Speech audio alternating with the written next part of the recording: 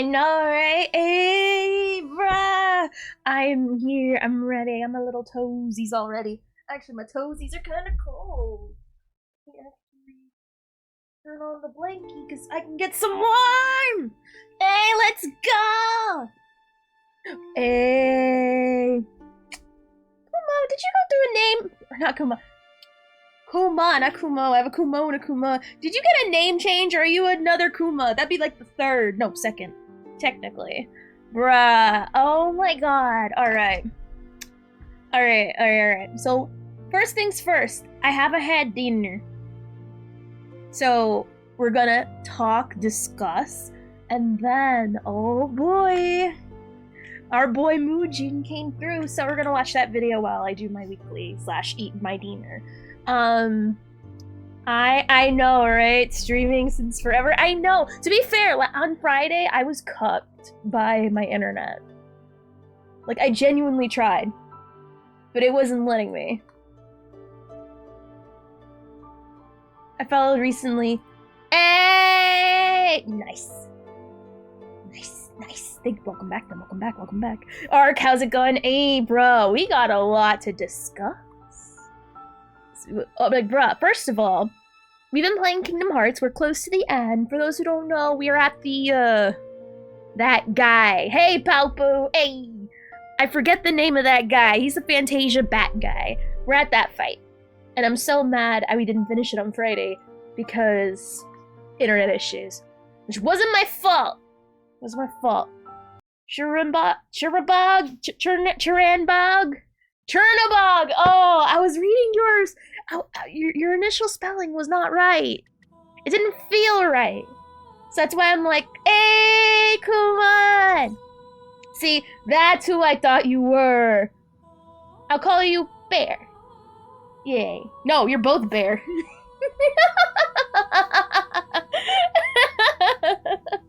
Oh, no, it's okay. If you don't know how to write or spell, it's okay. That means you belong here. We found each other. It's okay. It's fine. Wait, is the video actually 2 hours? You're Liquid Kuma? Yes! Yay! Alright, Liquid Kuma and... Oh, let me fix me. What the heck? Liquid Kuma and Solid Kuma. Awesome. Alright. There's a lot to do, actually. So, I have barely touched my anniversary stuff. So, and I saw that we have the end of the year report available, I saw somewhere. Somewhere here, right? There's like an end of year report thing. I don't remember where to find it. Is it like where's the end of the year thing? Like I want to see my stats. Oh, there it is under special event. All right. By the way, the concert for Star Rail, we're going to watch it on Friday. If it's anything like last year, it's going to be fantastic and I cannot wait. It's going to be great. Yeah, and I wonder, are they going to borrow some songs from the first? I mean, they have to. There's not enough music. Where is it? No. I mean, they're going to probably do the best of from the last, major .0 patches probably. How you doing, Andre? Hey. So I am super excited this Friday for the concert. As for those who don't know, there was a first one. It's beautiful. You can watch it on YouTube if you want. It's such... Well, we might end up watching it one of these days. Maybe as a lead up, depending. So yeah, I can't wait. We're gonna do the annual Trailblaze report.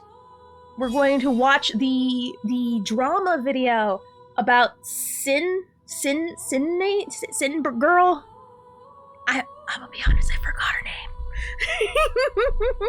I know her name. She's the wolf girl. She has no other name. I don't know. Now, I did get a little bit of a primer video for, I did get a little primer as to learn what the basic situation is, because I'm gonna be honest, I don't remember. I genuinely do not remember what the situation is. Usually what I think isn't what it is, which is, like the Minecraft version of... Whenever a Minecraft person gets exposed, that's what I usually think. And I don't think that was the case. So, luckily it's not that. At least, the basics, the bare basics going in that you need to know is that she's just a bad person. That's it. Like, nothing illegal. She's just a jerk, which would you expect? Like, she's a typical woman. Like, if you're a woman, what I mean by that is that if you're a woman and you try to make other women friends, they're usually backstabby. At least, you know, not all. There are a lot of girls that are really awesome, but generally it's hard for women to find other women friends because they're just so cutthroat and so catty. And funny, for a dog. Because she's a hellhound, quote, quote. Oh, that's true! She's what, that, you know what? You're right, Vio. God, Jesus. So yeah, we're going to look at the video. I'll be honest, it's 2 hours. We are gonna watch the whole thing, but I might switch to Hello Kitty and do some dailies there. Also, hold on, doing some Nikki dailies and off to bed. Hope your week is going out fine. So far, it's going very well. So far, it's going very well. I might be in pain and cramping, but it's okay. I'm gonna handle it like a strong boy. It's a drama video. It's not as bad as the other ones though, Tex, and also how you doing. So we're going to, well, before we get into that drama video, I do want to look, well, first we gotta do our daily, so we're gonna get into our planars. Alright. Which one do I want to farm? We must ponder. A part of me actually wants to...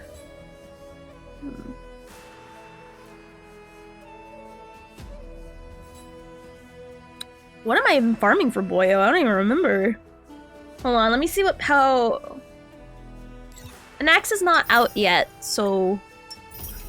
What are people suggesting? Where is it? Hold on. Oh, let me look at what the game says. I'm gonna be honest, what the game says and what people are actually doing are totally two different things. Let's see what they recommend so far, quote, quote. Where is that?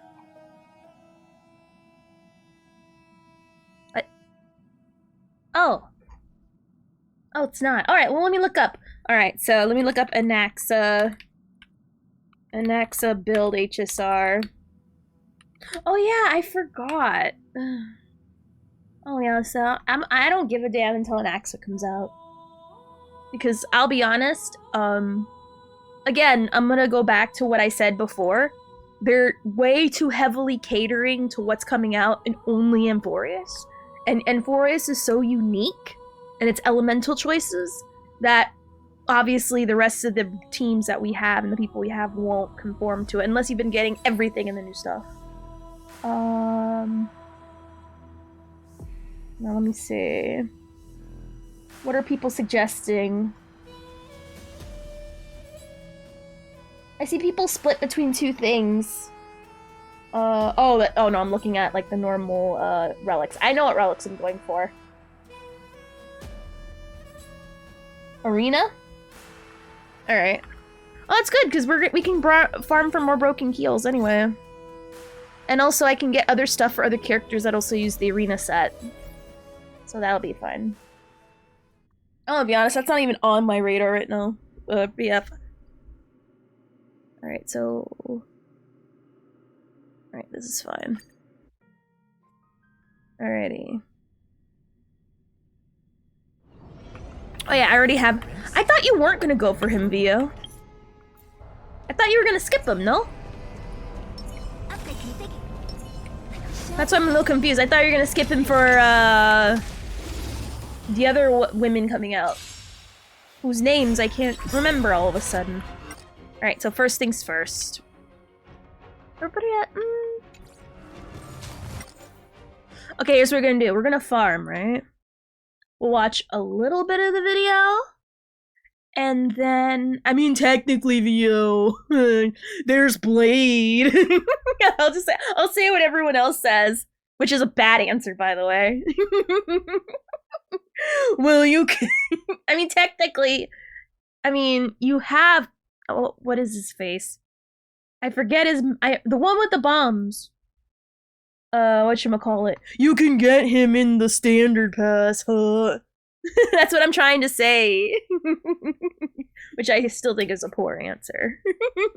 Yes, I hope to get him out of many other characters and not get a Bailu on accident. Because that's how I like it. No. No. Okay. Ooh. All right. So let me see. We are gonna watch a little bit of it because it also gives me a chance to eat. And then when we're done farming, we're gonna watch the Anaxa trailers. Because I'll be honest, I haven't seen anything. I haven't seen anything. Also remember, I run him more DPS-y. I don't run him with heal. So I already have a build for him that works. But so yeah, we're gonna look at the Anaxa stuff as soon as we're done farming, and I think I'll just blow through all of my my 12,300 drop. All right, so let's pull up the video and we're gonna get into it. And just bring it. Which, by the way, you should be subbed to Muujin already. Like, bruh. Like, if you don't, literal L. Follow that man. He's valid and correct and sexy.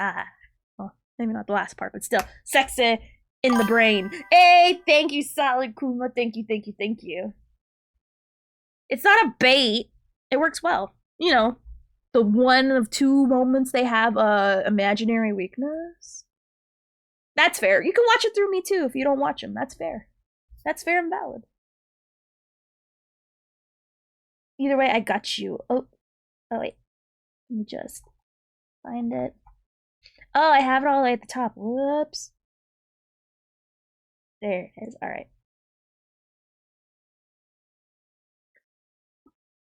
Charles, you know that I'm waiting till Anaxa comes out. So no, bro, I just opened the game today. Bro, I haven't even been on like at all. I've been too busy playing Sims and Hello Kitty Island Adventure, or Kingdom Hearts. You know, on stream. I thought he came out today, but he does not come out. Let me see when Castrus is leaving. Because I'll be honest, I'm so sick. Oh, by the way, everyone's always mad about something. But people are particularly mad because everything else, they're blaming Castrus for sucking up all the funding. He comes out tomorrow. He comes out tomorrow. People are mad because Castrus has all this extra stuff going on. And apparently Anaxa's animations are lackluster, and I agree. I agree completely. I'm gonna be honest, Castrus is giving way too much. Like, way too much. Way too much. So,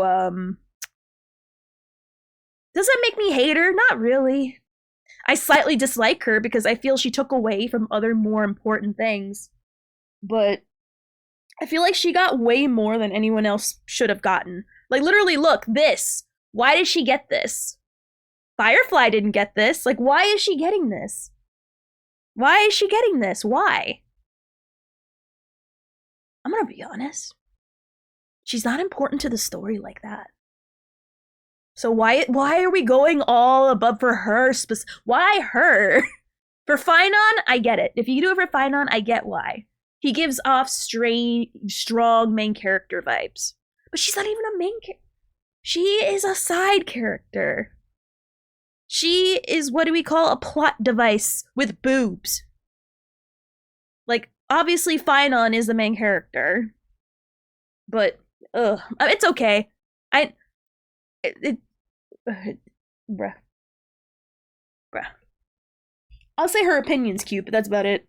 Not opinion, her personality is cute. I'll give you that. She's very precious when she's not going full, like, anime waifu at times. True! With boobs? Okay, fine, that's fair. You're assuming Anaxa won't get it? He barely has animations. His ult is sick, but I feel like that's it. Like his ult is sick, bro. But anyway. I'm getting distracted. No one else is gonna get it except the next major wife. First it was Firefly, now it's Castress, and whoever in the next patch is gonna be, they're gonna get that all that extraness for no reason. I'm gonna laugh if they never do this again. If they never do it again, I'm gonna laugh. Oh my god. I'm not gonna even dignify that with an answer. Contrarian over here. Pop it off as usual. Anyway, so we're gonna... Let me just bring this up here. Alright, what's her name again? Cinder? Is that what her name is? I think Vio said it earlier. I already forgot. I keep wanting to call her Sinner. Even though I know that's not her name. Anyway, alright, so we're gonna farm this stuff, and we're gonna watch this video a little bit. And then when we're done, we're going to take a pause, watch the Anaxa videos, because I haven't seen any of them yet, and I'm really excited to see them. And then when we do the weekly, we'll continue with it. As well as doing the anniversary stuff. I haven't been on it. Like, I have not been playing, like, at all. Because, quite frankly, like, there's not a lot... there's not a lot going on. Let's just be real. It's just the story, and that's it. I'm not saying we're not given... Oh, by the way, apparently I think I talked about this before on the Discord, but apparently, internally, Dawe, however you say his name, considers Amphorius and this... And I don't know why the anniversary event is part of that, but I think it's fine. But I guess he wanted it to be really good, like Penacony and last year's anniversary, amazing. But, you know, that's kind of hard to do. Thank you, Via. But, like, it's just, you know, he's the CEO. His opinion kind of matters. But anyway. Shut up, Kuma. Anyway. Oh yeah, I gotta continue with the farming. Let me do that, and then I'll be able to eat. Oh, all the times I accidentally walk. Oh, okay, found it. Alright, so we're going to go here, farm more of the arenas. There, it's the deer. Alright, so anyway, let us proceed learning about what this girl did. Well guys, it took a while, but after 4 months, 2025 has officially had its first apocalyptic level VTuber drama that has caused an industry-wide disaster. This is about one of the biggest independent VTubers on the planet and how for years, she's independent, while pretending to be her friend, tried to take away opportunities and suppress the success of an even bigger independent VTuber by the name of Bao. This all started when a very well-renowned artist within the VTuber community published this document titled Terminating My Work with Cinder. This document is such a bombshell filled to the brim with proof that it's currently sitting at almost 3 million views, and it hasn't even been up for 24 hours. That artist wasn't the only one. There are multiple documents with a lot of proof published by multiple people, including Bao, who usually stays away. I'm sure he'll explain why. As time goes on, more and more people are coming out with their side of the story. You have to understand, this doesn't just involve Bao, this involves multiple very successful VTubers being backstabbed by that person. And that is barely scraping the surface here. By the way, just to give like a little hint, I saw the response Shy Lily did to Sinner. I'm gonna be honest. Before, I was kind of like meh on Shy Lily because I just see her as another boob tuber with like not a lot going on. But I'm gonna be honest. Because of this drama and how she responded, she being Shy Lily, I love her so much now. Like, I have so much respect for Shy Lily. She's such a boss. Because before, like, when they Shy Lily, I roll my eyes and, like, whatever. She's so, like, she's gangster AF, man. And it's so good. Like, I never expected her. Like, to me, like, I don't see her as just a set of boobs anymore. I see her as boobs with actual personality now. You know what I mean? Like, you know what I mean? It's, like, it's cool. Because to be honest, all you see about Shy Lily is her giant boobies and her saying womp womp. But me actually seeing her, like, do things is like, bruh. I love it! Besides, you can't fault me for just thinking she's another boob tuber. I mean, Jesus. Boobs, the personality is very dangerous, but I love it. Pop off, queen! I stand Shy Lily now. The way I stand Iron Mouse. Stand them both. They're to cuties. mention that her apology was one of the worst I've seen in recent memory. To say that this is apocalyptic, when you see Shy Lily's response, it's gonna be so good. The entire VTuber community is shook to its core. So what the hell is going on? Well, you already know the drill. Let's talk about it. So as I mentioned, the VTuber at the center of this controversy is Cinder, but she didn't always go by that name. She actually started off in 2020 as a YouTuber by the name of Tashi.mp3, making a variety of different ASMR RP videos, like You're Such a Good Boy for Me ASMR RP. A year later, on June... Never trust somebody with pink hair. Unless it's Iron Mouse. She's the only exception. 2021, she would create her Twitch channel under the name of Cinder and would start streaming. During that time, she would build herself a small community of people. But the real turning point for her was a year later on June 2022 when she would officially do her model debut. The whole thing was a resounding success and people fell in love with her model almost instantly. At the time, very few models looked like it and it was seen as innovative. Unique. What's wrong with pink hair? If you watch enough anime, you know that pink hair girls are the most annoying things on the planet. They're the most, like, anime girls themselves are already pick-me's, but then put a pink hair on it, and it's all it's pick-me to the worst degree. Oh yeah, Chibi! I'm gonna be honest, Chibi is not a person. That is a creature that needs to be, she is like borderline an SCP. She needs to be captured. Captured and studied for science. So she may have pink hair, but that's not a VTuber or a person. That's a species. That's causing havoc wherever she may be doing at this time. Her saying Mudang like causes waves on the Richter scale to bump.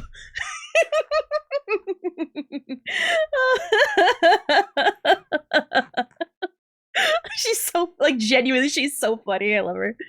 She's amusing. Chibi is a result of an experiment by the SCP Foundation gone wrong. Or right, some may say. Mudang is her hellhound mount. Heck yeah!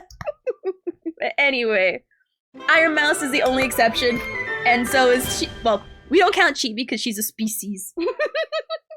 Also, thank you for a follow, Ray. Ray Miss, thank you. Anyway. Alright. Sorry, I was just looking through my ropes. Anyway, continuing on. Even. Not to mention that it had two very big reasons to keep your attention, I guess. During her debut, she would spend close to an hour showing off her model and the different features that it came with. Like After cleavage. Her debut, she would get a lot of traction. And the left really boob. Her model and the her right boob. Nanolist was also able to gain some of this traction because she was behind the design of her model. This allowed her to start receiving many commissions from other VTubers who wanted a similar style, and as you can see from how many followers she had in 2023, she was also able to grow exponentially. Cinder would understand that one of the things people loved about her was the design behind her model, so she stuck with Nano and would keep commissioning a new model or outfit every few months. Now look, when it comes to VTuber models and VTuber her clothes outfits, keep disappearing the more models I see. We're talking thousands of dollars. The fact that she was able to do this every few months already showed the resounding success that she found in content creation. Her average view count on Twitch was unstoppable, reaching thousands of concurrent viewers. How much areola is too much areola?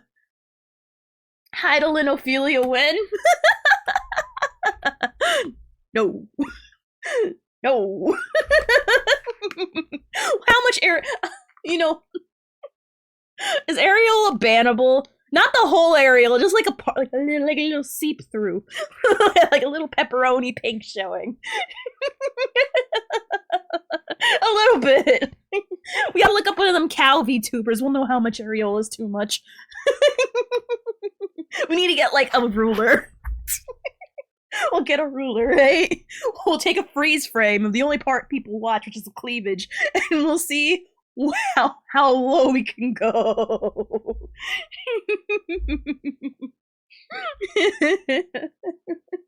God. Today. It's not gooning, it's science. Shut up. First most watched content creator on the entirety of Twitch. Part of the reason of that growth was that she was able to be a part of the VTuber friend group that included the biggest indie VTubers on the planet. She was seen as a dear friend, and as far as the others knew, that's how she saw them too. Always collabing together and always being a part of their tier lists or whatever other challenges they do. But that's not all. Her success knew no bounds. In the beginning of 2025, she announced that she was a partial owner of the company Gamer Subs. This is a huge energy.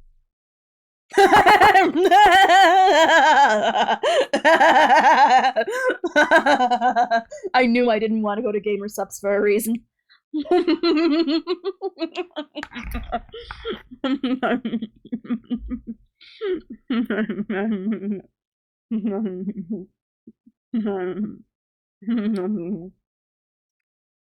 Boob girls. That's all you need to know, boob girls.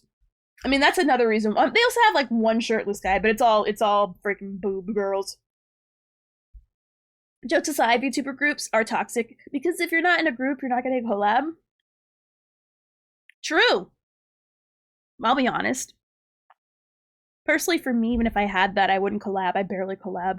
You know how much Yui asked me to join him, and to be fair, there's no reason why I don't. It's not like I don't like him. He's a part of my D&D group. Love the man. We watch Joe Hendry matches together. I talk WWE with him. We vibe. Like, he's a great guy, but I'm just really bad with collabs. I'm just really with someone that has depression, it's hard to like hang out, you know what I mean? So it takes a lot for me to like get there to the point where we do it. That's why I don't do them often. But even if I had the connections, I'm not gonna do it. I'm not gonna do it. It has to really be a good thing. Same thing with Ari. Like all the time, Ari and Matt and Pick would be like, "Oh, V, we gotta play Repo sometime. Stop playing Honkai Star Rail. That's like the only game you play." Blah blah blah. And I'm like, I know, right? I said his name. I know, I love him. Joe Hendry, but anyway. So, it's all networking. And she networked her way to the top. Bao's a part owner too? I didn't know that, actually. I get Gamer Subs if they had cool tactical guys or something. Nah, boobs. That's all you got. So Leo, hey, how's it going? I know, I finally got an air fryer. I know.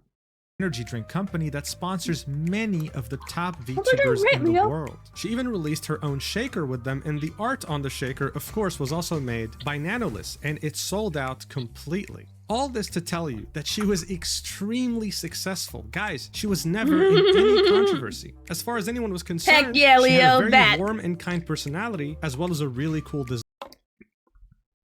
Whenever I watched her videos, there was something about her I couldn't jive with. So, I'm gonna be honest, I'm a fucking oracle. I can predict many things. And when I see something, I don't understand why I don't like it. All I know is that I do not like it for a reason I cannot put my finger on. They haven't done anything, but there's some stank about them that I just couldn't vibe with. So whenever her videos come up on my thing, I immediately would scroll past, like, I don't care about anything you say. There's something about you, I cannot do it. Your drama is actually a not drama. Your drama is that when you say the N-word, people are going to try to cancel you for that until you tell them that, you know, you are black. So it turned from a drama to a not drama because, you know, you could say the word, it's your word, but people will try to cancel you because they don't know. And then when they realize that, they're going to be like, ooh, and then they'll look like an idiot. So it's like, that's why it's a drama, not drama. Oh, great small seer. Which VTubers shall be revealed? Oh, I don't know a lot of VTubers. That's the thing. I don't know a lot of VTubers. But if one comes across my timeline and I don't like them, it's generally for a reason. Generally. There's only 2 VTubers that come to mind that I don't like. And that's, Rev, I think their name is, and this bitch. Shy Lily, it's not that I didn't like her, it's that I didn't agree with the boobs. You know what I mean? I'll say the N-word right now. No! Kuma, no! His drama will, he will give me an N-word pass and then get canceled for it. God. But, I think their name's Rev. I didn't like them for some reason, and then some mild drama came out of it, but it's not enough where they're canceled because they're still doing things. Not that I want them to, but because, you know, I don't think it was that big of a deal. But still, there was something I didn't like about them. And whenever the videos come up, unless no one else is talking about it, if someone else is talking about what they're talking about, I'd rather watch the other people than Rev. You know what I mean? But yeah. I love Iron Mouse. I love Neurosama. I only know the really big ones. Any of the smaller ones, I don't know. I know the cockroach one. I don't watch her, but I like the design, which is pretty cool. The dog one, I don't know her name, but I only liked her because she did English streams sometimes. And I thought she was really, really cute and funny.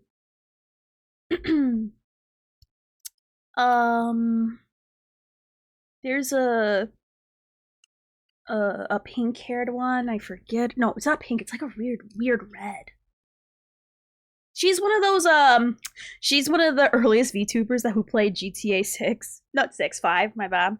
And she said the N-word singing it, and she didn't know. She's like one of the She's like the poster child of VTubers saying words that don't know what they mean. that one, it's that red-haired, it's not pink, it's not red, it's like a weird in between. That girl, I watched her for a little bit and then I stopped. Not because I think, you know, she's meh, it's just, you know, she's been more into concerts lately. She's been more of an idol than a streamer. I always didn't like that one girl, Rushia.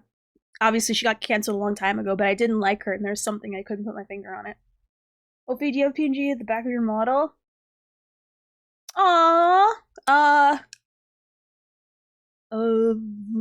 do not. I'll be honest. Oh, if you got a flash at me, that'll be awesome. You're really cute. I do not. I guess whatever, like a braid around and...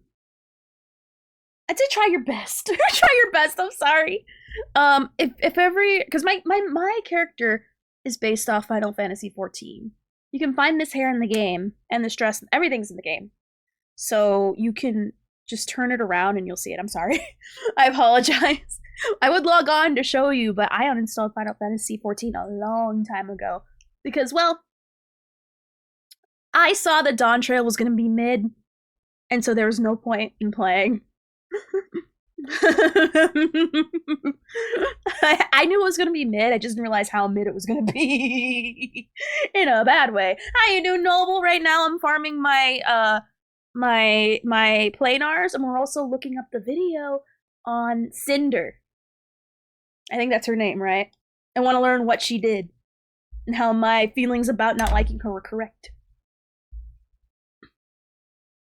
No, I haven't been playing for like the longest time. Since the end of the Endwalker, I have not been playing, but to be fair, the game was really good up until the end of Endwalker. And then I stopped playing because, well, they've just been catering to raiders, and there's barely any people who do raids. You know what I mean? Oh yeah, we're watching the video! Sit with us, Noble! Sit and learn with us together! We're literally 3 minutes in. And I had to stop and I had to pause champ and talk like a cool guy. But yeah, so learn about it with us, because Muujin just released a 2-hour video that I will interrupt later as soon as I'm done eating, because I haven't finished my dinner yet. Oh no, it's literally 2 hours, so yes. It's a very important part of the story, which, by the way, I heard a little bit about it. It's really bad. It's really bad. But anyway, enough pause champing. Design. So of course, no one successful career come crashing down in an instant. But that's exactly what happened. On April 26th, 2025, Nanolist, who at this point had become completely associated with Cinder's brand, had published this tweet saying, "Hello, I'm here to share something that has affected me personally and hurt others. This was very hard for me, but I feel like it's necessary. Please do not send hate to anyone on my behalf. This is all I want to say." Linking a Google Doc with the title, "Terminating my work with Cinder." And in the replies, one could see the biggest independent VTubers on the planet fully and unconditionally supporting Nanolist with this document. So let's take a look.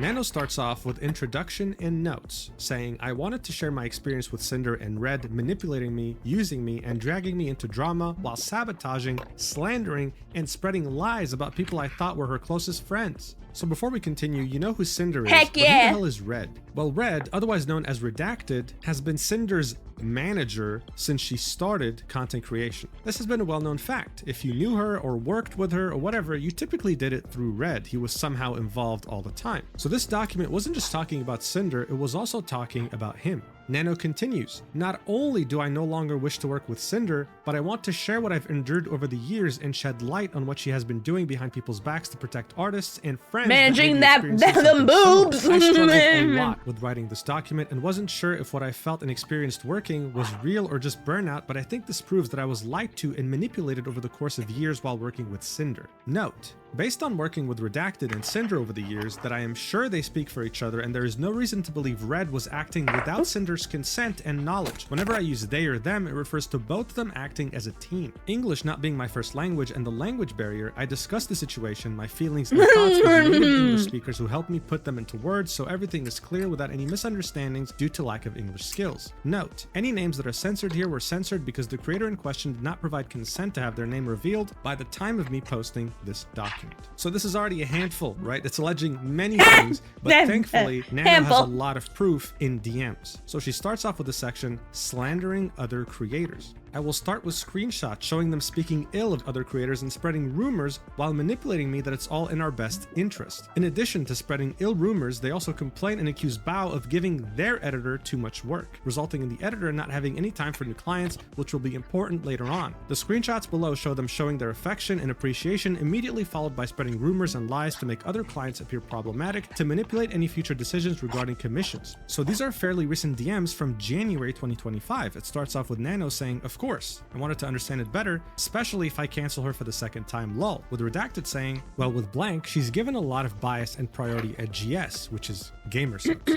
sometimes over Cinder, and we can't really confront them about it, and plus, she's gone 3D lately. Bao has been getting on our nerves for a while. She hijacked our YouTube editor a while ago and is constantly picking up artists that we work with. We've gotten to know her better being friends with her, but she really rubs us the wrong way with the things she does. We wanted to try and safeguard our most important artist from her since she's already taken our editor. And I don't mean taken like he doesn't work with us anymore, he does, but he has to dedicate time for her now, and sometimes that gets in the way of our projects. Also, one of Bao's music video editors is the one that did the Boss Rush music video, and we're 99% sure she told him not to do any more with us. But like model art is the most important thing, that's a VTuber's entire image. Well, we love working with you. Cinder wouldn't be Cinder without Nano. Okay, but like, let me tell you the tea about the music video thing. Bao had original songs last year that had music videos by her editor, and the songs flopped. Her editor met us at TwitchCon and was saying that he'd love to work with us, practically jumping through hoops to get something planned. We managed to have him squeeze in the Boss Rush music video between his work with Bao. He says he loved working on it and is super excited to work on the next music video project. The Boss Rush song blows up and he's credited as the editor. I ask him when he's free to do the next project. All of a sudden he changes his mind and is only working with Bao going forward. No explanation. Nanolist replies with a panicking emoji, and then Redacted continues, "There's some context missing since we know how Bao is behind the scenes, but basically we don't have a music video editor now for our next Boss Rush project. We think Bao got pissed that her editor did an original song music video for her friends without her knowing, and it did 100 times better than her original songs last year that she locked him up so no one else could work with him. And anyone then else had him make it public on Twitter that he was only working with her going forward, like a literal announcement tweet. And now she's been barking up the tree of one of our Live 2D animators, so like in you, and a Nano model. Nano replies with, yeah, looking for me sounds sus for sure. Redacted says, it's so annoying. I don't know, man. She has a way of guilt tripping people to get her way. So these are the DMs from January, and it's already looking kind of bad.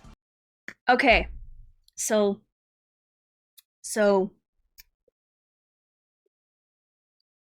you know what this reeks of?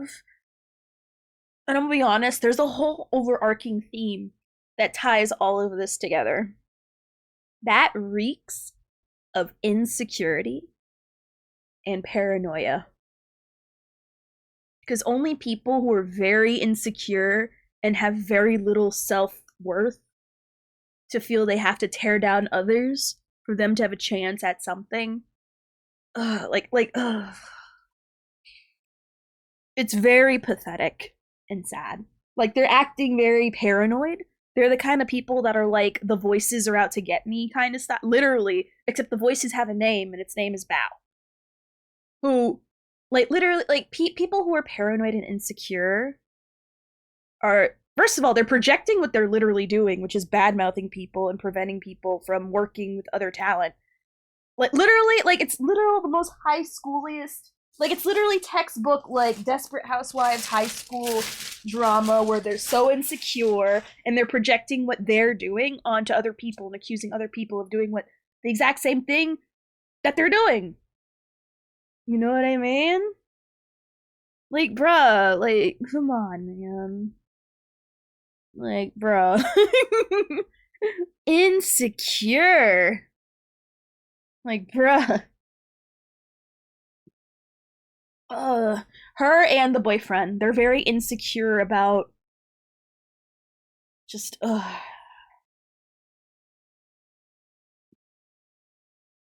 It's one of those things that it's just sad. It's very sad. Nano continues in the document saying, Red asked me to cancel on one of their closest friends, Bao, by asking me to cancel my work mid-progress, manipulating me into thinking it is okay since she has many connections and she'll be fine anyway, so I wouldn't feel guilty about it or worry too much. It was and is upsetting to me that Red contacted me specifically to check on me canceling the model I had planned with Bao. So these DMs are from August 2024 with Red messaging her saying, did you cancel models? Nano said, I did not. Red replies with, Nano arc delayed to 2026. Nano replies with, I'm scared to cancel with Bao, to which Red says, you shouldn't be. She has so many connections. She'll find someone super fast. Did you already design her outfit? I remember her showing it to us at WeebCon, to which Nano says, yeah, I can give her the design for free as an apology gift. This is so scummy, man. You have to understand, commissioning a VTuber model is a very lengthy process. Everything from the initial concept, to the design, to the rigging, to the testing. If you don't pay extra, it might take a year. If you pay double, it might take a few months, but it takes a while anyway. And finding someone who's both talented and has a free schedule is almost impossible. So this idea of, oh, she has so many connections is very insensitive and scummy. Nano clearly is nervous and doesn't want to cancel, but Red keeps pressuring her to do so. Such weirdo behavior. Nano continues in the document in the next section, titled Exclusivity and Blacklisting Other Creators. In the messages below, what pisses me off is that this could easily be solved in an adult way. What's the adult thing to do? Well, if you want someone to exclusively work with you, pay them. Literally pay them the worth that they are if you want them to exclusively work with you. You know what I mean? Yeah, pay up. And it seems like she wants to have her cake and eat it too by instead of paying Nano to be exclusively for them, like an exclusivity deal, she's just gonna sabotage her way because it's free. Like, why just pay Nano to be only with me if I could just badmouth everyone else for free?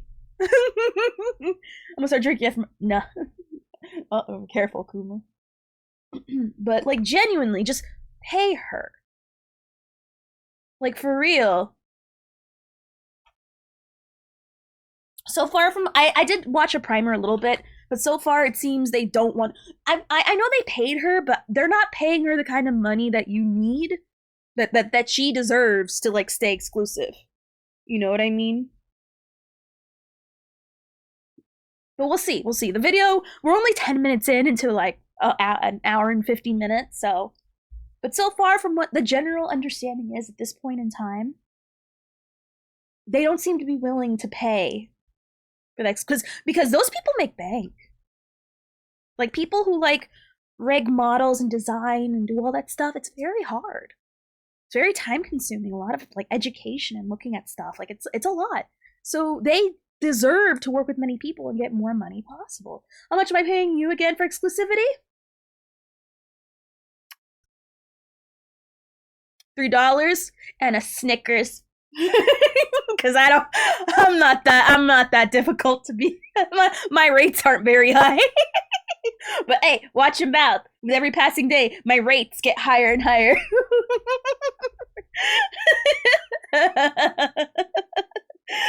Every day my stonks go up. So you're getting me $3.50? Yeah. Anyway.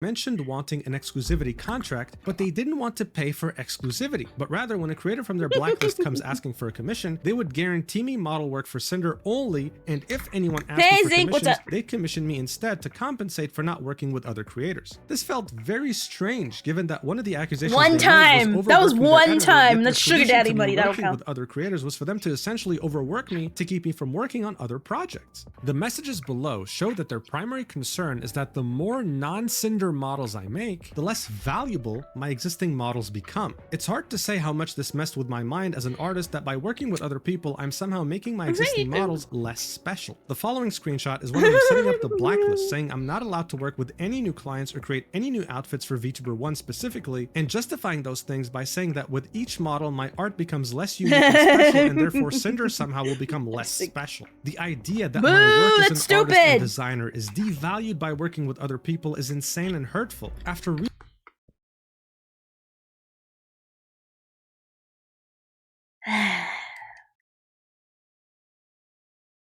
VTubers aren't real people. That is the stupidest. That is the stupidest. Like, literal, like, I want you. I gotta wait. Hold on. Offline oaf is holding real oaf bat. Okay. I won't say it.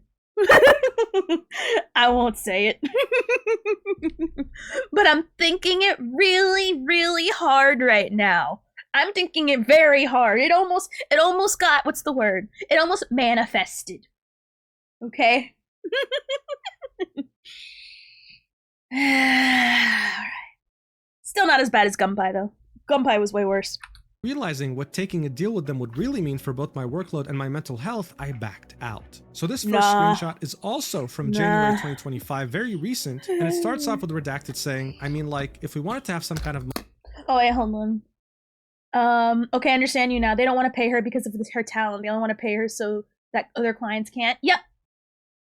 If you don't want her to be with other clients, pay her what the work she would have gotten with those other clients. Like, it's literally pay her enough money where her being exclusive to you is worthwhile.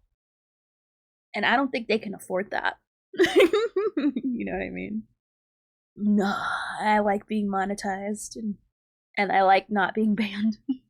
Thank you. Model exclusivity. What I'm thinking it real hard. Make that sustainable for you? Nano replies with, maybe you can share one of your ideas and I can check what I think. Half an hour passes by, Redacted doesn't say anything, Nano says something, and it's, okay, so I got some ideas for this, I guess. Redacted says, I was driving, what are you thinking? Nano says, okay, so I asked help from my friends, they don't know it's you, so don't worry. So a monthly fee, calculating my monthly earnings, also how long would this be, and if this counts for models I already worked on? Redacted replies with, well, I think the main things we're looking for are for you to not take any brand new model clients and to not make any new models outfits for blank again. So this is them deliberately targeting one VTuber in particular.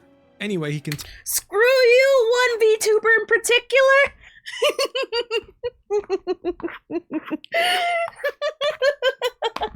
I don't know why that's so funny. Screw you, one guy.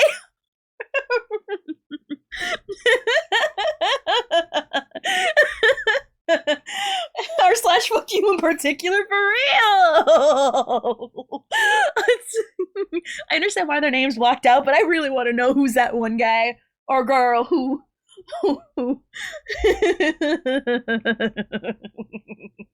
it reminds, hold on, can I find it? There's this one meme. I've been trying to find it in regards to the FU in particular. Hold on. It's a funny video of someone driving and a lightning strike specifically hits one car or one house. I'm trying to remember. Lightning strike car. Found it! And yes, I think it's that video, yeah. Alright. So we're going to diverge real quick. This is the energy it gives, okay?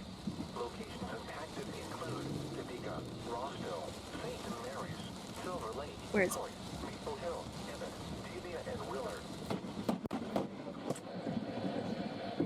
Fuck that one guy in particular!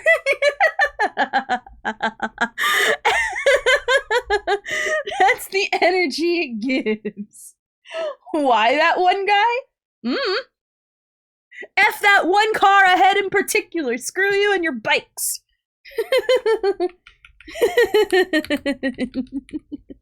Like, isn't that what? Doesn't that feel specifically targeted?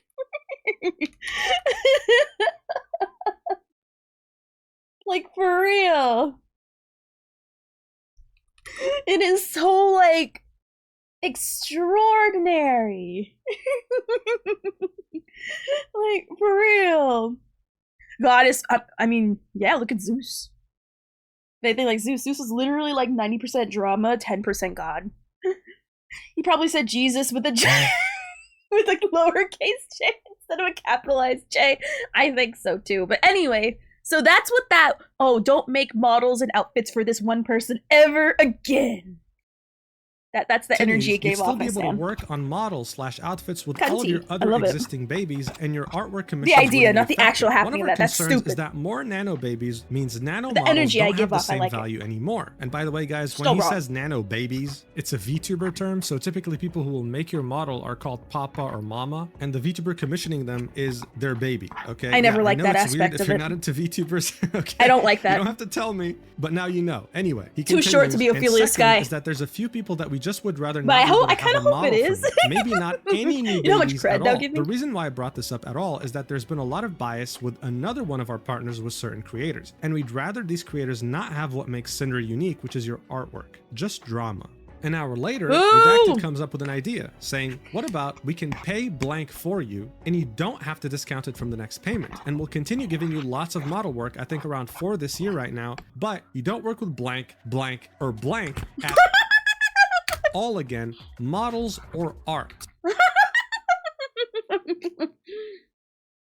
Oh my god, so many more names were dropped. Oh goodness. Oh my god. I don't know why, that was really funny. Those poor specific people, whoever they are.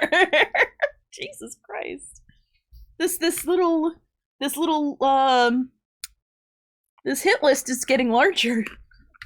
I don't think you've ever done anything with blank or blank before. We also have another gamer subs label for you too, the AFK. This is absolutely wild. Look at how many people they're blacklisting over here. Okay? Real? Nanolist replies with, is there any way to add a little bit more since blank still asks for art every now and then? Redacted says, we could do it like when blank asks for art, you tell her no, and then tell us so that we buy another art piece. Like, so you still get a job from it. Now, I'm sure you're wondering who these censored creators.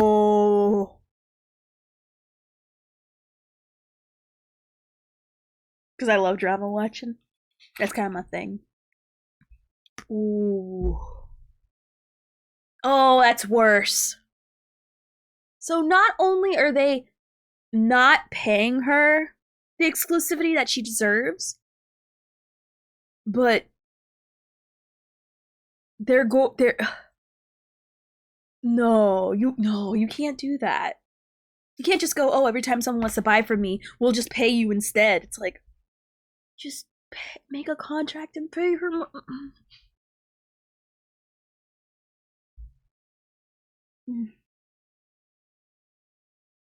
They're not paying her worth, and they're making up for it by just, if someone asks, they're like, no, don't do that, but also here's... And the message are, well, now we know. This is the full message, with redacted saying, you don't work with Bao, Cotton, or Blank at all again. Ooh. Models or art. I don't think you've ever done anything with Bao or Cotton before. These are, again, very big independent VTubers that called Cinder a friend. This is one of the most shameless things I've ever seen. Gatekeeping art from friends and also gaslighting a very talented artist. It's wild. Now bear in mind, there's a VTuber that's still censored here, and throughout the document you'll see a person of interest called Vtuber1. Those got revealed later and we'll talk about them in this video, so don't worry. Nano then continues in the document saying, another example of speaking ill of other creators right after they saw I was working with Shy Lily, trying to once again make the idea of working with other clients seem like I am setting myself up with problematic people who will do me no I don't know who Matara is to get me to reconsider working with them. They also continuously kept asking about my other clients' plans, which for them made the antenna go up and immediately went into slandering Lily. And when Nano says Lily, she of course means Shy Lily. They consistently... No! They slandered my queen! No! Like, I thought Shy Lily was just reacting to it. No! No! Also, I lost, like, my wrist thing from my keyboard. But no, they slandered my queen, too! No! No!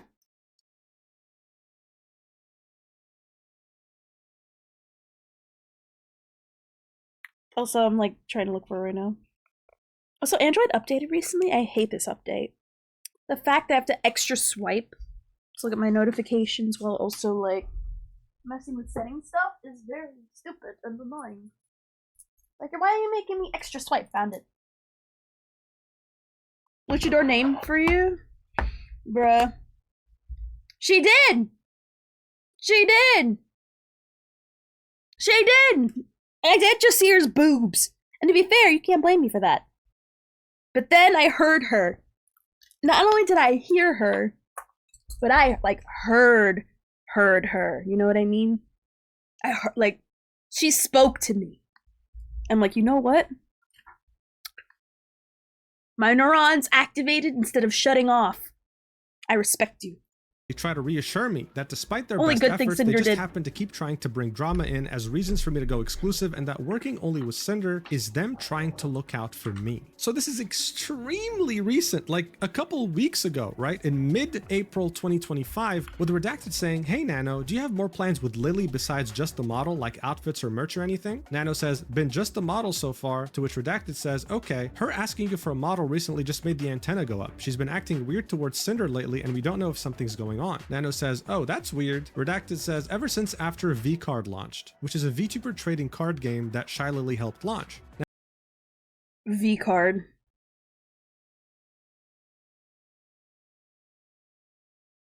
Yeah, that's why, that stuff like that, I get it. Again, I respect her a lot before and way more after, but stuff like that, you know what I mean? Which again, that's her thing, but I'm gonna have to look at her the same way I look at Project Melody. She's not fully into that, but I love Project Melody, though. She is so funny. God. Says, but what do you consider weird? And Redacted says, lately dipping out of collabs they were both a part of at the last minute and now ghosting her messages. Cinder's raided her a couple times on Twitch in the past week and Lily won't acknowledge Cinder by name. Just like pretty weird petty stuff, I don't know. Nano says, that's super weird since they both share the same store, lol, referring to Gamersubs, that they both have partial ownership in. And Redacted says, around V-Card's launch they were talking and collabing and I don't know what happened, but her asking you for a model after that was just weird, even though she she said she doesn't plan on getting a new model anytime soon. I don't know, hate that we keep bringing you into drama, to which Nano says, yeah, I thought it was quite early to go for a new model. Redacted says, feels like we're gonna have to compete with Lily if she's ghosting Cinder and wants the same model mama. So of course, I don't have to tell you, Shy Lily is also one of the biggest independent VTubers on the planet, and she is someone that considered Cinder a friend. Now we have proof that she was backstabbing her too. Nano continues in the document, the idea that they need to stay informed and gauge the competition is extremely upsetting and toxic to me. The competition they're referring That's why I roll my eyes at Shy Lily, but again, like you understand why Jasar's another boob tuber. However, there's actual brains to those boobs. And I like that. I like her brain and I like her boobs. That's a great combination. Just again, respect. Again, respect. You'll see why. Because again, I saw a little bit of a primer, but oh my god, respect. Just respect. To our people I thought they considered friends who always helped support it and platformed Cinder. It helps she has both big brain and big boob. Response was blaming the other creators and implying that they initiated it by trying to work with me and that somehow justified their actions. They imply Shy Lily ignored Cinder when she spent over a minute thanking the raid, which you can see in this clip. Let's watch it together. Ignore what you just saw. Okay. Ooh! Oh my goodness! Hello! Oh! Hello, Raiders! Hello! I am playing Berserker. It's called The Last Berserker Kazan. We were sponsored, but the game was really fun, so I just kept playing for like a million more hours. Hello, everyone! Hello! The Pyropop raid! Hello, Pyropops! What did you guys do? I am low-key addicted. I usually... Okay, so most people know me for my gacha addiction, but... Right, so I think that's enough proof to see that she acknowledged the raid and did her best to interact with her and her community when they raided her. So this idea that she ignored her completely is totally false. And I think it was just them hoping that Nano would be too lazy to actually find the stream itself and see Shy Lily's real reaction to the raid. Again, very scummy behavior. On that same day, Redacted and Nano kept DMing each other, with Redacted saying, Real, is it just Cinder and Blank you've been doing continuous model outfits for? We'll have the demon update list plus final arcade reference for you soon as it's finished, to which Nano says, I think it is. I have an outfit for Blank planned too. As for Blank, got nothing for now, but she always comes up with something. Redacted asks, do you know who's rigging Shy Lily's model? Nano List says, gonna be Blank. To which he replies with, thanks Nano, sorry for all the questions, just gotta stay informed, especially when it comes to our top artist, never a break. Nano says, don't worry, just don't stress too much with the side things, it's bad for balding. Redacted replies with, I'm gonna go bald now, I'll keep you in the loop about anything else going on with that. Nano replies with, the balding? And Redacted says, no you fool, just stupid drama. Gotta stay competitive even when we shouldn't have to. Also your profile picture looks like a guy with a mustache. And Nano says, don't go too far on the competitiveness, it can get bad. Gotta chill sometimes. To which Redacted says, hey, it's not us. We aren't the ones getting a model from the artist of the other GamerSupps owner out of the blue and ghosting them and refusing to acknowledge them. You know, this Ooh.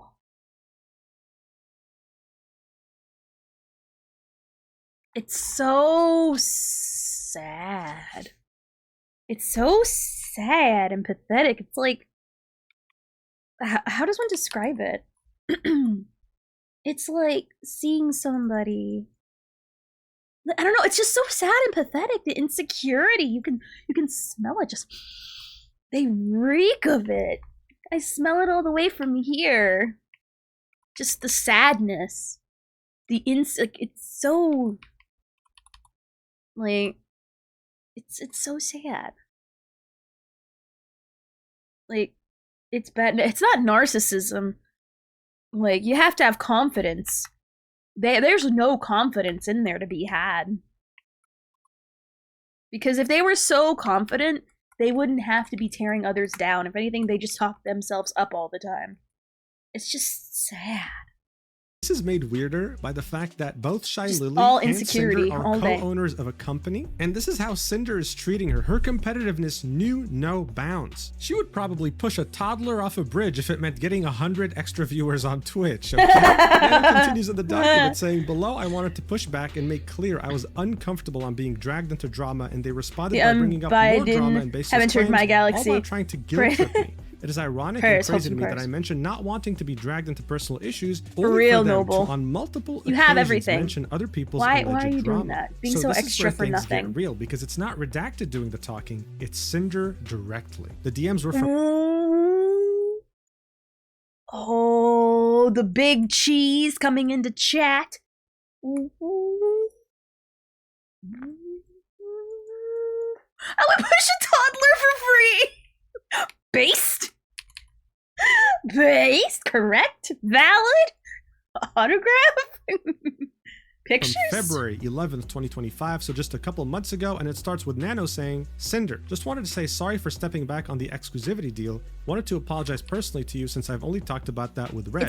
That's in quotes, by the way. Dragged on any personal issues like that. After all, Blank is still a client, and it makes me anxious and kind of destroys my mental to do this kind of deal. Just wanted to let you know I still love working with you and Red, but I'll understand if things doesn't work out because of Blank. I just love my clients, that's all. 3 hours later, Cinder replies with, I get it, Nano, and it was unfair to push this on you, but it's just really confusing going back and forth about it. I just get compared to her a lot, even still today, and it's like I'm always living in someone's shadow, which is one reason why Redacted asked about not making any more models for her. And when you said, I understand if things don't work out, it makes me feel like you're okay with not working with me anymore, which hurts so much after all this time. I really appreciate you, Nano, and it's your decision who you ultimately work with, but this is how I've been feeling.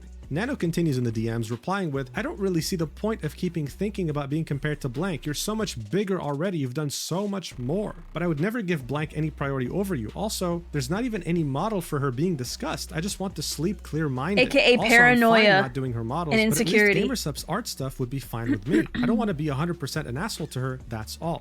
And Cinder replies with, it's not me, but other people's opinions of us. And I'm just trying to not get involved in any drama that other people want to talk about comparing us. But I understand where you're coming from, Nano. There's no hard feelings. Wow. And Nano says, sorry about this. My mental is just a bit weak. Cinder says, same girl. To which Nano says, I'm sorry for bringing this to you. Cinder then replies with, I want you to get that money. The whole situation is just kind of sucky. Wow. I want to just get along. And then Nano specifies that the phrase that she said, I understand if things didn't work out, meant that it would be mostly if you hate me for not burning Blank down from my list. To which Cinder reassures her, saying, I would never hate you. And Nano said, thank you, and same, I'm just an insecure bitch. Cinder ends this conversation by saying, I love every— I think the wrong person said that. Like they're doing the classic thing high school girls do, where it's like, oh, I'm not saying it, but everyone's been saying that, blah blah blah, and this and that. Everyone's saying that your nose is really big and that your clothes are secondhand. I don't believe that, but I'm just letting you know that other people are thinking it. Like weird, like backhanded, fake concern troll like deal. You know what I mean? Everything we've done together, and I want to keep doing more. People saying dumb shit online just makes me stressed. Nano continues in the document, saying, justifying their behavior again, by projecting, saying they're simply looking out for me when none of this has anything to do with me to all begin the problems with, and she's doing and is causing. Well, thanks to them, despite the loss of work from long-time returning clients and new clients. As you can see, this is already a handful, and we're barely halfway through this document. It gets worse. The next section in the document is called Concerning My Work and Models as a Team. Another example of going after other clients of mine from before, claiming that having more clients alongside them makes my work less special, with the recurrence of it's just business. Manipulating me into believing that working with her is special for multiple reasons and that I risk losing that special something as a client if I prefer to work with others. No acknowledgement of my reasoning and need of working with other clients due to the nature of my work, solely focused on their issues. I would also like to note again that this screenshot is one of many occasions that indicate that Red speaks on Cinder's behalf. I was originally concerned with everything going through Red that it may not have been 100% of Cinder's feelings or wants. I messaged her about it to make sure that he spoke on her behalf and confirmed with both of them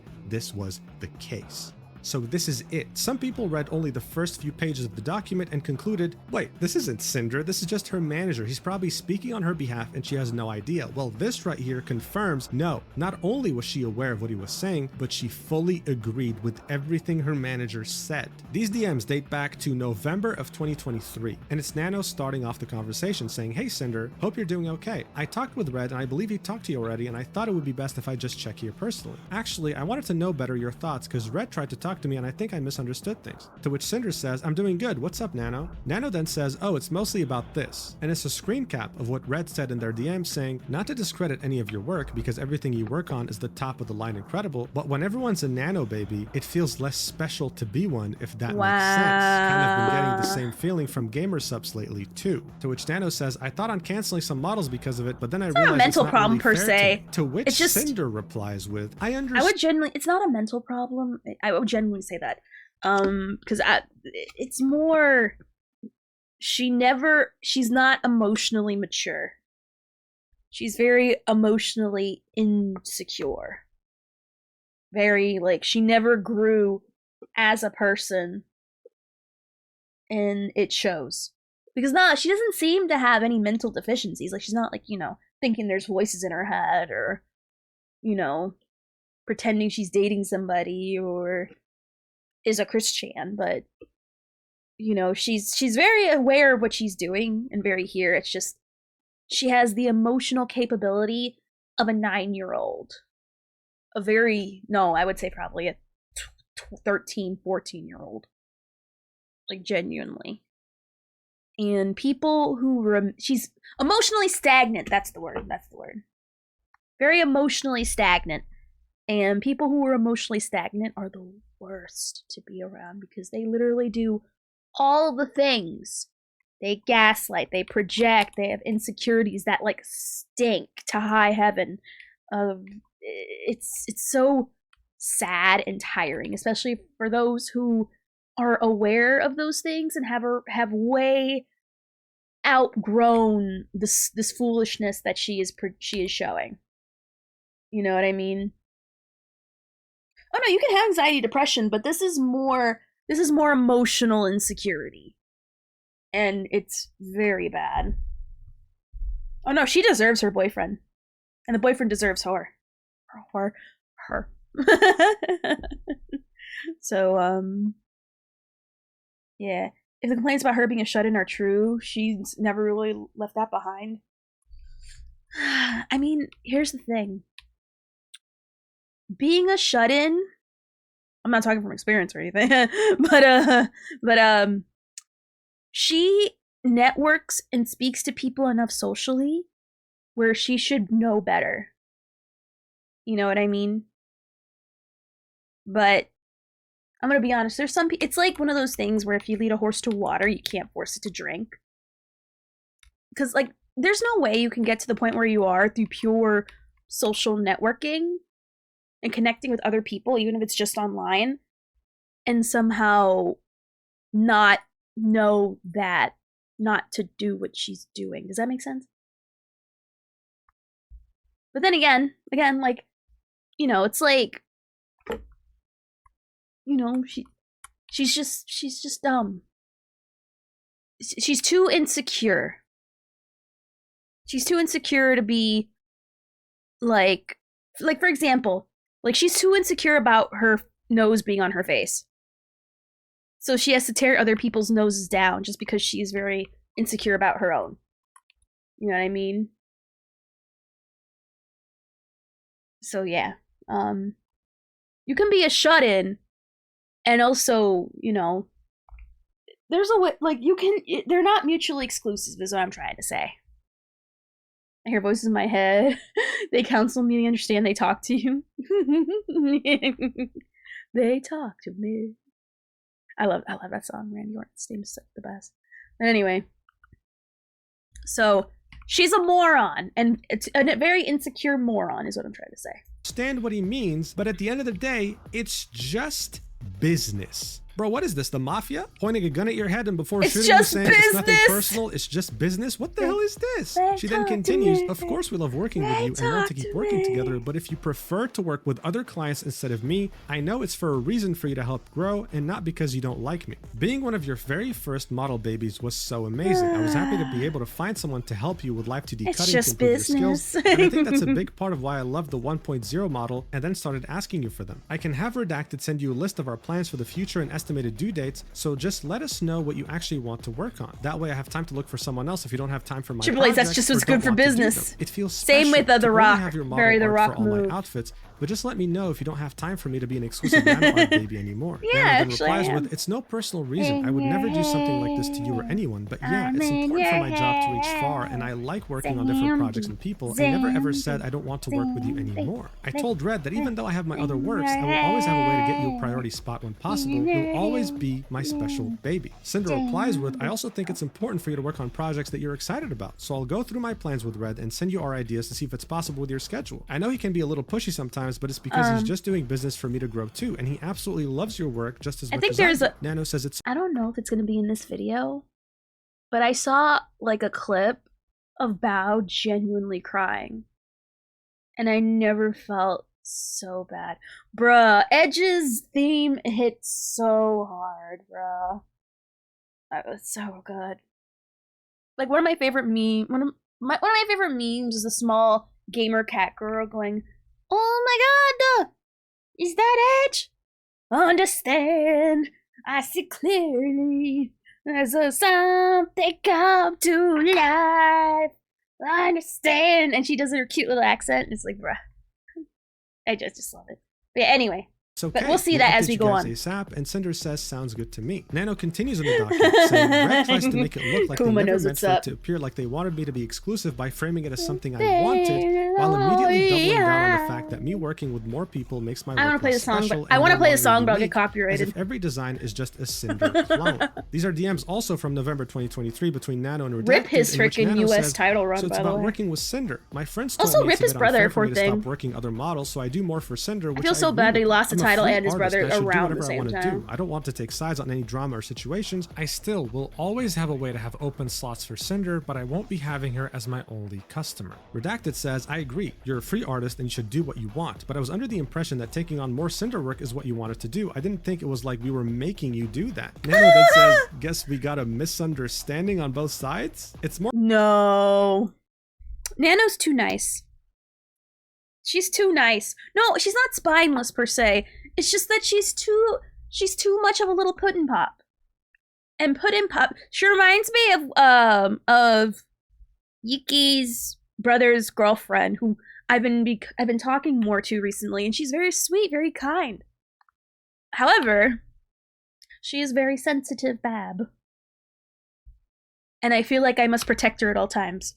I will fight anybody. I will fight for her. Even if there's no reason to fight, I'll fight anyway.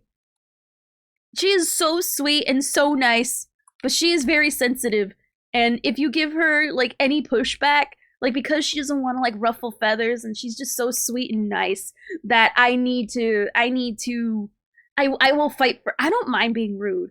I don't mind, becoming a Karen, putting on my Karen wig and taking out my Obama katana and whipping people, okay? I will beat people up. I will slice and dice them. I will kill them and then myself for her. She's that nice. And that's how I imagine Nano. Like she's she's so she gives off very sweet energy. And I feel like I need to fight her. Fight for her, not actually fight her. Oh, so she's not spineless, she's just too nice. What do you mean Obama katana? What do you mean? What do you mean Obama katana? Everyone here is dying, including me. I ain't going to jail. But genuinely, she's so sweet and so nice that I'm willing to be mean. Like, you know the meme with Key and Peele, where there's the anger, the anger translator for Obama? Well, she is Obama and I'm the anger translator. I will fight everybody, even myself.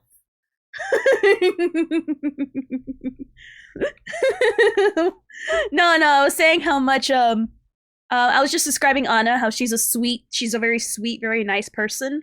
However, like, she's the kind of sweet and nice person where if someone were to try to manipulate her, it wouldn't be that hard for them to, because she's just so sweet and nice and she just wants to make people happy.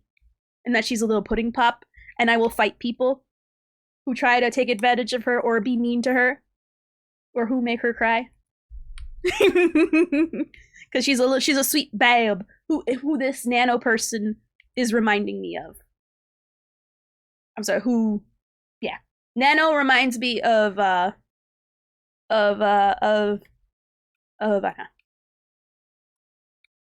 She is very sweet.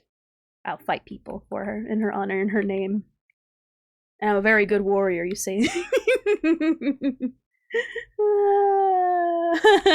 and I said I'll bring out my Obama katana and fight. But anyway, but yeah, so Nano, she's not spineless. She's just such a sweetie. She's a sweetie pie. That's what I get. I'm gonna be real. I can't say she's completely innocent. This is her livelihood. I know she's nice, but it's the same time, words are harsh. But I'm just a pessimist. I get that. I try to be. I used to think that way too, but like that's. I'm gonna be honest. Usually, Ophidamus generally is right, and she just wants to make everybody happy. You know what I mean? And there's an innate sweetness in trying to make everyone happy. Not in a way where it's like self-serving. Like, you know, she's clearly doing this for other people. I mean, she's getting paid too. Not like she's not getting anything out of this. Like, she's not completely a Mother Teresa, but still, like, that's the vibe I get. That's the vibe she's putting down. She's very sweet, very nice, wants everyone to be happy and look nice. Now, I could be wrong. Maybe there's something later that shows that Nano is actually super evil. Maybe. I don't know yet. Again, I keep pausing a lot, but but you know, that's the vibe I'm getting so far. And unfortunately, Cutie Patootie has been exposed to evil boobs and her boyfriend trying to manipulate her and trying to like gatekeep her from other people and trying to put her in a very uncomfortable situation that anyone would feel uncomfortable in. Nevertheless, someone like her, like anyone would feel uncomfortable if they're like normal, but Cutie Patooties are especially stressed to that kind of stuff. They don't want that. And unfortunately, this Cutie Patootie is being exposed to it, and I don't like it. I don't care for that. Anyway. More about this, and she replies with the initial message from Redacted in which she was like, yeah, not to discredit your work or anything, but whenever you work with— How much she's manipulated and that just shit. No, it does. It genuinely does, and that's why I feel so bad for her. Because she's just a girl, just trying to make money, trying to also maybe make friends and just be nice to people, you know what I mean? And here's Cinder doing literally the opposite of that. So, yeah. But she was super, and like people, again, who are sweet Cutie Patooties are unfortunately susceptible to manipulation. Because they're such Cutie Patooties. It's a double-edged sword. They're like official Pookies, but Pookies can be manipulated if, you know, brought around the wrong people. And I feel someone needs to call the Pookie police and protect this Pookie. Other clients, it makes your work less special, right? To which Redacted says, oh, I see. I mean, what I said is still true about how we feel, but I wasn't saying you had to only do Cinder work from now on. Uh-huh. Bro, what the hell is this, man? He then continues, that's with anything though, not just your work. If you have something special and then everyone wants and gets that thing, it makes True, it I hope less so special. too, Phantasm. I'm sorry you were under the impression we were trying to make you only do work for us. I will keep things more business talk and less emotional, lol. Just let me know how this will affect your schedule so I can tell Cinder after. I'll be a Sorry Pookie for the stress, defender. Nano. To which she replies with, but every single model I do is unique and I make them special in their way. It's not like I'm selling Cinder to everyone. Please don't feel this way. Redacted then says, no, I know. You pour your heart and soul into your models and they're all incredible. And Nano ends this conversation with, I'm sorry I made you both feel this way too. So textbook manipulation, textbook gaslighting, textbook backstabbing. I mean, is there anything here that doesn't scream manipulation to you? Reading through these DMs, I feel very sorry for Nano. She clearly loves to make art and is so conflicted here because she values Pookie Cinder Defense as Force, a friend yeah, and client, Pookie but at the Defense same Force. time, her gut feeling tells her something's wrong. These are very unreasonable demands. Anyway, the document continues. It's simply business. Normalizing their behavior once again by stating that it's simply business to sabotage other VTubers' careers and not work with them and focus on Cinder How you doing, instead. Buster A? This is again from November 2023, in which Redacted says, it's okay, Nano. You're just making a living and making a name for yourself, and I can't blame you for accepting work from other big names in the industry and having very desirable talent. If you end up filling your model schedule again like it was, we're watching the whole video. We'll have to replan some things depending on that. Nano replies with, thank you for understanding my side. We're all trying to have our names somewhere. Just don't take this personal or anything. I still love working with you guys, and again apologize for the trouble on your plans. I'll still revisit my list and see what I got. He then says, business is business. If you want to go through the projects we talked about and let me know which ones you'd want to do too. Later on, Redacted replies to another message from Nano in which he says, I don't want to take any sides on any drama or situation. And he says, is this about blank model Nano? Nano says, yeah, I want to take it, but I don't want to disrespect Cinder. I just want to do pretty models, no hurt feelings. Redacted then says, business is business, to which Nano replies with a crying emoji. Redacted replies with, Nano, you're a freelance. He keeps saying business is, oh my god, who do you think you are? Business is business. What the frick? Why do you stop saying that? You wanna be Godfather? Who are you? Bruh. Literally Lord Business for real. What the heck? Bruh. Give me all your subs. That's just good for business. Have these nuts. Good for business. I hope you like bananas, because that's the lotion I use. I got me some melon from these nuts. Also, business is business. God. Oh, whoops. I should probably be, like, actually logging in. Oops. Present them? No.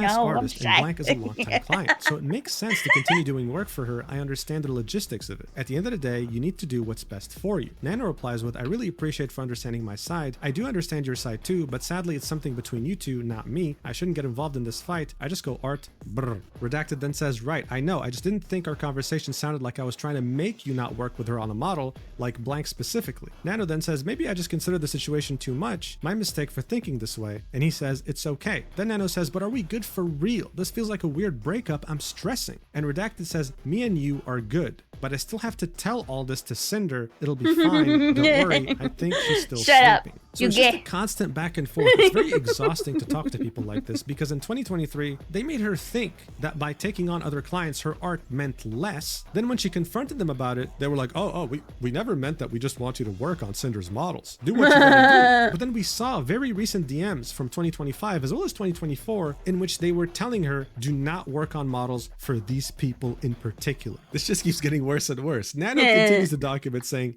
damage control, making sure none of this reaches the other VTubers and is all kept hush-hush, while also providing proof that they know what they do is ill-intended and should not get out, as it would cause issues for Cinder's career to be painted in this light. Note that the uncalled shot at VTuber 1 is even spoilered, a hidden message in Discord, so it wouldn't accidentally be leaked. This was from the same day in November 2023. A lot was revealed that day. Nano says, I try to be transparent as much as possible. I think it's more fair for both sides this way. And Redacted says, you didn't tell Blank you canceled because of Cinder, did you? And Nano said, no, I told all of them it was health issues. I would never blame anyone besides Blank. Redacted then says, lol, we never want to make you feel like we're making you or forcing you to work on / not work on something, especially if it's something you want to / don't want to do. And our conversation the other day doesn't mean to convince you of only doing Cinder work. Again, sorry that it sounded to you like I was telling you to do only Cinder work. I'll message you later. So ever since 2023, Redacted and Cinder have been obsessed with just this one VTuber, always tracking what she's doing and not wanting her to hire Nanolist no matter what. Here you can see Redacted saying, well, let's see if Blank wants a nano model or not and hope Blank finds someone else. Nano continues in the document saying the constant obsession with VTuber 1 and claiming that she's asking for it by causing this unspoken competition, which is coming from absolutely no other source than Cinder herself. So Cinder was convinced this VTuber was competing with her directly and wanted to steal her thunder. It's censored in this document, but we'll later find out who this is because she also made her own document. Yeah, we're gonna be here for a while. Nano's document ends documents upon documents showing this absolute obsession with this VTuber and the unhinged thought process that Redacted and Cinder had towards them.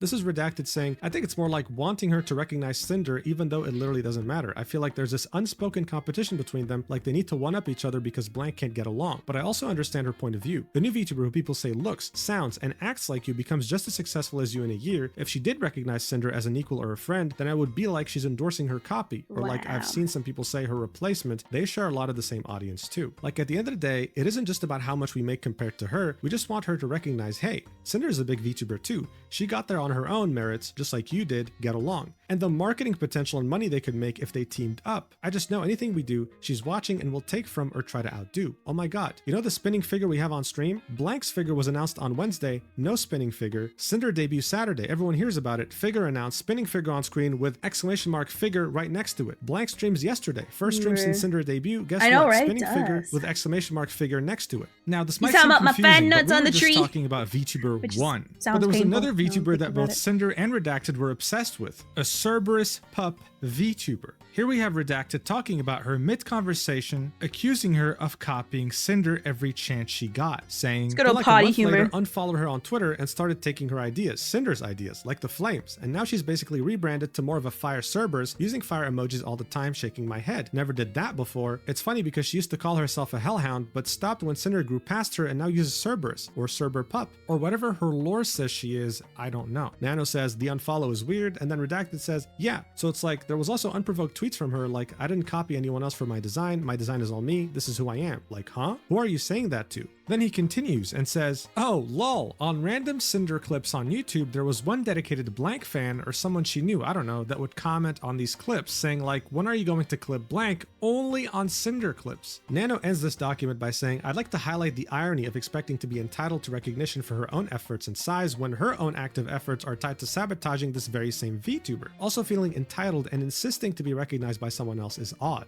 Thanks for taking the time to read through everything. I hope everything makes sense and everyone who has been hurt, manipulated, or sabotaged by her will find closure. So look, this whole idea of, oh my god, this VTuber's copying me or whatever, this isn't the first time we see it in the VTuber space. It happens more often than anyone would like to. But Cinder, as well as Redacted, were taking it to a whole other level. They weren't just concerned by someone copying them, they were obsessed. And they were dragging their artist who has been loyal to them into this mess as well. It was a very, very bad look.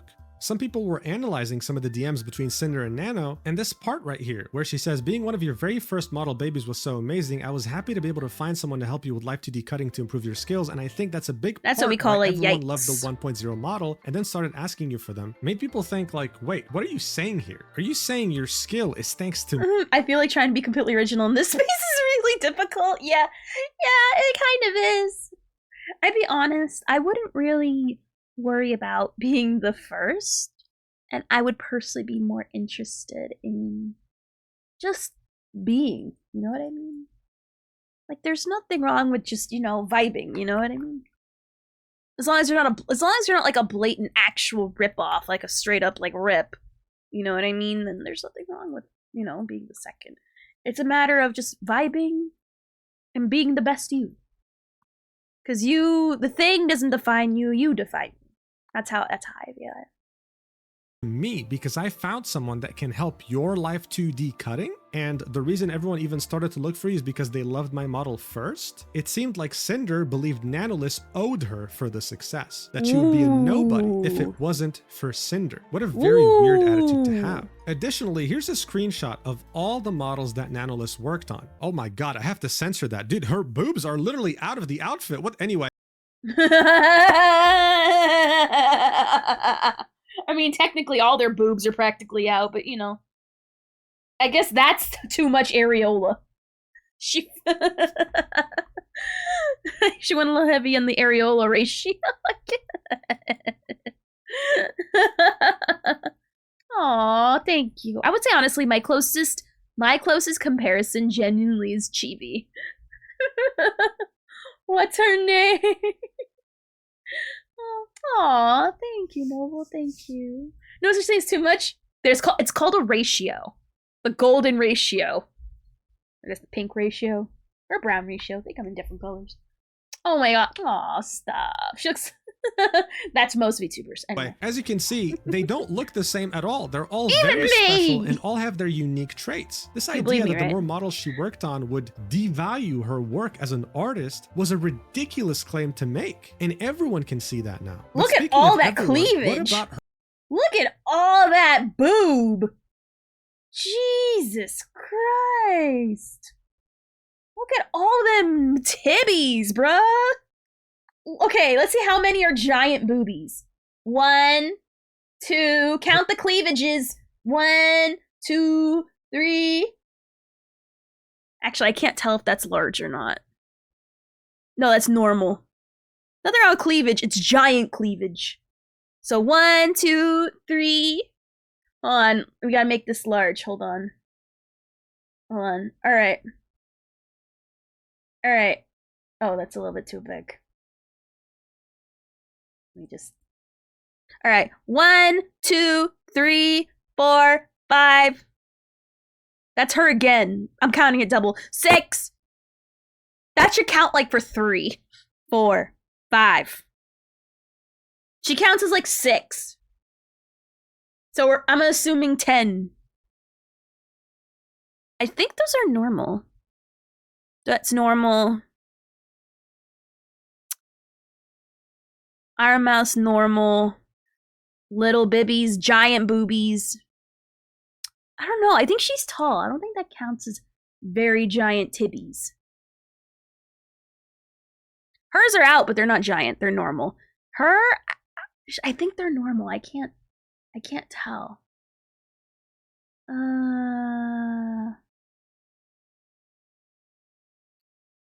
Then there's some in the back, but that's part of specifications they give Nano. Just give the model massive tits. Either that or Nano has very good taste.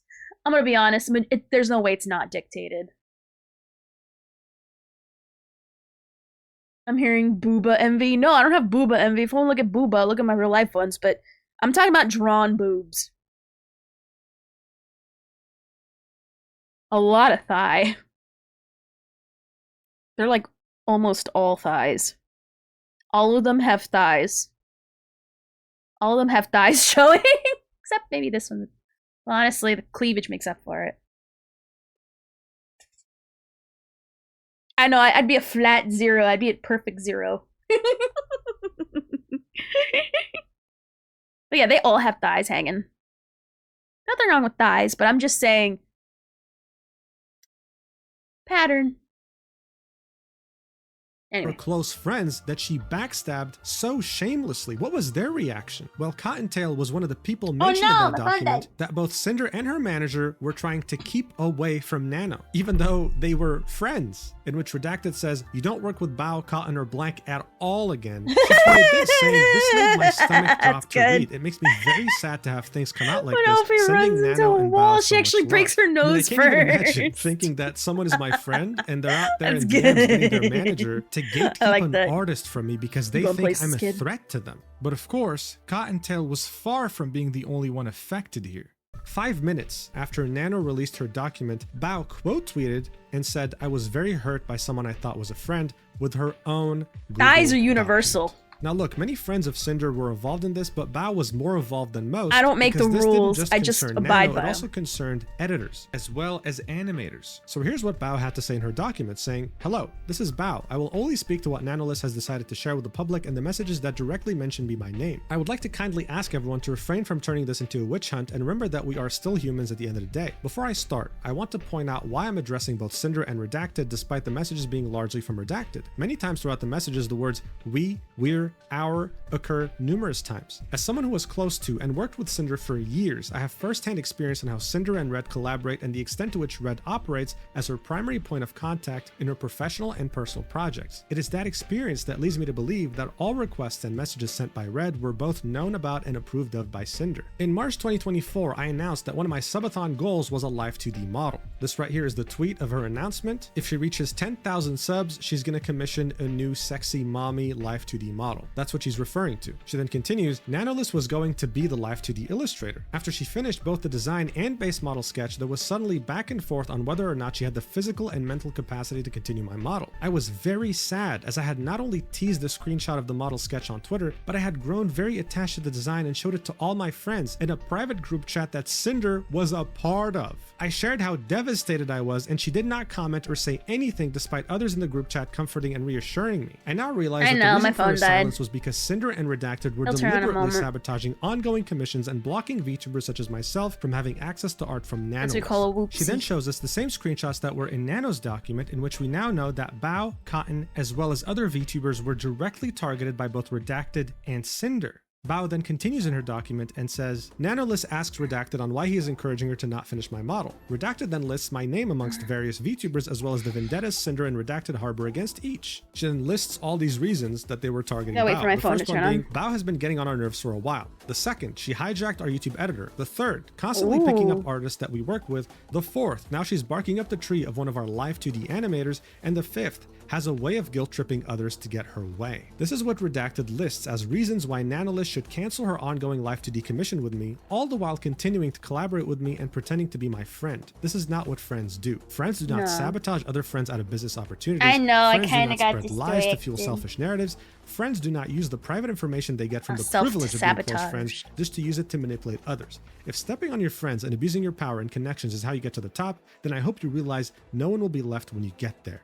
She then links another screenshot we saw in Nano's document of Redacted asking, did you cancel the models? And then says more screenshots of them urging Nanolist to cancel the ongoing Live 2D commission with me, even mentioning how excited I was about it when I showed them the design during Cinder and I's concert at WeebCon in 2024. That is so scummy. Again, this is a screenshot that we saw in Nano's document. So then Bao mentions something that happened in this conversation between Nano and Redacted, in which Redacted was urging her to cancel the model. Sorry, I'm more with focused Bao, on trying to turn my phone. saying, I can give her the design for free as an apology gift. Redacted then said, I wouldn't offer it for free, maybe half price if she starts shit, lol. And Bao quotes that sentence of Redacted and says, I don't know what I have ever done to either Redacted or Cinder to deserve this level of vitriol towards me. I don't remember having any issue or any problem that couldn't have been solved by talking. So yeah, this is really, really screwed up, obviously. I mean, anyone can tell, right? It's like Bao murdered one of their family members and got away with it. Like, what did she do, man? Anyone who's ever worked with her has said nothing but good things about her. Out of all her friends, she decided to target the person who is probably the nicest out of all of them.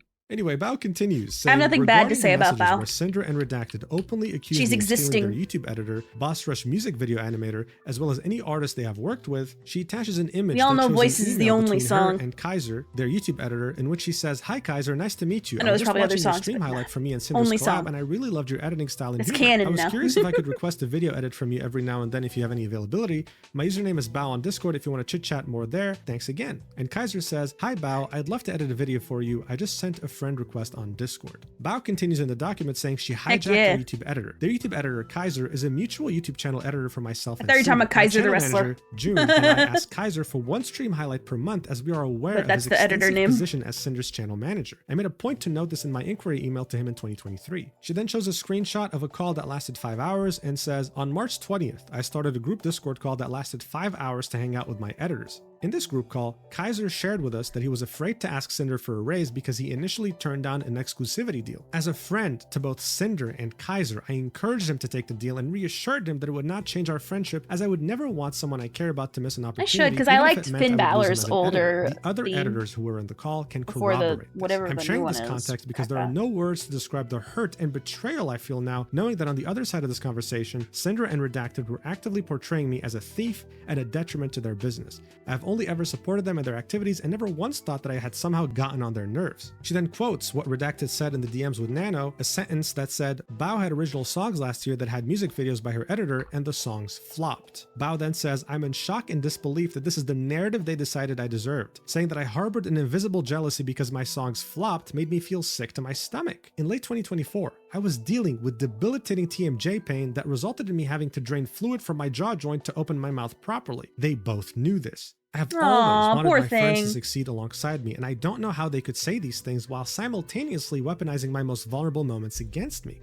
I mean, at this point, no comment, right? Like, no comment. This is disgusting. For years, they were trying to backstab her as hard as they could. She had no idea. She thought they only were started friends. watching wrestling So very this was her recently, clearing up so the whole the idea older that she stuff I'm stole not their as editor. aware. She did nothing of the sort. But then there was the topic of her animator. So here she quotes the sentence that Redacted had told Nanolis, which is, we're 99% sure she told him, Sacramore, her animator, not to do any more with us, referring to the Boss Rush music videos. And these screenshots were in Nano's initial document. Bao says, in these messages, Cinder and Redacted are referring to my animator, Sacramore, whom I have been working with since 2023. She proves this by showing DMs between them in 2023, Bao saying, hi, I'm going to bed, but give me your rates and turnaround time for a video like the Bao Experience one. Me and my editors loved it, and Sac said, yo, all good. And she continues, in 2024, Sac asked me if he could go completely exclusive for me and work for me in-house with no credit in order for him to be able to quietly work on his personal projects and brand without having VTubers ask him for more commission work. I was happy to accept. I want to reiterate that this was Sak's decision and no one else's. Then she says, here is proof of Sak mentioning his wishes to be my in-house animator directly to my channel manager June back in December 2024, refuting Redacted's claims that I locked him up due to Boss Rush's success. These DMs between Sak and June, her channel editor, have Sak She'll asking, probably switch to other personas. Forward, I don't be credited in video descriptions? To which June says, okay. Sak then says, thank you. I'd rather just be more an in-house type of thing for Bao after this blank thing is done. It's the last commission I ever do for anyone besides Bao, and want to make a name for myself through my own content and not really my work for others next year. So again, Bao showed up with a proof and she's showing us how delusional Redacted and Cinder were. Bao then ends this by asking, why aren't you solving this privately? And then replies, if you look at the timeline of events from Nano's document, some of those messages date back years. I found out about this less than 48 hours ago, and they did not give me common courtesy of talking to me privately about this over those years. My thoughts, feelings, my most vulnerable, darkest moments that I shared in confidence with people I thought would be by my side years and years from now may have been used as information to ruin my chances to have the same VTuber model as someone I thought was my friend, and I don't know how I can ever be the same after this. I would like to ask the community to refrain from spreading any harmful speculation. Everything shared in this document was done so with the express permission of those who shared it with me. I made this document with the intent to refute the claims made about me in the screenshots. Thank you for taking the time to read this. Yeah, what a roller coaster, right? And I just feel very bad for everyone involved in this, of course, except Cinder and Redacted, because this is a horror story. Imagine opening up to someone, thinking they're your friend, always thinking about what's best for them and not coming in their way. And then it turns out that not just recently, for years, ever since you knew them, they've only had negative things to say about you privately. That is wild, and that of course will traumatize a person. It's crazy. The VTuber Sane compiled all the different collabs and things that both Bao and Cinder worked on to really show how much of a terrible person she was talking like this behind her back. The song used in the video is a song from Cinder, I'm pretty sure, so I'm gonna mute that just in case she wants to copyright me. Here you go, look at this. They collabed so many different times and met up IRL so many times too. Like, look at this tweet from Bao. Love you, Cinder. The fact that this is your first shot at anything musically is incredible, and I can't wait to see where you go from here. That's my girl. Like, this is insane. The people who were mentioned in Bao's document made sure to confirm publicly that what she was saying was true. Her channel manager June quote tweeted the document Bao posted and said, hello, I'm Bao's channel manager, and yes, I was there in the call with Kaiser, Bao, and Sak, and Bao encouraged Kaiser to take the raise. It was definitely something she thought would be best for him. Bao supported any opportunity or anything that Kaiser would choose to go. Sak, who is her animator, also quote tweeted the document Bao posted and said, feel free to read if you want, go show love and support to both Nano and Bao though, and linked a Google document that recounted his experiences in this entire situation. More Google so Sak Docs? starts this document off with, this is going to be very unorganized, but I'll try and keep this brief since I don't really think that they, Red specifically, deserve any more of my attention after hearing what they have said about me and also how working with them was. So he specifies again that he wanted to go anonymous and in-house, not because Bao... I love watching drama, but being a part of it, bruh. I'm gonna be honest, it's not that hard to not be a part of it, just don't do it. Just don't. Don't be a crap person, maybe. You know what I mean? Like, you can't accidentally gaslight someone like that, you know what I mean? This is why I wanted to drop a Google Doc, because of Ophi not streaming. Fair. Forced him to, but because he wanted to. He wanted to focus on his own channel while not worrying about having to be commissioned by other people. Then he addresses what Redacted told Nanoless about him, where he says her editor met us at TwitchCon and was saying that he'd love to work with us, practically jumping through hoops to get something planned. Sak says, when me and Cinder initially discussed working on a music video project at TwitchCon, everything was fine and friendly. However, the part that is stated as practically jumped through hoops is, well, a bit of an overstatement to say the least, since they had asked me a significant amount of times trying to get me to work with them after I told them no multiple times, and I only said yes because they offered double pay. So in this DM, you can see in September, Redacted reaching out to Sak asking, you wouldn't happen to be available for a music video in a week or two, would you? And Sak saying, no, I'm completely full every day this month and earliest I could do is November 9th. Sak really tried to make it work but couldn't find any slots in his schedule. Redacted would continue asking questions. How long does it take you to make a music video? What do you need? And even with Sak saying multiple times, I really can't, I'd love to, but I just can't. He says things like, okay, thanks though, Sak. You're missing out on a good one.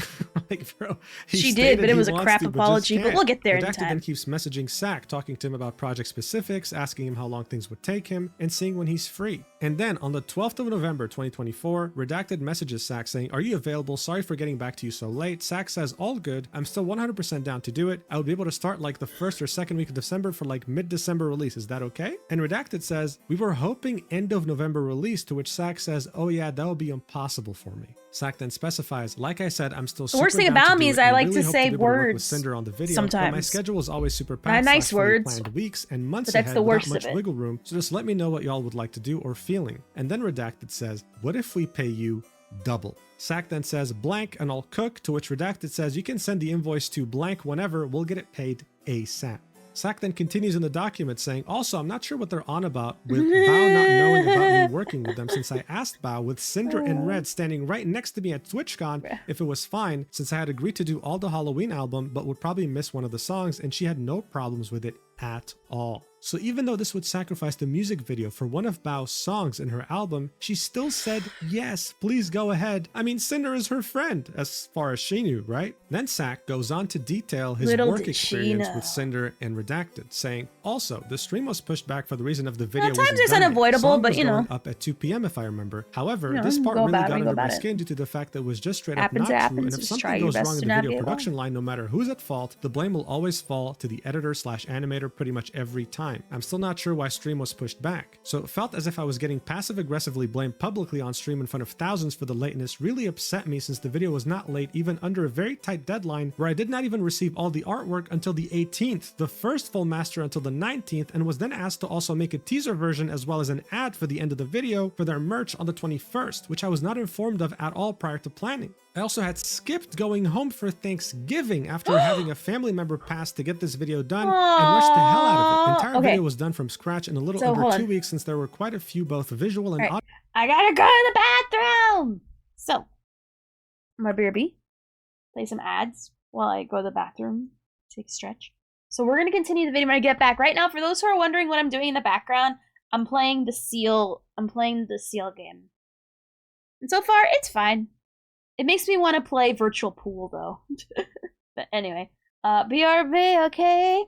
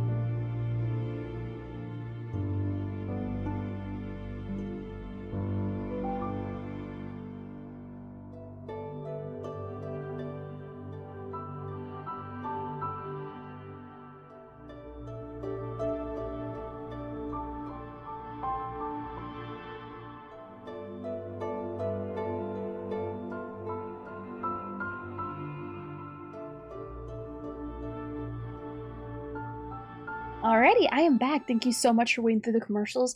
Super appreciate it. Super appreciate it. So, let us continue with the video. Audio assets I did not have at the time that even remotely resembled what the final product will sound like. So I felt like this was an attack on my work ethic, which is something I take quite a lot of pride in. I did not receive the merch assets until the 27th as well either. Even with revisions and all the extra trailers, the video was completed and delivered on time with enough time for YouTube to process the 4K version. There's probably more that I should clarify since I'm aware this is unbelievably washing poorly hands. organized, but The I'm frick very is tired that? and don't feel like giving Now, any for no more energy to particular these reason, people. let's high If there's five. Anybody who has questions for me, just send me a DM. So this clears up more things that were happening behind the scenes between Sack and Cinder as well as Redacted, shows us that Bao was nothing more than an amazing friend, and also, even though Cinder and Redacted fought so hard to get Sack over, paying him double his rate, they were terrible clients who weren't prepared, didn't know what they wanted, and still managed to make Sack look bad in front of their audience, even though he missed Thanksgiving just to get the video done on time. It's overall a terrible situation. With all these documents releasing, pressure was mounting very hard on Cinder, with people demanding answers. So many looked up to her and loved her content purely because of how warm and gentle and kind of a person she portrayed herself on streams. But now people were realizing this was nothing more than an illusion. Hours later, Cinder finally tweeted something, saying effective immediately. Redacted will no longer be managing or overseeing my VTuber activities. He no longer represents me as a creator, my brand, or my intentions. I'm sorry everyone, I will make a larger response when I'm able. So I'm sure you wouldn't be surprised when I tell you that this response left a lot to be desired. But then another VTuber pointed out something very interesting. Vampeaches replied to that tweet and said, I remember playing Phasmophobia with you and hearing Red chat away next to you before you first debuted like 4 years ago. You told me he was your boyfriend. Then before we met for TwitchCon, you switched up and said, just so you know, my manager is coming with me on this trip, as if I didn't know who he was. It's even ickier to read this tweet knowing he is your significant other and that you're probably going to try and avoid taking responsibility for hurting people who trusted you as friends by nuking the red side of this duo. So as everyone could have guessed, Redacted is her significant other. He's her boyfriend and he lives with her. She was fully aware of what he was doing and approved of it, and yet right now she was throwing him under the bus to try and save her career, when everyone knows this is nothing more than a desperate attempt to save your skin without facing any responsibility. It was a very lackluster response to an apocalyptic expose on who she is behind the scenes. And speaking of who she was behind the scenes, someone else came out with a document by the name of Rain on a topic that no one could have ever expected, saying, fuck it. My experience with Tashi/Cinder, content warning, cheating? Dude, this just keeps getting worse. Let's look at this document. So this goes back way before Cinder was even a thing. This is about Tashi, her previous persona. Watching it, realize she Things was were getting so spicy, my tongue isn't working anymore. The document starts off with, hello. Thank you for taking the time to read this document. The events described in it happened about 4 to 5 years ago before the first Cinder debut. I understand there will be accusations of me clout chasing by revealing them. However, I wanted to corroborate Nanoliss's assertion that she is not who she appears to be on the surface, and confirm that no matter how much damage control she does, she is just as responsible as Redacted. The first section is titled The Beginning. Cinder and I met while she was still running her Tashi.mp3 YouTube channel, which is why all the following screenshots will show her as Tashi rather than Cinder, and that will come up later. At the time, she was only starting her account, and I already had my own ASMR RP channel with 8k subscribers, and as a bigger channel than her, she couldn't wait to work with someone as talented as me. This message dates back to May 2020, with Tashi saying, you'll get there. It's still hard for me to believe that someone so talented likes my voice enough to want to work together. Rain continues and says, we never ended up actually making any content together, but that didn't stop us from talking pretty much every day at the time, and eventually she found a new way to make me useful. The next section is titled, Oh Dear. Pretty much immediately she was flirting with me despite, as you can see here, having a boyfriend and both of us knowing she had a boyfriend, including regularly talking shit about him to me while telling me how great it would be if I were to replace him. What the hell? He continued,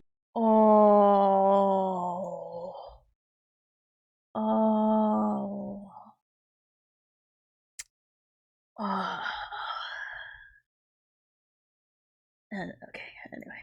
I understand that I'm no angel in this myself, but hey, at least I can be honest about it. Oh my god. Anyway, here are the DMs. It starts off with Rain saying, besides, you said it's hard when your boyfriend is far, far away. I'm not your boyfriend, am I? To which Tashi says, no, but how nice that would be. Your perfect boyfriend material, heart. Okay. Rain then continues, oh ho, so you want to go at it behind his back? See pink-haired anime girl behavior, pick me. Sneaky. And then she says, hi honey, I've been talking to this guy about how badly I want him to fuck me since he wanted to buy a flight instead of giving me any attention when I'm needy. What? Rain then says, Fucking oof, dude. Literally, why would you even need a flashlight when you have a girlfriend? And then Tashi/Cinder replies with, he sent me a screenshot a couple weeks ago telling me he was getting one and had the nerve to use it in front of me to show me how great it was. Wow, yeah, it must be great. Rain then says, yo, what the fuck? That's like me inviting you to a chatterbait room so you can watch me fuck someone else in all the ways I said I want to fuck you. To which she replies with, isn't that great? Rain then says, I'm very slowly not feeling as bad for him about all this, because it did honestly leave a bit of a bad taste in my mouth that all this was happening while you were taken. But then, yeah, that's a bit, Did you tell him that was fucked up and hurtful to you? She then replies with, he asked me if I was okay with it, and after I explained how I felt, he told me it was too late to do anything about it because it shipped, and he kept it. Rain then says, I mean, far be it from me to give you advice, it's your relationship, and the only ones who can decide what is and isn't okay is you two,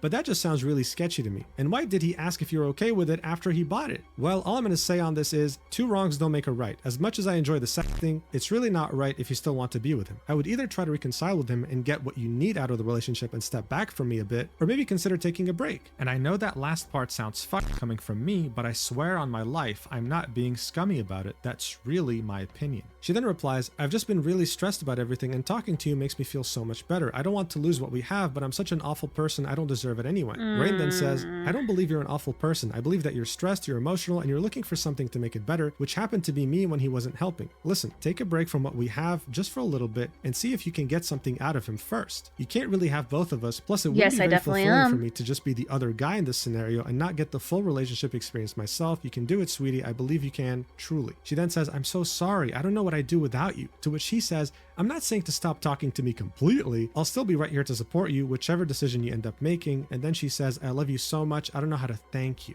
Bro, this is so weird. This is so weird, man. Look, I'm convinced this is some weird like roleplay fantasy she has. She knew that Rain felt really weird about this, knowing that she had a boyfriend. Are you gonna so pull she for was Anaxa? making up this story to make him feel less guilty about cheating. That's just my theory, right? But I just find her story so unbelievable that it just can't be true. Rain then continues in the document saying, despite what was evidently nothing serious for her and just a means of keeping herself occupied, she felt the need to keep stringing me along with proclamations of real love, which again, I was silly to have believed in the first place, but still. And it's a screenshot of her saying, regardless, I'm always going to love you. He then continues in the document, for obvious reasons, I won't share any of the explicit sexting, not just because of the NSFW nature of it, but also I just don't think it helps. However, note that all this went on for several months and included more than just text, as both the date and the contents of the following screenshots prove. This was in September of 2020, so months since the last DMs we saw. And it features Rain saying, I mean, it looked like something was going down there either way. And then Tashi replies with, it's called fingering, dear. Oh my god. Okay. I don't like it. I don't like that. It's so cringe, bro. It's like, let's look at someone else sexting. It's like weird. Oh my god. Ugh. Anyway.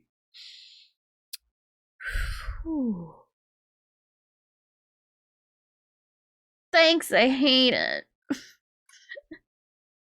I hate it. The document then continues. One reason I felt it important to share these details in particular is because I never found out if Red got told about what happened, especially not in full lucidity. The primary reason I've held on to all this for so long was an itching feeling that Redacted never fully knew and that always felt like it would be unnecessary drama, so I left it alone. But now seems as good a time as any. Redacted, if you're reading this, I'm sorry for all that happened back then, I really am, but given the actions you two have taken together regarding other VTubers, I still think you're perfect for each other regardless. The last section of this document is the end. After Cinder got done using me for fleeting sexual gratification, our conversation slowed down, exacerbated by the Cinder character coming into fruition and finding immediate success. I'd stopped making content for a decent length of time by then, and thus, she no longer felt she could ladder climb from me. Here we can see this was a conversation mid-2021, with Tashi saying, hey, what was your exam for? I haven't been on this Discord account super often, so I missed a bit. And Rain said she made a new group chat without me. I kid, but yeah, they were the entrance exams for the uni college. Tashi said, nice, congrats on passing them. I've just been on the VTuber side of things working with commissions and whatnot. And then Rain said, what? And Cinder doesn't want to be my friend? Only Tashi does? To which she replied with, it's just easier not having multiple ongoing you're gonna give 100 subs? Nice. Rain continues in the document saying, until eventually she stopped using that account altogether and committed fully to Cinder, and I never heard from her again, something I was uncannily aware would happen even back then. These are DMs from around the same time in 2021, with Rain saying, I'll message you at this time in 2022 and you won't even remember who I am, to which Tashi said, I'd never forget you. Rain then continues the document and says, and that's pretty much it. This isn't meant to be a witch hunt. We all make mistakes, including me, as I've shown in this same document, but it felt like a good time to get off my chest things that I've been on it for half a decade now and to finally get some closure, even though I know how bad I look alongside her. She's an opportunist whenever she can find a way to be, and she does not care what happens to the people she springboards off from. I can only hope she takes this as an opportunity to change and grow as a person, and I'm just going to throw this one in the end because it's kind of funny for me to see in retrospect. Okay, thanks for reading. And it's a message from Tashi in 2020 saying, don't forget about me when you become a big popular YouTuber. You know what? I didn't read this document until I started recording, and yeah, this caught me by surprise. Wow. You know, I wish Rain had shown this a long time ago so people would have known, okay, this person's kind of weird. And maybe Bao and Nano wouldn't have been backstabbed so goddamn hard. But it does leave a bad taste in my mouth in regards to Rain as well. Releasing this information now does seem opportunistic, because it seems like it's cool to hate on Cinder. In other words, he was backstabbing her the same exact way she was backstabbing others right now. But speaking of backstabbing, we were slowly but surely uncovering the other people that Cinder had backstabbed because documents kept coming out. Spite, another big independent VTuber, posted this on Twitter, quote tweeting Nanolist saying my experience with Cinder and attaching a Google document of her own. This is when we uncover one of the two last missing pieces of the puzzle. There are two more VTubers that were backstabbed by Cinder that were censored in Nano's original document, so which one is Spite? Well, let's read the document. It starts off by saying, I want to start by saying please do not send any hate to anyone involved in this. I only wish to speak about my experiences and give more clarity on those experiences. First and foremost, my love and admiration goes out to Nanolist for having the courage to bring this to light. Artists are the backbone of our community, and taking advantage of her goodwill personality is saddening to see. I want to take the time to address what has been brought to light involving myself and what I've experienced over the years that coincide with these events. In this screenshot, the VTuber that is being talked about is very clearly me. Since the beginning of my VTuber journey, it has been written in my backstory and lore that I'm the daughter of Cerberus, and through an unforeseen summoning mishap, the Greek goddess Hecate. As many may know, Cerberus she'll be alright, but that was her friend. I always incorporated the number 3 in my designs to follow the 3 heads of Cerberus in my early design, and when artists were still learning new model/rigging techniques, I had opted for 2 other wolf heads on my shoulders as pauldrons to symbolically represent my 2 other heads. However, the repeated comments of, if you're a Cerberus, where are your other 2 heads, had pushed me to use the broader term Hellhound at the time. Fast forward to months, to a year into my journey, and I started to receive harassment and berating comments and chat messages on Twitch and YouTube videos comparing me to Cinder and putting me down for being a Hellhound. Making the definitive switch to the Cerberus label brought me a sense of relief because the last thing I wanted was to be constantly compared or harassed at this point. I didn't want to be associated with her due to all the negativity that was being thrown my way. Then she links one of the screenshots that were included in Nano's document, in which Redacted claims that Spite unfollowed Cinder on Twitter, and this is what she has to say about it. As for the claims of unfollowing her and taking her ideas, I debuted my 2.0 Life 2D model May 14th, 2022, and on that same day, she decided to post her debut announcement for her 1.0 Life 2D model. Leading up to this time, I didn't know who Cinder was at all. I had no idea she had fire in her ears or she was another Hellhound. The creator space is broad, and I still stumble across creators larger than myself that I had not heard of before. I never once stole her ideas. All I ever want is to try to be unique in my own way, so these claims that I was following her and then unfollowing and stealing her ideas are absolutely baseless and uncalled for. This is a screenshot that shows that Spite was doing her 2.0 debut on May 3rd, 2022, and 11 days later, Cinder was barely revealing her first model. She had not even done her debut yet. Spite continues in the document, saying her posting her debut announcement trailer the same day as my 2.0 debut seemed off, but I shrugged it off as a coincidence because things happen. However, this wasn't the last time something like this had happened. There have been multiple times where I have done something and either the same day or shortly after I was made aware or had discovered later that something similar this girl doesn't believe in coincidences. Making me feel like I was being watched constantly. I tried my best to believe that it was coincidental and not ill intent on their part. There were many times where I designed a new outfit that I was really excited for, but afterwards, Cinder would release outfits or models with similarities to it. I didn't think much of it at first because it is normal to have some similarities or shared inspirations with other creators. The VTuber community is a huge space and similarities are normal. I'm not speaking to whether my designs were taken as direct references for hers. I'm addressing the need for the unprovoked tweets mentioned in the screenshots above and showing that I made the statements to make it clear that I was not stealing ideas. How can I copy something that was released/teased/revealed after my own? On July 20th, 2022, Maui Live, my model Mama, and I worked on a comfy goth girl outfit. I had rips in my shirt, a G-string, shorts, and spiked wrist cuffs. 2 weeks after, Cinder debuted a similar outfit. I included the earliest image that I could find of Cinder with this outfit. I received many negative comments about my design from people assuming that I copied her when I debuted it 2 weeks before hers. I got called off-brand Cinder and just a bunch of horrible things. So these are DMs with her artist saying, sounds great, I'm so happy with it, on July 20th, 2022. 2022, showing that she was working on this outfit way before the tweet that Cinder made on September 14th, 2022, asking, "What do you think of my new outfit that looks very similar?" Spite then continues in her document saying, "I discovered this merchandise that she used for Uwu Market and had to do a double take because of the gray-blue skin tone used in the art. Several people thought it was me, and the similarities for this speak for themselves, I feel." So this is the design itself, and yeah, I mean, they do look pretty damn similar, not gonna lie. She continues, "On April 29th, 2024, I designed a Greek goddess outfit on stream. I am a Cerberus VTuber, so it fits my lore completely. I mentioned that I may or may not get a future Greek goddess outfit because it fits my branding. About 4 months ago, Cinder debuted a Heaven Okami-inspired outfit. It was white and gold, resembling a Greek goddess. In the background for debut, she also included Greek columns. At this point, I felt like nothing I could come up with would be even slightly original to me. I'm aware that nothing is completely original, but I still wanted my own identity." So here's the outfit that she drew on her stream, and then here is the debut stream with the new outfit that Cinder came up with. She then continues, "On April 20th, 2024, I debuted a new model from my model mama, Ari VT. I got a hoodie with a cute design on top, and I had side bangs covering my eyes. On April 4th, 2025, so a year later, Cinder debuted a sports hoodie with side bangs covering her eyes similar to mine."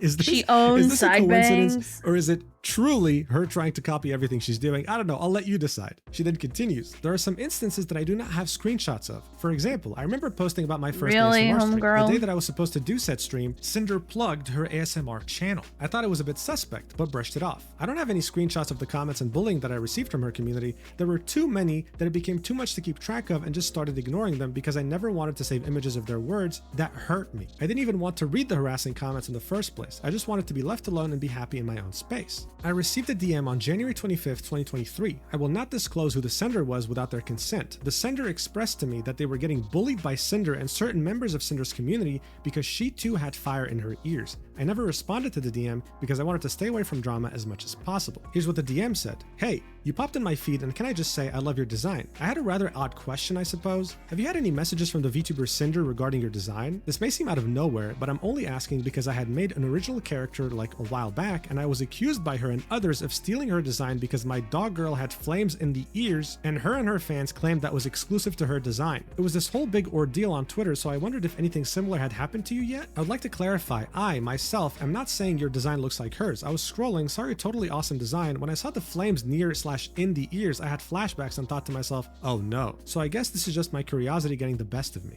Spite continues in her document saying, I'm just very saddened and disappointed in this situation. I had my suspicions about this, but I've never wanted to be a part of drama, so I kept quiet. I've also seen what happens when a creator stands up for themselves and receives major backlash even if they're in the right, so I've never vocalized my concerns. I've always designed my own models. I've gotten inspiration from Cerberus with the chains and spikes, Disney's Hades, and because I call myself Goth Girlfriend, I was inspired by Sam and Ember from Danny Phantom plus many other of our goth crushes that we've had growing up. I just focused on myself and my friends. Meanwhile, I had eyes on me the whole time. Knowing that I was being watched and talked poorly about really hurts, especially when they never attempted to interact with me. I did my best to go through and find what I could and get appropriate screenshots. It's crazy because I didn't know who Cinder was until she debuted her Life 2D. I just wanted to exist peacefully as a VTuber and spend my time drama-free. I woke up this morning in shock. It's terrifying and hurtful to know that someone could attempt to blacklist me when I've never even spoken to them. I hope going forward that no one else has to experience anything like this. Thank you guys for being supportive towards me. I love this community so much. Please go and give love and support to all those who have unfortunately been involved in the situation. Please support Nanolist, who was very brave enough to speak up, and the VTubers who were affected. We all love Hades' my first hair. model mama, the wonderful Maui Live, and also my most recent model mama, the wholesome REVT. Thank you for taking the time to read this. So as I said in the beginning of this document, this was one of the last two remaining pieces of the puzzle. Who was this Cerberus that they were so obsessed with? A VTuber they never even bothered interacting with, who had this design even before Cinder, and yet they were completely and utterly obsessed with her in such a weird and unhealthy way. Honestly, Spite should get a restraining order. Let's be real here. But here's the thing. What about the last missing piece of the puzzle? The one who was called VTuber 1 in Nano's document. Well, this is one of the most screwed up cases of this entire incident, and we're about to find out why.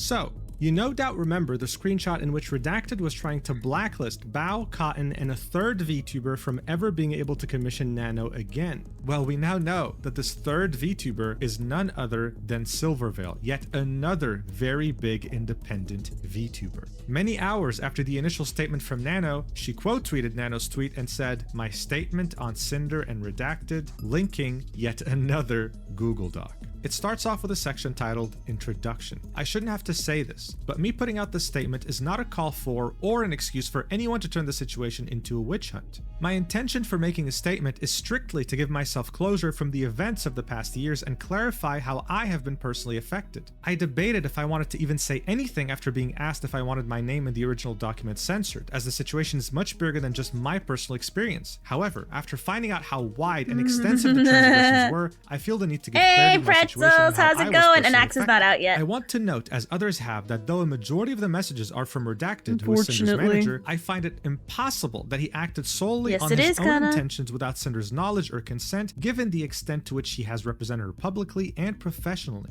The next section is titled Nano and Vtuber 1, in which we see many messages that were already included in Nano's document, where Redacted was trying to convince Nano to go exclusive and not work with specific VTubers. As you can see, this is the message where he says you don't work with Bao, Cotton, or Silver at all again, models or art. And then Nanolist says, is there any way to add a little bit more since Silver still asks for art every now and then? To which Redacted says, we could do it like when Silver asks for art, you tell her no, and then tell us to buy another art piece. Like so you still get a job. No. So they wanted to blacklist Silver so hard that if Silver were to ask for any commissions, Redacted and Cinder were willing to pay money to Nano so that she doesn't take the job. We also get more clarity, right? The model that Redacted was talking about was Silver's model. The DMs between Nano and Cinder also reveal to us much more now that Silver's name has been uncensored. Here we can see Nano saying, just wanted to let you know I still love working with you in Red, but I'll understand if things don't work out because of Silver. I just love my clients, that's all. That was in February 2025, barely 2 months ago. So this person that Cinder was saying, I just get compared to her a lot even still today, was Silver. And Silver had no idea this was happening behind her back. Silver then continues in her document saying, I am Vtuber 1 in the screenshots provided by Nano in her document. I've been a friend and client of Nano for years, and seeing how she was manipulated and abused by Cinder and Red makes me livid. She's an absolute sweetheart and just wants her clients to be happy. It breaks my heart to see how she was treated like a tool and a resource to be used for growth rather than a talented living person and gaslit into somehow believing that how she was being treated was okay. I am so proud of Nano for having the courage to come forward to the affected people with all of this and to let everyone know how they were being unknowingly sabotaged. I've spoken to her privately and want to be clear that I have no ill will or hard feelings towards Nano for her involvement in this. I urge people reading this to try and understand the emotional manipulation on display and empathize with her situation. There is a lot I could say about how disgusting I find their behavior towards other creators in general, but I want to focus on my personal experiences. The next section gets real, and it's titled Cinder and I, and this is where she goes into the very weird relationship she had with Cinder and really revealed the depth of the backstabbing. She starts off by saying, discovering that all of this was going on behind the scenes has been gut-wrenching. I didn't know Cinder, we weren't friends, and we have barely talked. Even writing this, I do not understand what I could have possibly done to warrant the level of malice and cruelty shown. In our private interactions, I was as cordial as possible, but I just wasn't interested in associating with her professionally or being her friend. From the few uncomfortable interactions I did have with her, I had gotten the vibe that her primary goal was to climb the social and content ladder and grow her brand. I am fully aware how common that attitude is and that that's just how you grow in this sphere, but I personally don't have the emotional fortitude or bandwidth to have friendships for the express purpose of growth. For the record, I think it's fine to have that view and approach to content creation, but I also reserve the right to simply not vibe with someone. I would much rather not associate with someone at all than pretend to be their friend for the purposes of growing my brand. The only time I had actually talked to her directly was during my meet and greet at TwitchCon 2023. I had just finished my meet and greet, and as I was wrapping up, she walked directly to the screen to meet me and had someone else take a picture of us together. I was not informed of this picture or asked permission for it, and only knew about it once I saw it on Twitter later on. And as you can see, this is a tweet from Cinder back in October 20th, 2023, with her saying, "Stop by to say hi after my meet, Wolf Girls." Really making it seem like her and Silver were friends and knew each other, when that wasn't the case at all. Silver then continues, saying, after the meet and greet, she contacted my manager at Mythic to ask me to collab with her. I told them I would rather not collab, but accepted her friend request on Discord after turning her down. In private DMs, she reached out and asked me to do merch or another various form of collab to be monetized, to which I again declined. I will always prioritize my mental health and peace over any potential profit that would make me feel used transactionally and put me out of my comfort zone. So these are the DMs with her Mythic manager saying, also, Cinder really loved meeting meeting you and wanted to collab, so I told her I'd let you know, and I could throw you guys in a group chat if you were interested. To which Silverveil said, hello, I appreciate the sentiment, but I prefer to not do collabs. Her manager said, no worries, hope you're having a good weekend. To which she said, aw, thanks, I'm trying to, just busy and lots of IRL stuff coming up, lol. Sorry for not being interested in collabs, I just like to do my own thing, but I'm always open to messages. Lol. I hope you had fun at the con and everything went okay. So these are the brief DMs she had with Cinder. Silver starts off the conversation after accepting her friend request saying, hi. Cinder then replies with, hi Silver, sorry for getting back to you late. I've been super sick from TwitchCon. I guess a lot of us got sick after the last couple parties. I hope you had a good time at your meet and greet. It was nice to see you there. But yeah, no worries if you don't prefer to stream together. My manager suggested something more like sponsorships, merch, music, or some kind of other project together that maybe Mythic could help with if needed. I'd love to chat more either way. To which Silver replied with, no worries, it's been super hectic and busy for everyone, lol. I hope you're feeling better. I'm really flattered by the persistence, but I'm just not interested in transactional relationships with anyone. I hope you can understand. So then we go back to Redacted's DMs about Silver, and we realize just how unhinged both he and Cinder were, accusing Silver of copying Cinder with that spinning figure and saying things like, oh, we just want Silver to recognize Cinder because she's a big VTuber, and typing in all caps, and the marketing potential and money they could make if they teamed up, adding, I feel like there's this unspoken competition between them, like they need to one-up each other because Silver can't get along. Bro, she literally said in the DMs she's just not interested in transactional relationships, and she was as nice as possible. I've already said this multiple times in this video, but man, this is so weird. Silver then continues in her document saying, I had a new Live 2D models in the works for my birthday with Nano, which was eventually it feels canceled. like a lot. I was devastated as Nano was the one who originally asked if she could do this model because she was excited to make it with all the new things. Like genuinely, like I do want a brief break. I promised we'd watch the Anaxa stuff because I haven't seen it yet and I actually do want to watch it. So we're gonna take a break from all that because I feel like she's racking up, like, she's not, like, imagine, like, doing the most wrong things, and, like, literally, it's like, you take the rules, right, and that's not rules, that's a checklist of what not to do. So, I also want to let this money for the anniversary pass, so we're going to, whatchamacallit, or you can always share your opinion. Alright, so let's look at the Anaxa stuff real quick. Let me just bring it up. We have quite a few Anaxa stuffs. I haven't seen anything. Well, Anaxa's not exactly positive, but I need like a break. At least for a little bit. You know what I mean? We got the trailer.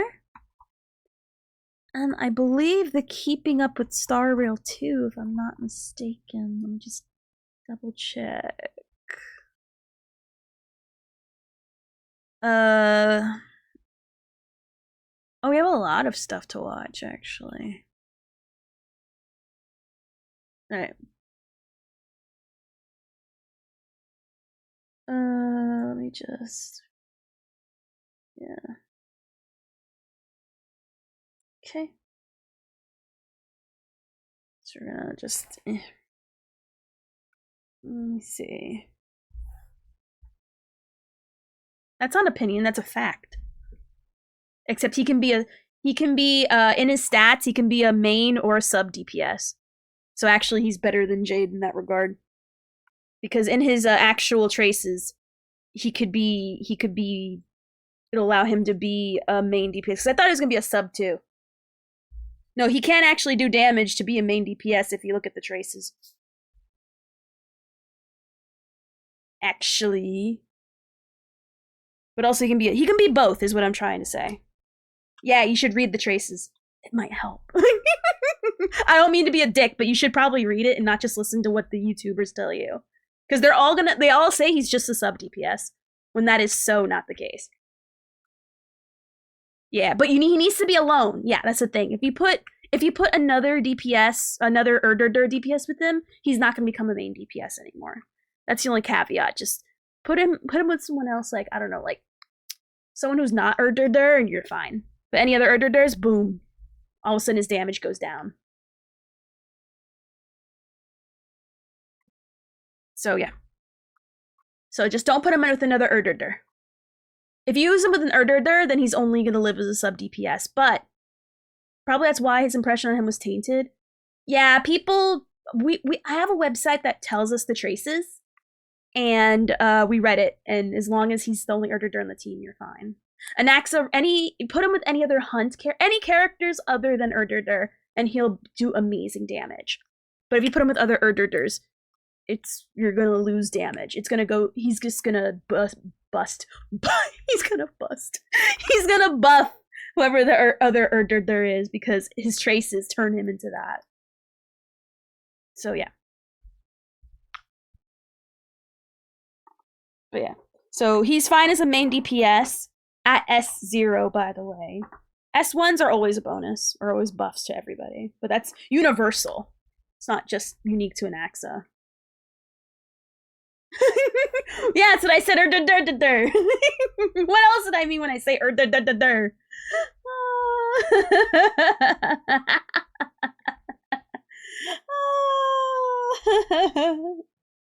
But he's good for any situation. Sub DPS or main DPS is what I'm trying to say.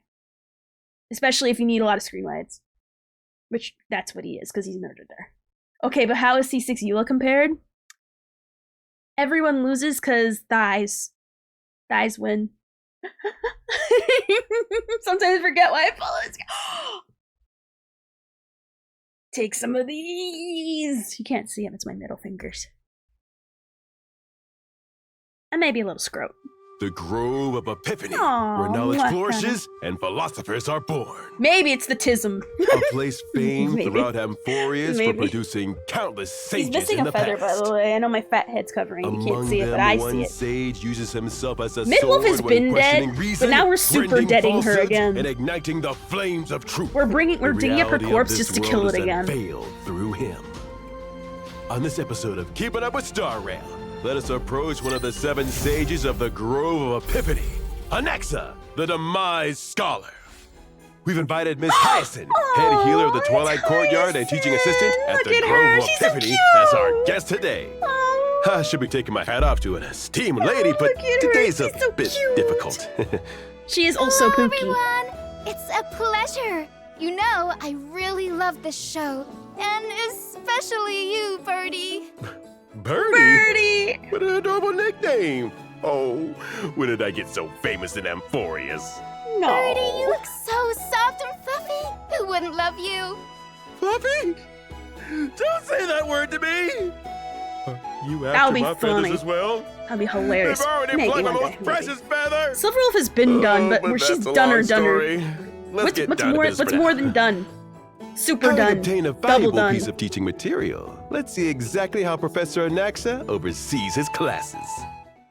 Anaxa is a wind character following the path of erudition. He is gentle in nature and stern as a teacher. But if you really don't understand, he can also beat some sense into you. A little bit. When using basic attack, Anaxa deals wind damage to one designated enemy. The trait's roaming signifier allows Anaxa's basic attack to additionally regenerate some energy. When AKA using his energy. skill, Anaxa firstly deals wind damage to one designated enemy, followed by multiple instances of wind damage to one random enemy unit. These instances I just put googly eyes. That's what Chibi does. She puts googly eyes, but then I saw that her model's doing even crazier, which I stand. That his skill will deal more damage when more enemies are on the field. I thought Professor Anaxa was just an elegant scholar. I didn't expect him to be such an expert in combat. The professor believes that the pursuit of knowledge shouldn't be limited to books. Only experimentation can generate the truth. With I gun. know it's all about powerful persuasion. True. The professor always persuades opponents as gently as a breeze caressing the face. And as rough as a gun After in your Anaxa hits face. an enemy target once, he applies one weakness of a random type to the target for several turns. When a target say more, possesses enough Topaz, weaknesses, really, in my it will opinion. enter the qualitative disclosure state, and Anaxa will deal more damage to it. After Anaxa uses his basic attack or skill Hell, on I'll put targets on googly and eyes right now. I'll do it. qualitative I'm in the mood he for will googly additionally eyes. use one instance of his skill on the target without consuming skill points. It's worth Google noting eyes. that the Right there. trace roaming signifier And they move, so you causes know it's how Anaxa good they to are. immediately regenerate There we are. energy if there are no enemy targets in qualitative disclosure at Oh. the start of a turn. I like googly eyes. Amphorius is crawling with dangers under the cover of the Black Tide. Blah, blah, blah, But blah. even the Oops, most made myself fearsome small. enemies are just Blah, blah, alchemical blah. components for Professor Anaxa. That's an honor not easily bestowed upon any enemy. An honor indeed. There we go. The Trace Imperative Hiatus will provide different buffs depending on how many Erudition characters are in the ally team. See? I wasn't paying attention. But even the most fearsome enemies are just alchemical components for Professor Anaxa. There we go. That's an honor not easily bestowed upon any enemy. An honor indeed. There we go. The Trace Imperative Hiatus will provide different buffs depending on how many Erudition characters are in the ally team. I got a Wonka! Example. When Anaxa is the only Erudition character in the team, his own crit damage becomes enhanced. If at least one other Erudition character is present in the team alongside Anaxa, all allies' damage is boosted. When he uses his ultimate, Anaxa inflicts sublimation on all enemies. His ult is sick, but that's the only animation we got. 7 weakness types will be implanted in enemies simultaneously, lasting until the start of the enemy's turn. This eye is gonna be a problem. Also deal wind damage to all enemies. You're not stupid. That's impressive. Still, for a scholar to be armed with such a deadly weapon. It looks like my eyes trying to escape. That's a teaching tool, Birdie. It makes sense for a teacher to carry their tools with them. When using his technique, Anaxa inflicts terrified on enemies within a set radius, causing them to flee from him like the cowards they are. That sounds annoying. Actively attacking terrified enemies will be considered entering battle via attacking a weakness. After entering battle, every enemy target will be inflicted with the weakness of the attacker's type for several turns. I wonder if Professor Anaxa is as forceful when hunting down students who See, there you go. Give me a main or a sub DPS. Well, they'd be running for their lives, for sure. But if you put him with another don't expect him to be a main DPS. A truly great scholar never seeks breakthroughs. They create breakthroughs.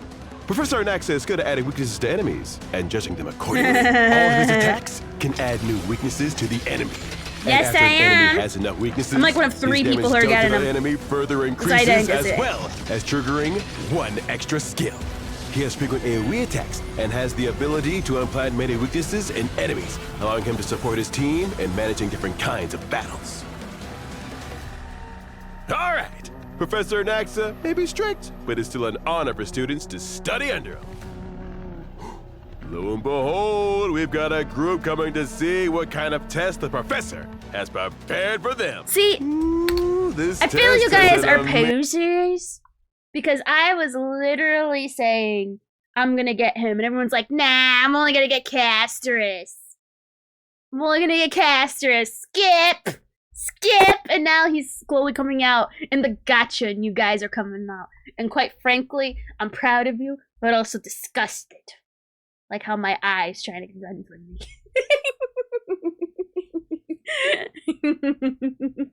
Y'all fake. Just pull because you have a problem. Meanwhile, I'm gonna pull for Cypher. I want to get Hyacinth too, but I don't know if I have enough for all 3 of them and their weapons. Shut up, pretzels. I'm probably getting him for win because everything will be win week, and I only have Dan Hung. That's fair. That's generally fair. Fail my second 50-50. Nice splits. I'm on stream, so the argument doesn't apply to me. That's true. Oh, sure. I'm gonna get. It's not strawberry Barbara. It's cotton candy Barbara. But yeah, I want to get her too. She's so sweet and so cute. Shut up.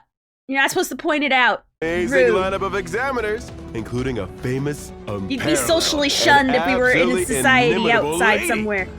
Now the answer is clear.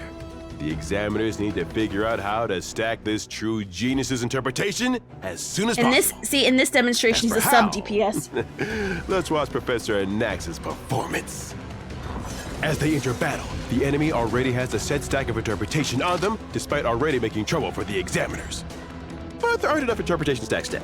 Thankfully, Professor Anaxa is making his move. He uses his ultimate to inflict sublimation on all enemies, adding 7 weakness types to them, and also inflicting qualitative disclosure. Professor Anaxa shows no mercy while facing enemies in qualitative disclosure, following with his skill after using his basic attack. This string of attacks applies many stacks of interpretation on the enemies, making the most beautiful member of the Genius Society hit even harder. Supported by Anaxa's traits, the lady whose intellect is numerically immeasurable sends off the bad students by saying, "Hear me out." However, these students refuse to give up and insist on a retest. If we're patient in their teaching, the examiners decide to grant their request. However, there are still some weaknesses on the students, so qualitative disclosure isn't gone yet. Professor Anaxa uses his skill and triggers his talent's additional effect, once again adding many stacks of interpretation to help the omniscient and omnipotent true genius. And he shoots people point blank range? When interpretation reaches 42 stacks, the radiantly beautiful lady once again says, "Hear me out." The ultimate truth of the universe is revealed here, and the students are no match for the examiner's incessant questions. Ha, ding ding, exams She's over. a good healer, Your just, papers. once you get a 5-star. And that's a wrap for this that. episode. I have a request. Miss Harrison, I've heard you've been a doctor at the Grove of Epiphany for many years. Can you treat my hair loss, perchance? What? He's bald? Why bald? It's all because of your prophecy. The greatest threads are hidden in the hall where thousands laugh with joy. Oh. Turns out the greatest Probably to might not make. Don't worry. Probably to I see kind this of prove all the that time. 4 stars After all, the Grove of Epiphany are good is despite full not of giving brilliant us any. minds, and with everyone overworking their brains on Bald. research, hair loss is an everyday occurrence. Is that the true cost of knowledge? Take this, Bald. ingest it, and apply externally. Wait, does that mean Professor Anaxa is also? Is Anaxa bald? I knew it! Bald! Bald! Bald! Bald! Anaxa bald! Oh, it's mute! Mutant bald! Citizens of Akama, heed my words. Have a great night, Kana! Only Good night! And remember, Anaxa's bald. Kephaly's protection. The flame of blasphemy shall not be allowed to take root here. Oh, the way he brandished that gun! Faith offers no refuge to those lost in ignorance. The sacrilegious flame has likewise kindled the forge of discovery. It shall unmake the divine and serve me. Purge the ignorance from your mind. Love the music. Let me open your eyes to the visage of truth.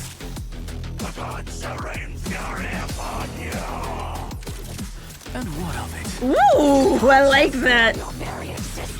I already do.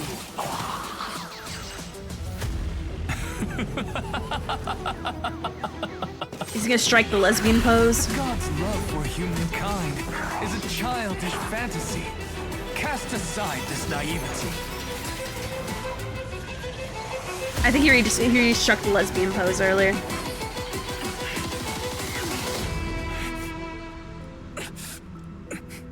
This body has long been tempered by I can't tell. but reason, desire, and passion will always reignite the burning fire. Both his eyes. Gods decry it as blasphemy. Ooh.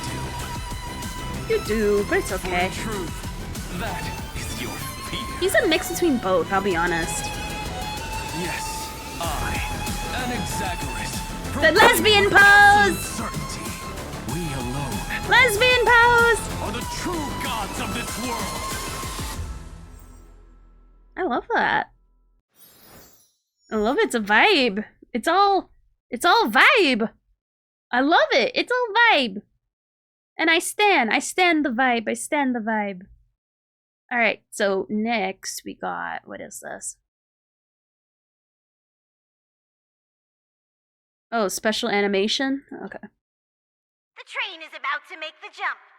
5, 4, 3, 2, 1.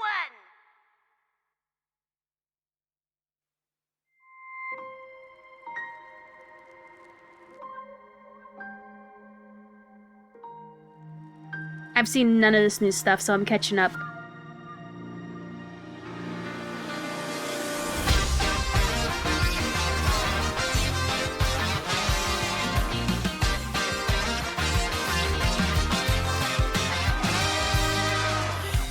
adventure through the chaos backseat. 1,000 light years when I'm free. We dance beneath the galaxy. Then will you be with me? I love this animation style. How we face our fears, conquering gaps that linger near. Together we find a way to brighter, better days. Exploration begins. Moving on, together on. Damn, Firefly! What, they're in a band? It's Farog Drinks?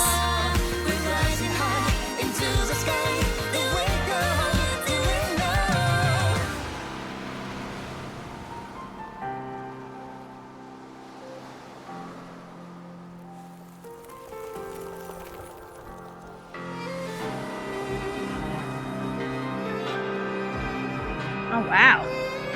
You're not wrong. They super... Who are you? Who are you, guy?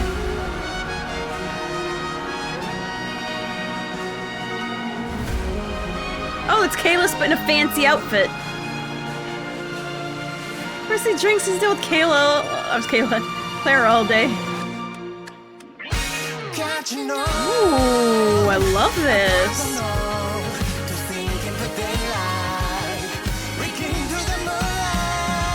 Awesome. I love this. Goodness, so artistic.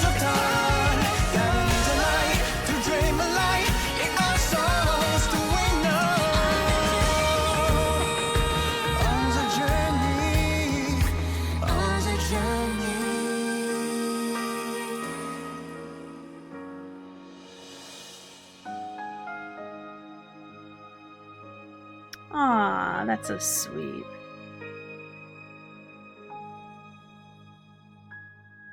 I love that. I got no complaints.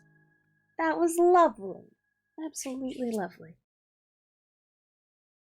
Alright, and now the concert animation. I loved it last year. It's short, but still, it was vibes.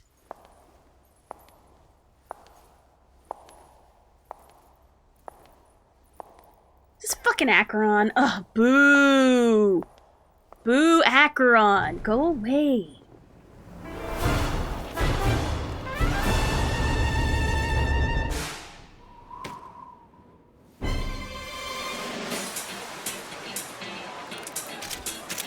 Hey!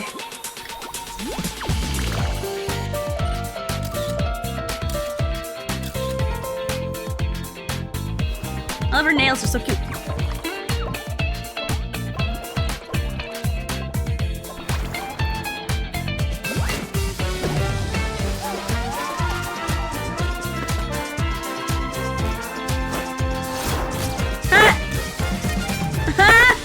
Look at him voguing. Aww.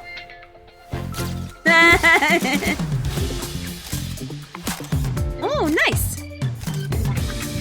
Ooh.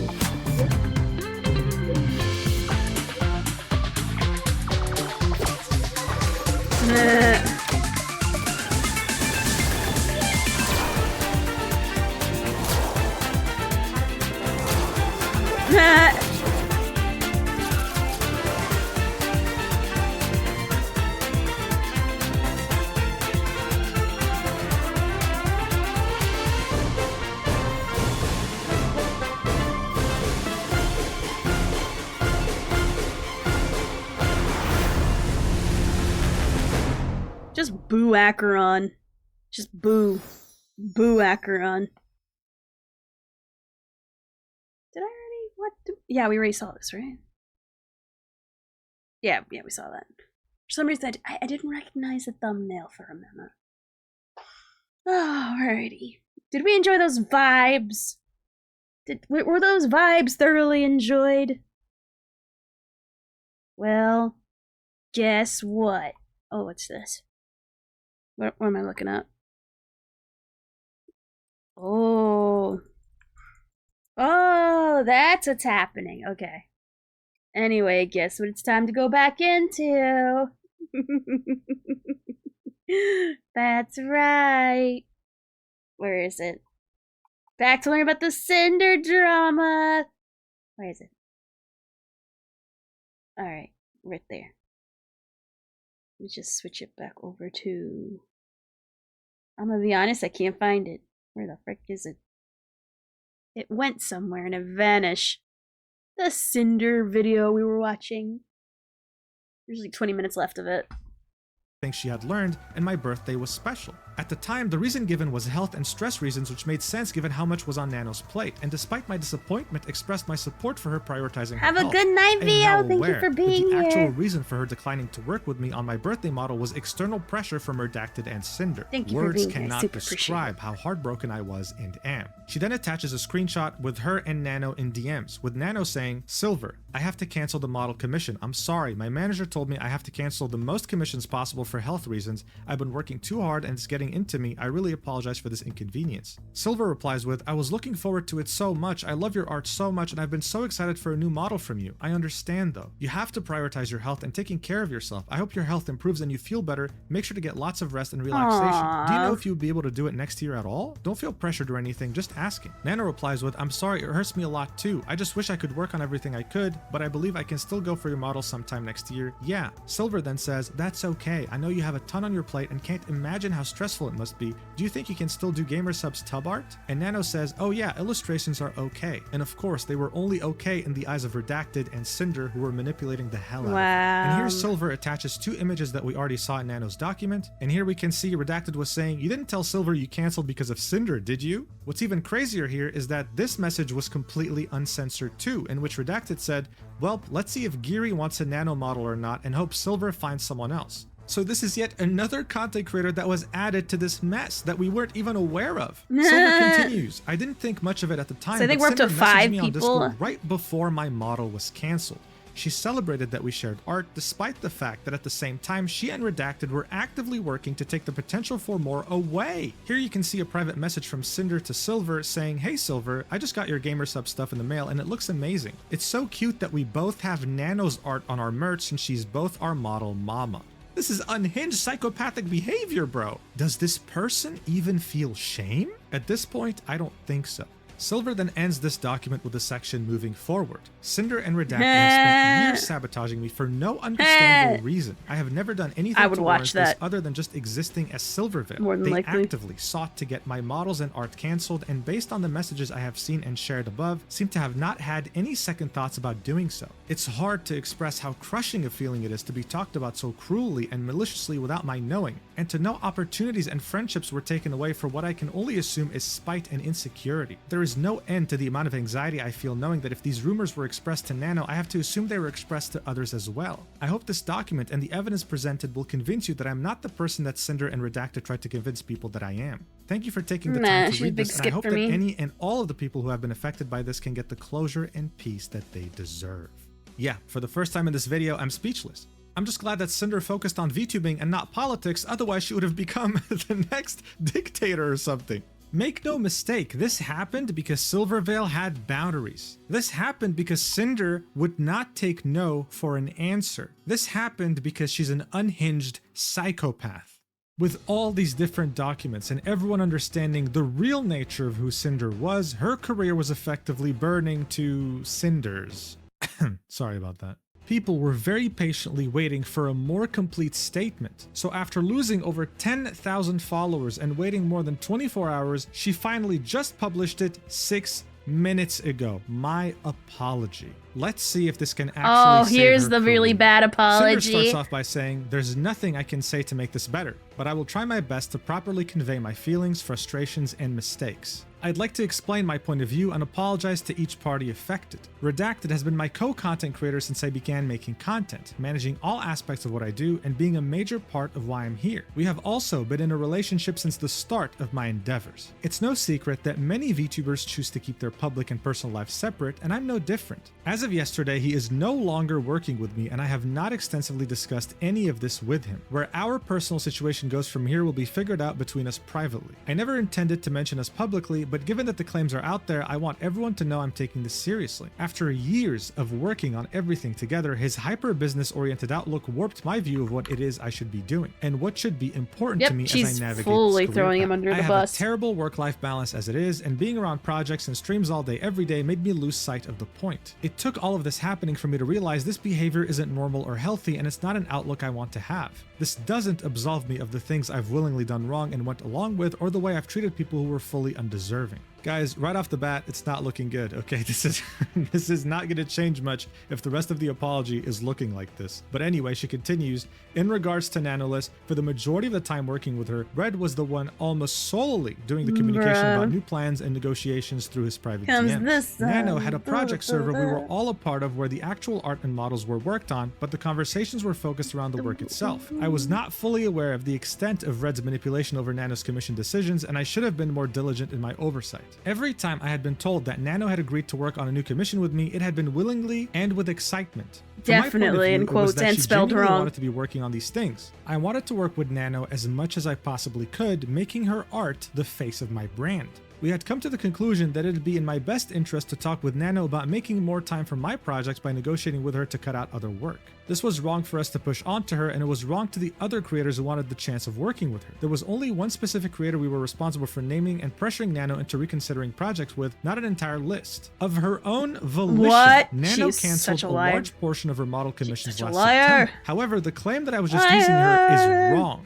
Wait, no, this is completely undermining what actually happened. Redacted pressured Nano to not work with Bao, Cotton, Silver, and there was even mention of Geary in there. And let's not forget that more recently, Shy Lily was included in there too. So for Cinder to say Nano canceled these of her own volition is wild, seeing that they manipulated her into doing so. Anyway, she continues, I've always treated Nano with respect, and as my friend, I did give her a lot of work, and we did everything we could to accommodate her schedule if she needed more time or a break, and even helped her with her own project payments multiple times. I've invited her on my stream, I've sent her my merch and things she's made for me, and I was always open to talking to her about things outside of our projects in the instances we would message each other. Regarding the exclusivity deal made between them, I had no part in the direct negotiations of their eventual agreement, and I had no knowledge of Bao and Cotton being included in this list. If I had known my friends were included, I would have said something to put a stop to it. I was only aware of it being such about a one good friend, only the person best who I was friends do unfairly that. pursuing. When Nano had messaged me about this agreement almost a month later, I was under the impression this was only about Silvervale.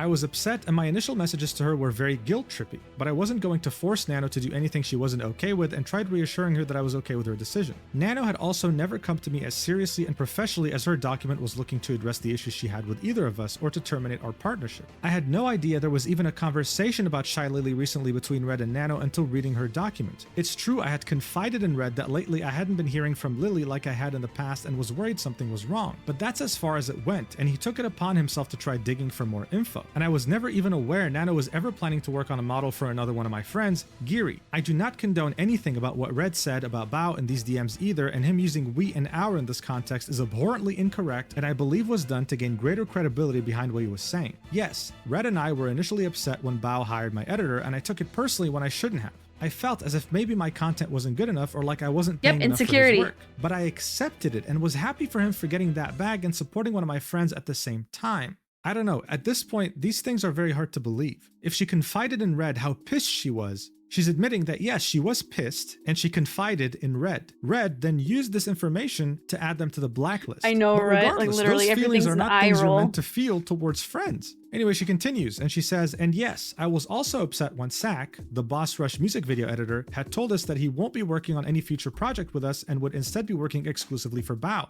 But Red got it in his head that it was Bao's fault that it happened and seemingly held a grudge against her for it. He was very passionate about Boss Rush and the potential future projects around it, but he told me about a music video editor as talented as Sack. The future projects wouldn't reach the same heights, so he created this headcanon that's laid out in those DMs. I wasn't convinced this was the case, but it's my fault for never speaking with Bao about these things directly. Headcanon is the right way to call it. To the point it got to.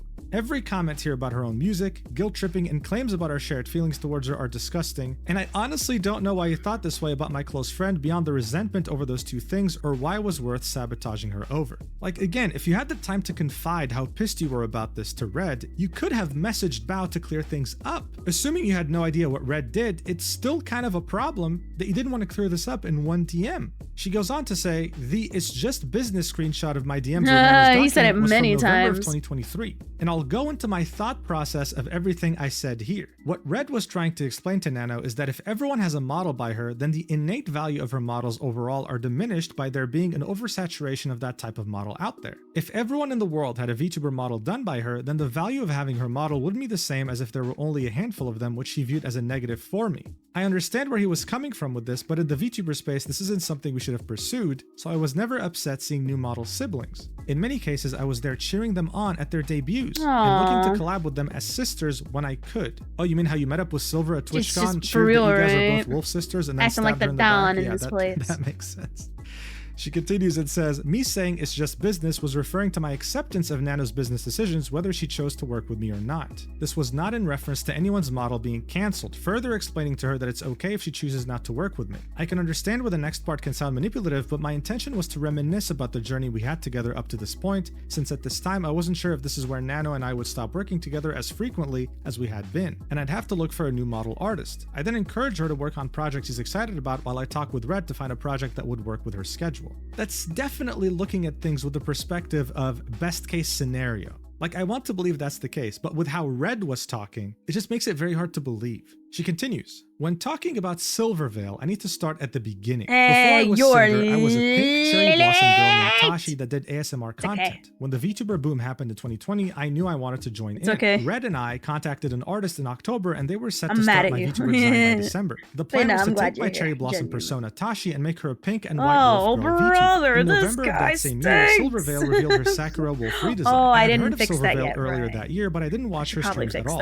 We knew we had to pivot before we were stuck with a design that would just be a copy of one of the most popular VTubers at the time. Like I've explained many times on my stream, I knew I wanted to be a wolf girl, so I mixed my love of Okami and metal music into the design and came out with a Hellhound. My name was originally going to be Ember, but Red came up with the name Cinder since it was a mix of Sin and Cinder, both hell and fire themed. It was only a coincidence that it ended up being similar to Silver. I was genuinely interested in pursuing a friendship with her and drew fan art myself of us together. See, that would be considered wholesome, but then teeters on the borderline of being a stalker when we know how hard she tried to be friends with her and then ended up backstabbing her. She continues, on the other hand, Red was in my ear the whole time saying how great working together would be since again he's been the business-oriented side of my brand. Since I started streaming, I have been ruthlessly compared to Silvervale, being called the discount version of her. I was accused of copying her design, copying her personality, and even copying her laugh of all things. And there was a large number of people who were diehard believers in the fact that I stole all of these attributes maliciously for my own gain, citing the art I posted of us together, calling her an inspiration. When in reality, this was referring to the decision to become a hellhound. Stinky. The only time Silvervale was mentioned in the original designing of my character was when we explained why we were pivoting to something else. And there were no references of actual Regina involved. George, I grew more and more resentful of Silver over time between the constant belittling of myself, a controversy around my first waifu cup, and other incidents, even though she herself never interacted with me directly. And it was also that fact that made me insecure, like I wanted to know if she believed all these things or not.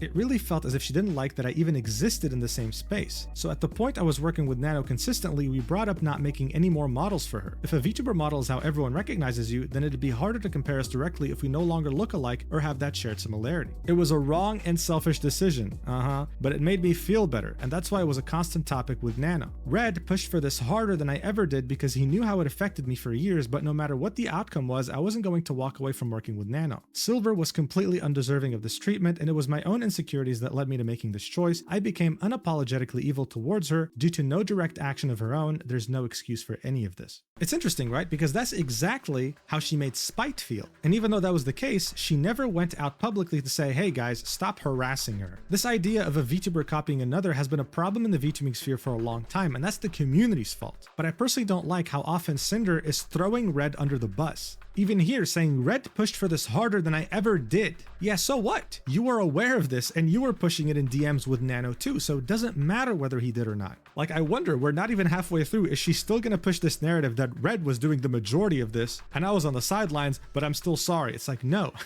no, you were very much aware. She continues, moving on from Silvervale, let me talk about Spite. Once again, I had no involvement or knowledge of Red bringing up Spite to Nano in 2023. My only personal involvement with excluding someone specific from working with Nano was Silver. My design sheet and outfit were finished and made public at the very start of 2021. The first thing she mentions is a debut teaser in 2022 that was apparently posted on the same day as her original debut, which I honestly don't know if at the time this was intentional or not. I don't know when I first discovered Spite, and it could have been after she debuted. When I first debuted, I was very possessive of my design details. I had made it a year and a half since my design sheet was finished and public to having a full Vtuber debut as I watched everything grow and change from the sidelines, and I didn't want anyone else to capitalize on my concept before I could. Soon after my original debut, I remember Spite getting an update to her model that made it seem like she more closely resembled me, including fire added to her model. Without evidence, I saw it and thought she must have copied me, but I never did anything about it other than voice my frustrations to Red. I didn't want to start drama with anyone, and I didn't have ownership over fire as a design detail. The references for the ripped shirt and shorts outfit on my bikini model was given to Nano in June of 2022 with the purpose of having a cover-up outfit that would be safe for Twitch.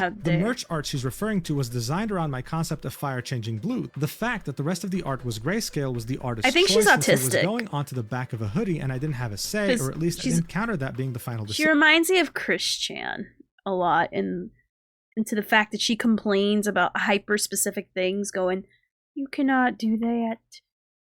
You cannot make a Sonichu that's yellow because that's my Pokemon, and that you shouldn't be copying me because it's not official.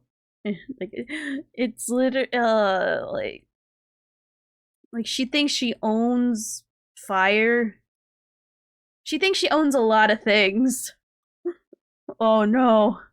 I'm copying her now.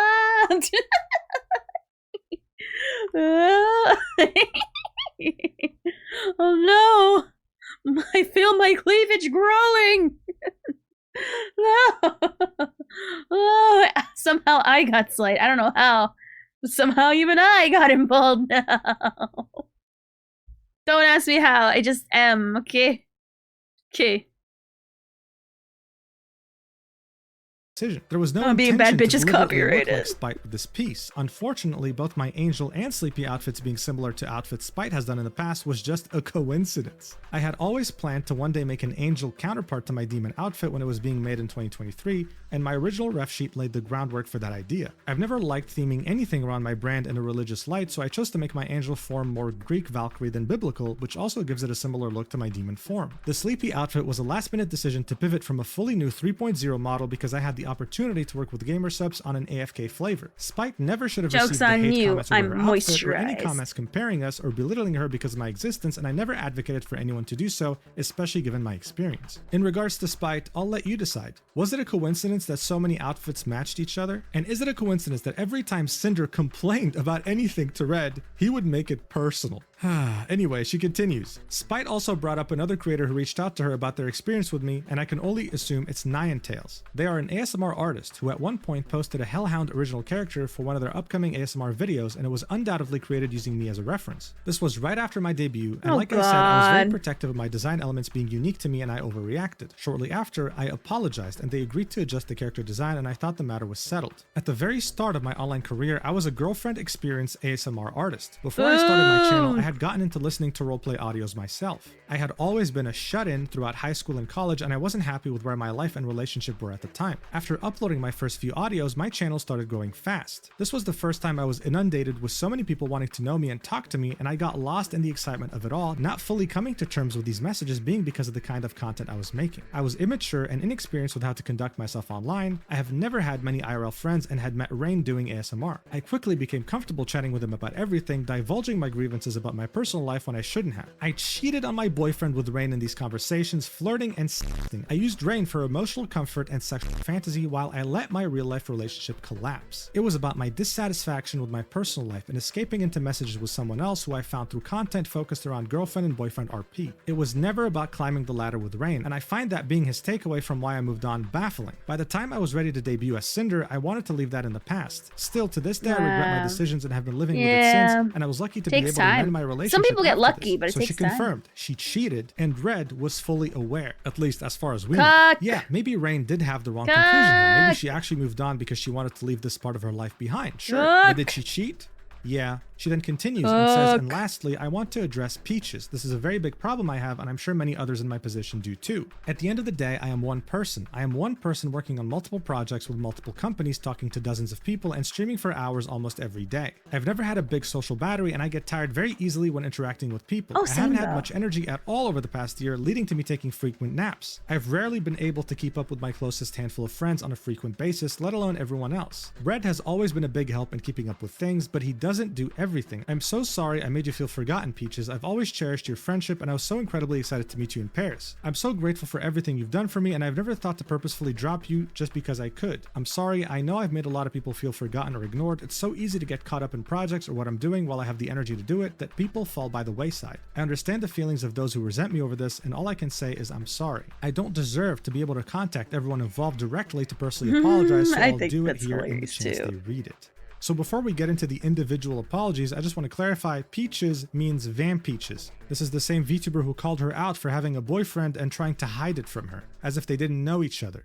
Now let's get into the individual apologies, starting with 2nano. I'm sorry I let things get to this point or even entertain the thought of you working exclusively with me. That's not fair to you. I wouldn't be here without you, and I wouldn't have been able to do most of what I've already done without you. I felt overly attached to our relationship over the past 4 years and loved your work so much that I wanted to make myself exclusive to your art and should have never sought those feelings to be reciprocated. Everything you've ever worked on for me she was should have always paid so perfect, for and it. I lost sight of how everyone else around me would have felt. I had no intentions of Just pressuring expected you into it. anything, but looking back on my clouded judgment, I can see how my messages felt that way. When I talked about how my models helped you improve, I meant that as looking back on how far we've come together. We've been friends for so long and cheered each other on when we both started growing and getting more opportunities like plushies, figures, etc. You had been my exclusive artist for full life 2D models for the majority of my time as a VTuber, and of course I would have been sad if you didn't want to continue that relationship, but in all our private DMs, I was okay with you ultimately doing what was best for yourself. I saw you as someone I trusted and loved and wanted to make sure you were still taking care of yourself with all the projects you took on, mine or otherwise. I never saw you as just a business partner. I thought I was reassuring you that I'd always be understanding if you wanted to move on to other projects. I genuinely appreciated our friendship. I always saw you as a close friend, and I'm sorry for what I put you through.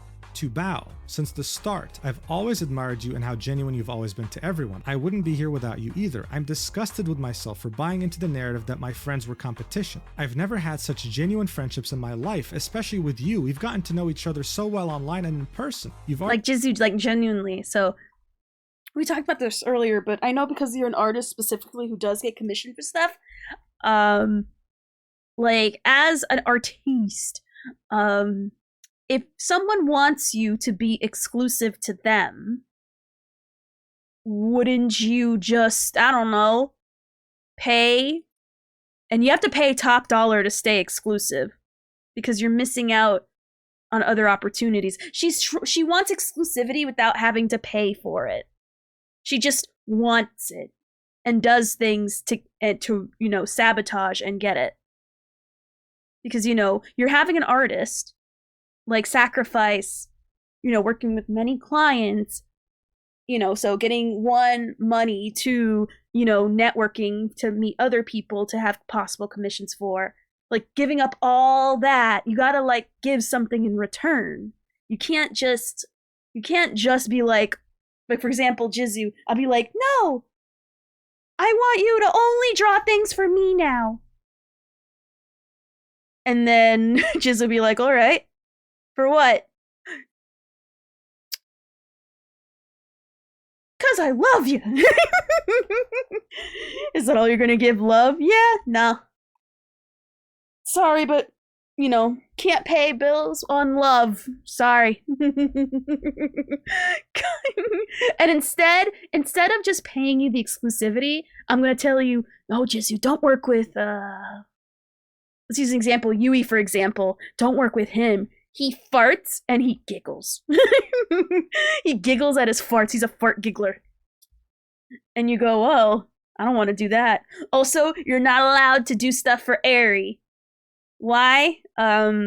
She said mean things about me maybe that one time. Don't do that. Also, if someone asks you to do stuff for them, tell them no, but I'll pay you instead. It's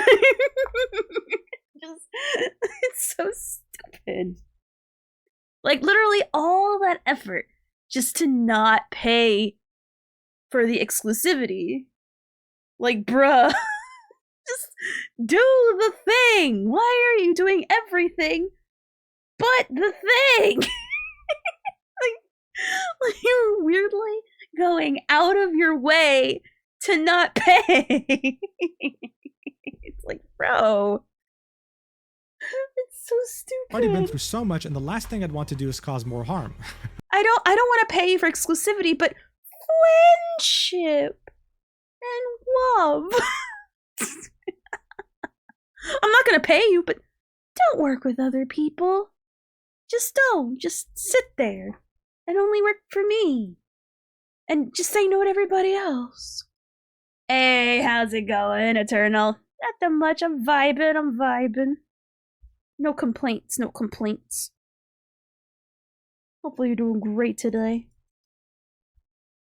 Well, that's a bit too late.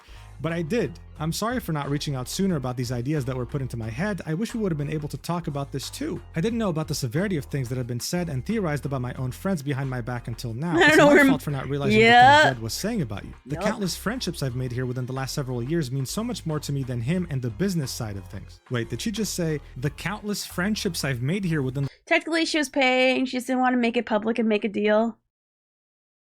No, I'm not saying she didn't pay. What I'm saying is that she only wants Nano to work for her. However, she doesn't want to pay the money to, properly put that in writing. You know what I mean? She's just sabotaging and talking down other VTubers to get exclusivity without paying for the because there's a reason why, like, for example, like HBO, Paramount, for example, they paid a lot of money to get a lot of money to get the rights for new episodes or new specials for South Park. You gotta pay a lot for them to leave Max. You know what I mean? I mean, to be fair, actually, there's an issue right now where I don't know if there's a lawsuit going on, but HBO had an exclusivity deal. And due to, like, weird wordings, South Park is able to go on Paramount because they're not calling it episodes. They're calling it specials. Which is a different way of saying episodes, but, to not breach the contract, they're like, all right, we're not going to make you new episodes because that's only in HBO's contract. Only they are allowed to get new episodes. So we're going to put specials, quote, quote, quote, on Paramount instead. And only make specials for them. But they paid a lot of money to get that exclusivity deal to only have the specials appear on Paramount and not HBO, and vice versa with the episodes. Like, HBO paid a lot of money to get the streaming rights of the South Park episode. Like, a lot of money, which understandably so. They're very, very valuable. So, for Cinder to get what she wants and without having to do all this sabotage and weird VTuber espionage, this is really autistic AIDS VTuber espionage. Let's just be real. This is gay as frick, man. Stupid. Gay espionage in the worst way, but VTuber edition. Instead of paying for which, to be fair, Nano, she is so talented. Like she is like top billing next to some other guy. I know there's a name to him. I wish I remembered. It's Nano and this guy with green hair. I forget his name, but they're like the top best people. Holy frick, we're in the cold. VTuber. I'm gonna be honest, this is World War VTuber. Like, so many VTubers are affected. Like Nano is who is it? The Persian prince? What started the First World War? If you were Mean Girls, which plastic would you be? Gretchen Wiener? No, I'd like to think I'm Regina, but yeah, I'd probably be Karen. But I like to think I'd be Regina. The Tsar getting murked? No, I don't think. Wait. Hold on, let me actually look that up real quick. What started World War I? The assassination of Archduke Franz Ferdinand of the Hungarian Empire. So that started World War I, was the assassination of Archduke Ferdinand. Let's see what started World War II. Oh, well, that's obvious. Nazi Germany invaded Poland. Okay, that's fair. I thought it was also an assassination for the Second World War. But no, it's just, you know, Germany overstepping their bounds. Anyway. The last several years means so much more to me than him and the business side of things. Like the friendships I think I mean believe more to you than I don't your know what it is, boyfriend, Gatefish, but you sound educated. Did you just write this like in a non-clear way? Anyway, no amount of popularity or money means more to me than the relationships I've built in this community. I've always been myself, whether that be on stream or in person, and I hope the friends I made can understand I never condone this behavior or any of the things that were said about my friends. I've always wanted everyone around me to thrive and find happiness. I can't stress enough how disappointed I am that I didn't see this sooner until that got me by surprise. I'm sorry, Bao. After all these documents and these different people and their perspectives and their points of views, is there a single word that you believe in this paragraph? Let me know in the comments. Next up we have Tasak. I loved getting to chat with you in person. Nano. I absolutely loved all the hard work you put into the Bao and I was so grateful to hear you were on board to edit the music video. I don't remember exactly why the stream got pushed back, but I definitely wouldn't have put the blame on you knowing about how soon the deadline was when you started working on it. I was so thankful for your willingness to complete the project despite everything, and the quality of how it turned out was incredible. I can't believe how VTuber started doing assassination of Nano. You put in for me. I'm so sorry for everything that's happened. Next up, I know we his name's funny. and Shy Lily. They don't get individual apologies, they got grouped up together. Dang, Shy Lily doesn't even get her own individual apology. She gets the lumped one. I don't know who Cotton is, no disrespect to them, but Shy Lily doesn't even get her own paragraph spot. If I were insulted and I were in a Google Doc apology, I would demand my own section. Even if it's one sentence, even if it's 2 words, I demand my own nicely, like, what's the word?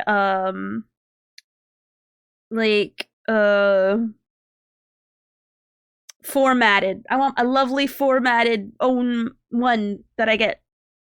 Demandeth it. Anyway, she says, I'm so sorry you had to get dragged into this. It's my fault I let it get this far, but I hope you can believe me when I say I had no knowledge of Red bringing you up in Nano's DMs. I just learned about all this myself, and there could have been so many other friends affected by the narrative that things always had to be competitive. If I knew Red was trying to exclude specific friends in this exclusivity deal, I would have spoken up. None of my friendships are worth sacrificing over an art piece. I love being your friend and all the memories we've shared, and I hope someday you can forgive me for allowing this to happen. Next up, we have To Silver. Since the start, I loved that I saw someone else sharing so many similar interests to me, and I thought maybe someday we could talk about it all and be good friends. I was blinded by all these hate comments around me calling me your lesser half. I hate the person I've become towards you. I tried reaching out some time ago to try to start up a friendly conversation to change things and make things right, say hi to you at conventions and support your endeavors, but despite all that, I was still being eaten alive by my own doubt. I'll ruin my reputation on the internet. I will give you your own compound sentence apology right at the end of the paragraph. How dare you? How dare you? In my own dojo. My own dojo.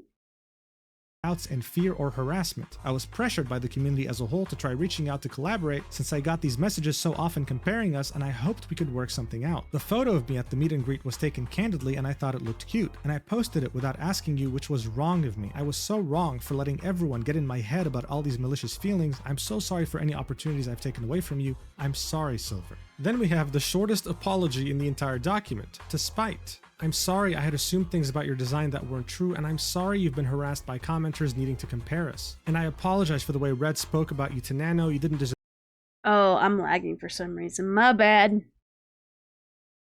I don't know why I'm lagging. It just randomly happens from time to time. I'm just playing my game here and vibing. Yeah, my apologies. Let me see if I can lower the bitrate, and maybe that'll help. There's it right here.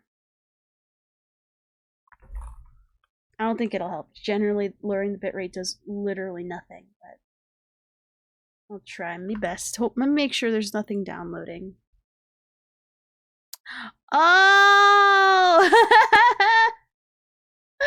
Hello Kitty is updating.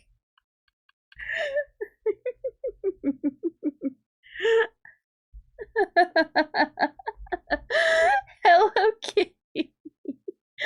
Hello Kitty randomly updated.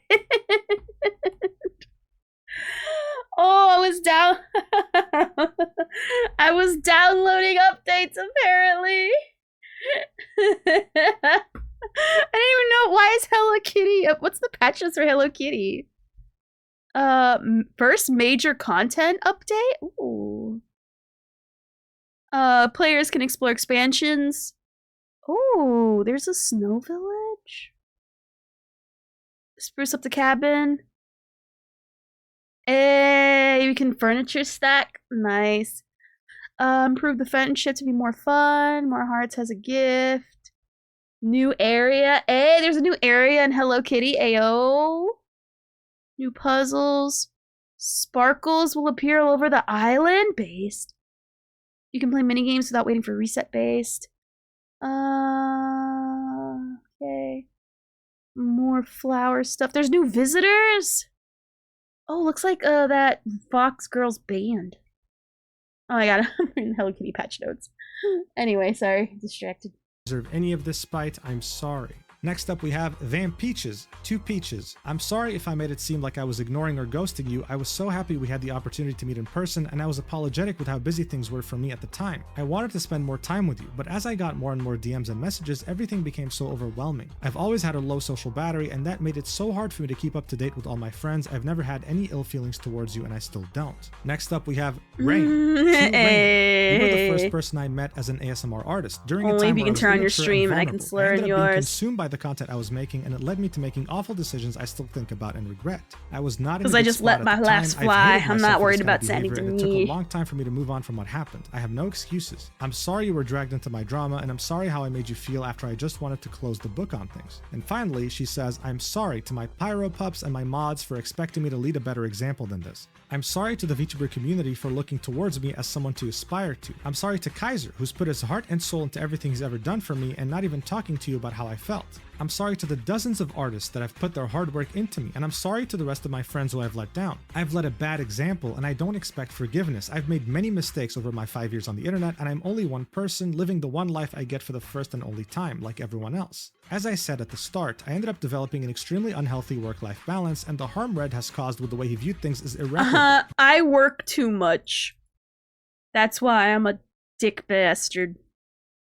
The way I've been perceiving things lately is not how I want to view the world moving forward, and this goes to show there's a lot I need to address and improve if I'm going to continue being a creator. I'm devastated that the friendship so special to me may understandably never be mended again. I love my job, and I love all the friends I've had. You missed Thank it, you Charles. For reading, signed, Cinder. Woo! What a read. My voice is almost gone. What did I get out of this? Well, it was kind of what I was expecting. There's nothing she can really say that can repair what happened. Sure, Redacted was her manager. He was doing the talking for her. He did the lesbian pose. I was so happy. Give her happy. the benefit of the doubt 100%. We still have proof, and she admitted that she was purposefully targeting Silver. All of this was also happening over the last couple of years, maybe even a bit longer. This isn't just about her not being aware and Red being the guy who did all of this by himself. This is about how she's the boss, Red is her manager, and in any other industry, this would be considered gross negligence. Just imagine with me for a second, if Nano didn't make her document, then how long would this have carried on? I get goosebumps just thinking about it. Like, this is ridiculous. And it's actually very easy to shut down all her excuses. She was there when Bao showed her the model that Nano was working on. Throughout this entire document, she kept saying how Nano was more than just an artist. She was her friend. She loved her. When Bao vented to her and her friends in the group chat that the model was cancelled, a true friend would have messaged Nano, asked what was going on. A true friend would have reassured Bao, seen how they could help, but she didn't do any of this as if she was already planning it to begin with, and guess what? She was. Throwing your boyfriend under the bus for everything is just not gonna cut it. Other VTubers, especially the ones mentioned in the document, thought the same thing, so they made sure to publicly reply.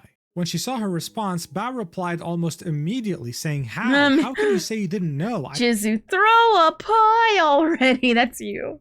I showed you both my base model sketch from Nano at WeebCon. We walked on stage and performed together. You were in the group chat where I shared my sadness over Nano suddenly canceling my model after we were so close to begin Live 2D and rigging. And to now find out that just the day before I shared my sadness, this is the conversation that happened that ruined months of debut prep, planning, merch preparation. If you want to apologize to me, please do it properly and stop hiding behind Red. Bao attaching the 2 screenshots we already saw in Nano's document and a new screenshot showing the group chat where she vented about Nano dropping her. It's just not adding up. This apology is only making things worse and even weirder for Cinder. Shy Lily replied to this apology, and here's what she had to say. The absolute audacity to sit here and continue to manipulate and gaslight is absolute insanity. The pain and mental torment you've caused to the ones closest and most supportive of you has been devastating, and I have never been so heartbroken and hurt so badly for my friends. You are the fakest person I've ever had the displeasure of supporting, reading. This is one for Shy. This is why I love Shy Lily so much. I love it. She's calling her out. Hearing of how you've really viewed me behind my back, not just through screenshots of your man, but also your very own messages, while having to sit here and read through these bullshit lies you spin makes me want to vomit. To claim that you didn't know a single thing and had zero awareness of what your man was up to, when everyone who shared even a single moment with you knows that you basically operate as the same person, sharing every waking moment while loving to jump at the slightest opportunity to turn into your most slanderous self as soon as the opportunity was given, even when talking about your friends, is sickening. I have experienced your own actions without Red in a situation where in your own screenshotted words you express a pressure to live up to what Lily is, and proceeded to throw one of your most loyal and supportive friends under the bus after months of continuous planning just because you consistently chose business over friends, never feeling bad for failing them. Just to earn the bag and compete with me over a V-Card collab that you rescheduled to be on the exact date your friend needed you to keep an important promise. You actively lied about it to them, instead blaming me for a collab you rescheduled, adding me to the pool of excuses to save your ass when you realized you were being a bad friend. Why blame me for choosing to miss an obligation you agreed to on one of the most important days in that friend's career? Everything you do is out of competition through your constant need to one-up people who are the sole reason you even have these opportunities and platforms to earn from to begin with. You're welcome, by the way. You claim that it's just business. Well, in the business world, there has to be accountability, and all you've done is try to shove it away and admit nothing.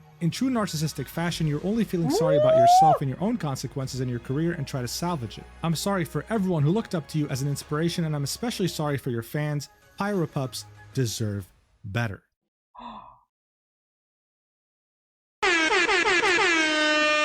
Bruh, like dead ass. Like, again, she is no longer just that boob tuber. She is absolute goddess queen. I'm convinced. Bruh. She literally left no crumbs. Like, she is like penis maxing. She has giant boobs and giant penis somehow, and woo wee zowie mama. Futama, yeah. Jesus, big balls, big balls, big balls. That is the best way to describe it. Big bows, big bows. Very, very big bows. Like, bruh. Every time it says just business, take a shot. Oh god, I want school night. We have to go to work tomorrow. Oh my god, just... Ooh. I don't say smoke after that. I need to smoke. That was... Ooh, was that as good for you as it was for me? Gosh, anyway. Wow. You know, Shy Lily typically avoids drama even when there's her name involved. She avoids it. She never gives it any attention, but this time, not only did she have something to say, she gave out a career-ending statement, bro. And speaking of career-ending, Cinder's post has almost as many comments as likes, with many people expressing their discontent. The most liked reply here is BuffPup saying, "Dude, f*** off." And as you can see, some of the biggest independent VTubers on the planet are here, saying how disappointed they are, while simultaneously not being in the slightest convinced by anything in this quote-unquote apology of hers. It's a disaster. But you would be gravely mistaken if you thought this was the end. No, this incident is the gift that keeps on giving. Aru, the literal ass behind the Invisible Woman in Marvel Rivals. Yeah, I'm not even kidding. They actually used her as reference. But more importantly, she's a streamer and content creator who used to be a VTuber and is on friendly terms with Silvervale. She revealed to us after Cinder's catastrophic apology that her weird obsessive/stalker behavior towards Silvervale didn't start in 2023. This went on for way longer, and she tried to use Aru to get to her. Here's what she had to say in her statement. "I hadn't planned on tweeting anything about this until I saw Cinder's apology. While I wasn't hurt to the extent others were, it's clear now that I was lied to and used, not treated as a friend, but as a tool. I first met Cinder during a Twitch Rivals tournament and really looked up to her. We hit it off, messaged a lot, and got even closer at TwitchCon 2022, where I spent most of the day with her and Red. At one point, she noticed I was mutuals with Silvervale, someone I admired since meeting her at PAX, and asked if I could introduce her. I thought she was just a fan like I was. Cinder invited me to go with her to Silvervale's meet and greet, and it meant a lot to me. As someone who didn't grow up with many social invitations due to being homeschooled in a foreign country, that gesture felt special. But looking back, I realized she only invited me because she thought I could give her access to Silvervale. After I introduced them, Cinder pushed me to ask Silvervale for a collab. I'm someone who rarely initiates collabs. I prefer to build friendships off-stream first or let things happen naturally. Still, I went out of my comfort zone to help because I believe she genuinely admired Silvervale. Now I know that wasn't true, and realizing she actually harbored resentment the whole time makes me feel completely used. I wasn't a person to her, just a connection. I did message Silvervale about the collab the first time, but when Cinder followed up again, I brushed it off because I didn't want to pressure her. Over time, I started noticing that Cinder didn't treat me like a real friend, more like a means to an end. Sometimes she made it clear IRL that she didn't even like me, and I can't help but think it's because I didn't push harder for the collab. By 2023, our interactions had nearly stopped. Still, I tried to keep things friendly in DM/IRL because I didn't know how to stand up for myself or set boundaries. Don't worry, even if you set boundaries, she would have still found a way to backstab you, right? Look at Silvervale. Anyway, she continues, that's changed now for obvious reasons. It's hard to say, but Cinder's apology doesn't feel genuine, especially not towards Silvervale. The truth is, Cinder isn't the only one who makes others in this space feel used or small. People like her, Yaki, and others made me feel that the best choice for myself was to step away from VTubing entirely and made me afraid to build new connections. But as I said yesterday, there are good people in this space and they're the ones worth holding on to. Don't let the bad ones stop you from being your genuine self. To my community, I think I'd like to try coming back to VTubing. When we talked about it last night, hearing how much all of you loved the VTubing streams honestly hit me hard. It made me sad to realize I gave up on something I loved just because of the shitty, awful people who poisoned the space for me. To the friends I pulled away from because I was trying to protect my peace, I'm sorry. I'd love the chance to reconnect and rebuild those friendships. I started VTubing because I believed in the joy and creativity of this community. It's heartbreaking to see that spirit dimmed by people who take advantage of others' kindness, hold them accountable, call it out. What I went through wasn't nearly as intense as what Nanolis experienced, but I do understand how hard it is to say no to a friend, especially when they make you feel like you're the only one who can help. I truly hope everyone affected by Cinder can heal and move forward, and I'm sorry for any negativity this situation has brought up from my side as well. She then links 3 different images of DMs between her and Cinder. The first image is from 2022, and it's Cinder starting off the conversation saying, would you want to come meet Silvervale with me at 2:30 p.m? Aru then says, of course, I'll go with you, to which Cinder says, I'm just really nervous and I think I remember you meeting her before. Dude, she is so sneaky. Aru then says, yes, I've met her. Oh my god, she's so nice, don't Like I said, VTuber espionage, and that is the most stupid thing I've ever heard in my life. Like, for real, like, who does VTuber espionage? Honestly, that's okay. Take this off now. There you go. Right. Worry. To which Cinder said, you're the best, oh my god. Aru said, that's you. What time do you want to meet up? Cinder said, whenever you're free, and Aru said, okay, I'll be free in 10. In the next image, a few days have passed, and it's Cinder saying, were you still thinking about messaging Silvervale about a wolf girl chat? I'm not sure if she'd really want to, but I'd love to do more with you anyway. We should plan our spooky collab when we've recovered from this weekend. Aru then says, yes, let me message her and ask if that's okay. Yes, I agree, let's plan something. Cinder then says, we can wait a bit if you're still recovering, but if you had a day/time in mind, just let me know. My schedule's pretty open right now. I know I'm pooped from this weekend, but I want to do lots with my friends still, to which Aru said, sounds like she would be down to play games together once her schedule clears up. In the third image, we see DMs between Aru and Silvervale, with Silver saying, hi, it was amazing seeing you too. Aru then says, I was wondering if you'd ever be down to play some games off stream if had time. Totally understandable if you're too busy though. Cinder and I were just talking about how fun it would be to have a canine night. Cinder was the hellhound that was with me at the meet and greet. Silvervale then said, that would be a ton of fun. I've been really busy lately with the con prep and stuff, but things have been calming down lately. There's also a fourth image, so it wasn't just 3, and these are DMs with Cinder and Aru around a couple weeks after the initial meetup, and it's Cinder saying, hey Aru, have you heard from Silvervale about doing a Wolfie collab with us? To which Aru said, let me message her right now. So hey, yet another person that Cinder manipulated and used. What a surprise. Bear in mind that a year later she would go on to also show up to her meet and greet and tell her mythic manager to message her on her behalf. I'm telling you, the people involved here need to get a restraining order on Cinder. This is ridiculous. Shortly after this disastrous apology, Bao went live to talk about it. Oh, this is gonna break my heart. Here's what she had to say. It's gonna break my heart. And what I would have done if I was in their shoes, I can't understand. I couldn't understand it. I couldn't understand it. Oh, doesn't make We have been through so much offline and online, and there's nothing more confusing and more painful than seeing someone in your friend group be so kind and so warm to everyone around you, and feeling that they have slowly become colder and colder towards you, and not knowing what you did or if it's your imagination. But because everyone loves them, you don't know if you want to say anything. And so you keep it to yourself. Aww. And you keep hoping it's your imagination.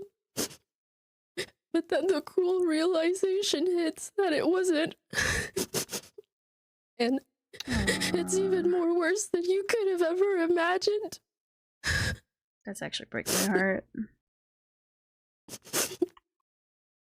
Genuinely break my heart, bro. So yeah, it's definitely a very hard watch. Look, to the average person, this is just another drama, but to these people like Bao and Cotton and Silver and so many more, this is real life. This is someone they've known for years and genuinely thought that they were close and they were friends, and they tried their best to treat Cinder like a precious person, not just a content creator or a VTuber. This is not something they'll just get over, right? They need therapy. They need psychiatric help. This is trauma. It's very hard to trust someone after something like this. As I've already mentioned, this didn't happen overnight. This was a multi-year operation from both Cinder and Redacted to backstab her friends, and she only apologized because she got caught. That is it, and people won't be forgetting about it anytime soon. But the question on everyone's minds is no doubt, is this the end of Cinder? Well, not necessarily. She might have burned every possible bridge in the VTuber community, but that doesn't mean she won't have viewers. She's an absolute psychopath that can't be trusted, but hey, other creators have done worse things and they still have a career.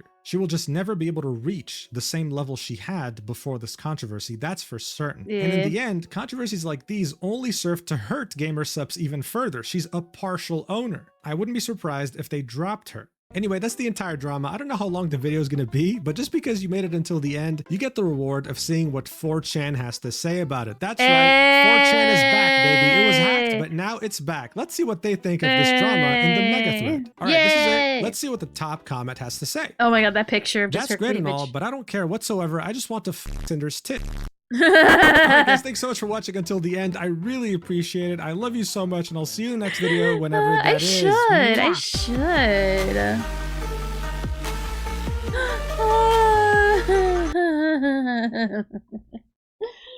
Based. Valid. Correct even. Yeah, I should do that.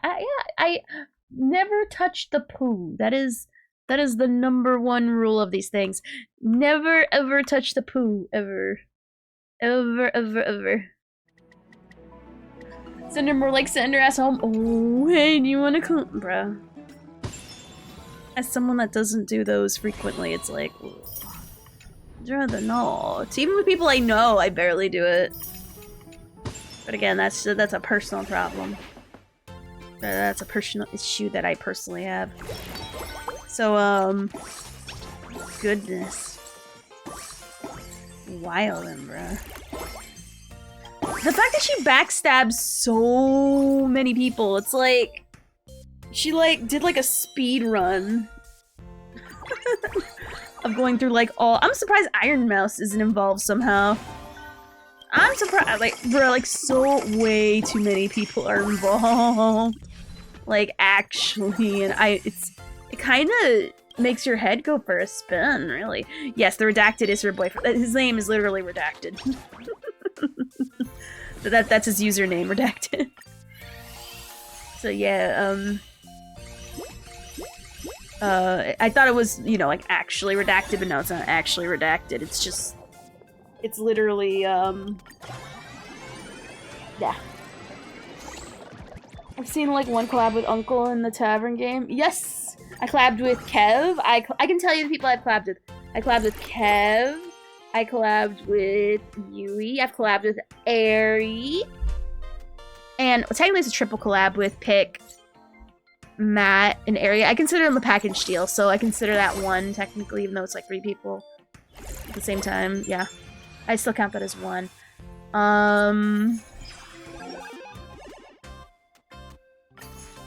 Let me see. Go Gujo when he used to stream. Oh. I know, right? Fake fan! Collab with Jizu, that's right, I did. I collabed with... Who else I collabed with? There's one more person. To be fair, do we count? Oh yeah, Milkman? Was it Milkman? A little bit, but it wasn't really a collab per se. It's just that I rated him, and I just played Marvel Rivals with him afterwards. Does that count? Do we count that? Because I wasn't online when that happened, that's why. I don't know, maybe it counts. Counts? Alright, it counts. I'm told that counts. That, no. Oh, run me! Yo. Oh, the Herta.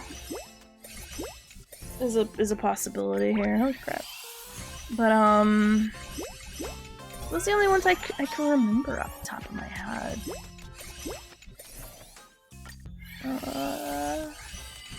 There's so much more than I expected. I thought the problem was that she just had a boyfriend. I knew it wasn't... Like, her having a boyfriend wasn't an issue, but I knew it was a thing.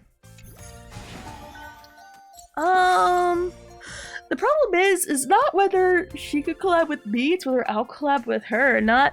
Again, it's mostly a me problem, I'm just bad with collabs in general. We did collab with her recently playing Repo, it was so fun. Oh my god. Friggin' love Repo, man. Was her boyfriend a surprise to her No, he was her manager, so... Like, they knew. Like, the boyfriend, shockingly, was not a part of it at all.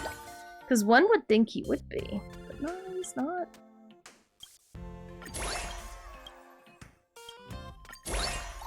But you know what? Respect that for once the boyfriend isn't the source of the issue. Because normally that would be, right? But yeah. How do you end up being so manipulative in the genre? It's supposed to be unserious. Insecurity. That she's just a giant cautionary tale of what happens when you let your insecurities run wild. Oh, sorry, my tism kicked in. Apologies. I'll blame the blood loss on that one.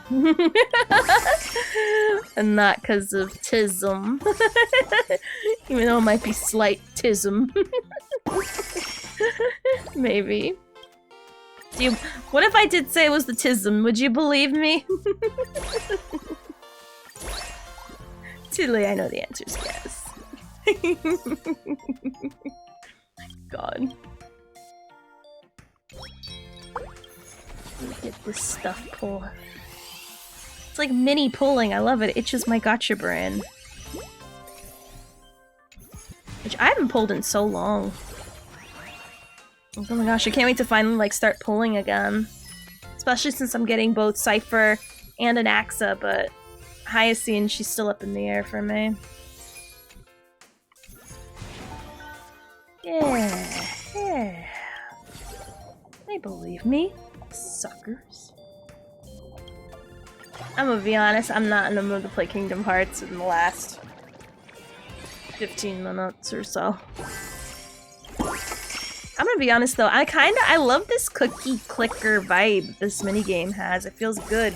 It's constant movement and clicks. And I like it. It's a vibe. Like, I am vibing right now. Bro, I went to open the Airbnb Wi-Fi on my laptop and I thought this was one of these iWi-Fi options that said Kiwi Farms! Oh my god. Bruh. That is concerning, but also that's really cool in a weird way. It's like, bruh? How do they know what a Kiwi Farms is? The frick? Usually not something you see peek its way into the real world. So that's cool. Hold on.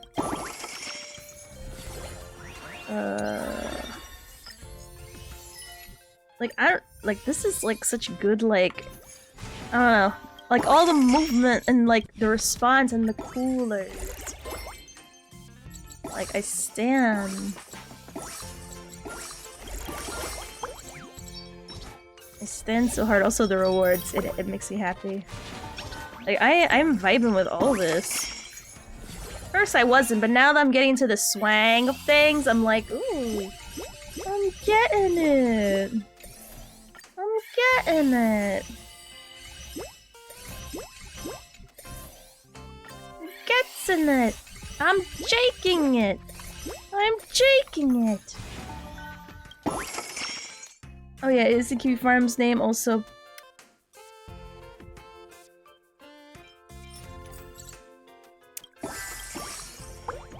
Why don't...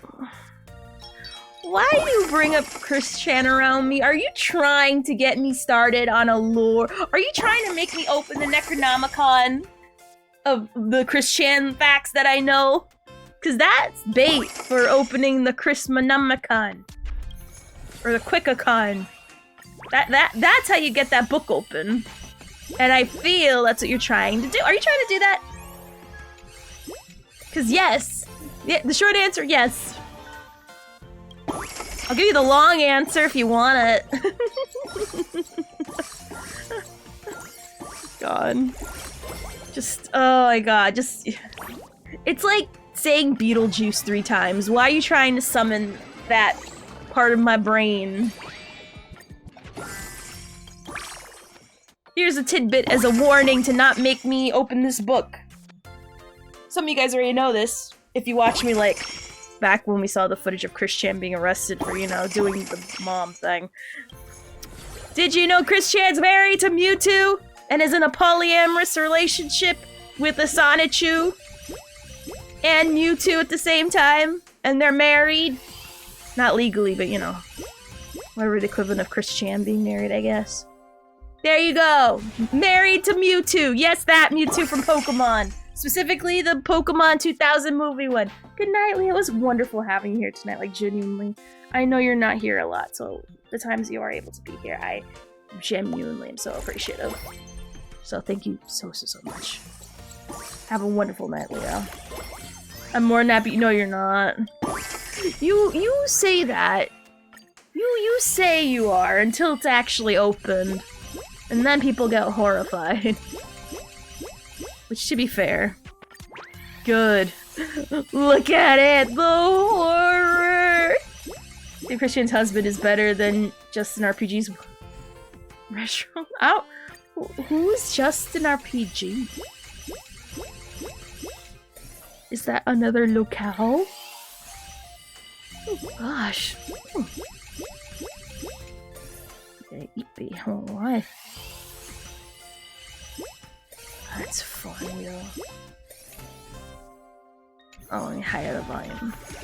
I remember I kicked a voice meter to the curb and now things are lower.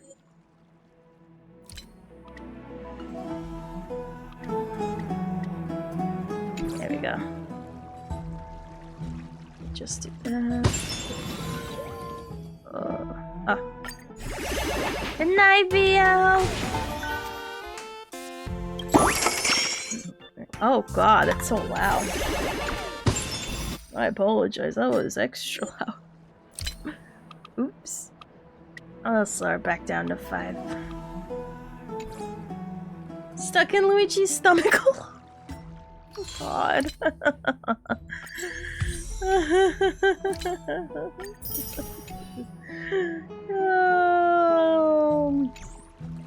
God. Christ. Okay. Back to this event. Alright.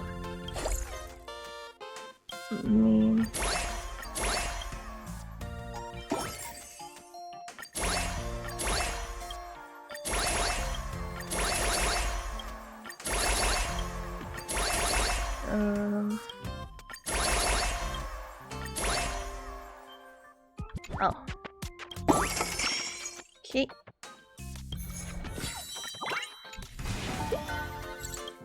Here. Oh gosh.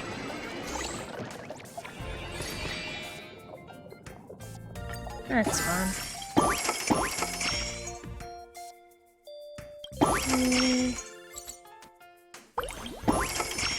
if I can level up.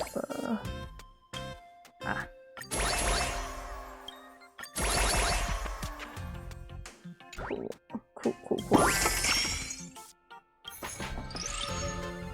So I can't do anything with Ron May until the Herta comes. Oopsie, I knocked that over. My bad. I don't know why I'm messing my lip walls if I just knock them over. Alright.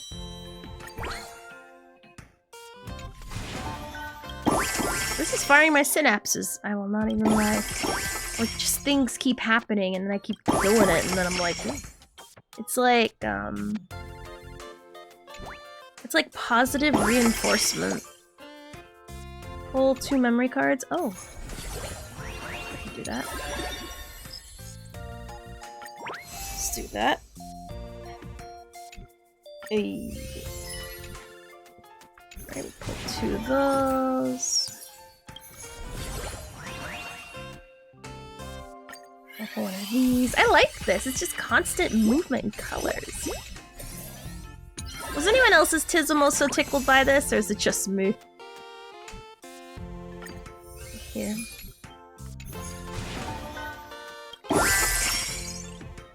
Alright. And then we'll see who can we level up. I'm gonna go up to 10, not just 1. Ooh, perfect. Okay, ooh. No, I want to get the double S.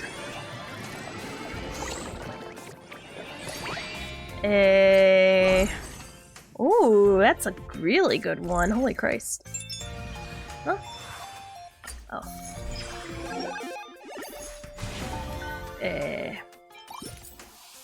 I know, right? Tism Maxing's the best. It's constant movement and I love it. Like right now, I feel like just the smiling emoji. Like, yes. Yes. I'm just gonna pull all the large quads. Oh, there's the Herta. Scroolum's in here too. Oh.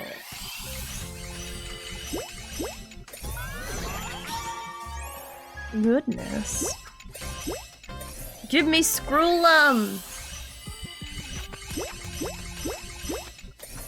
Give me Scroolum!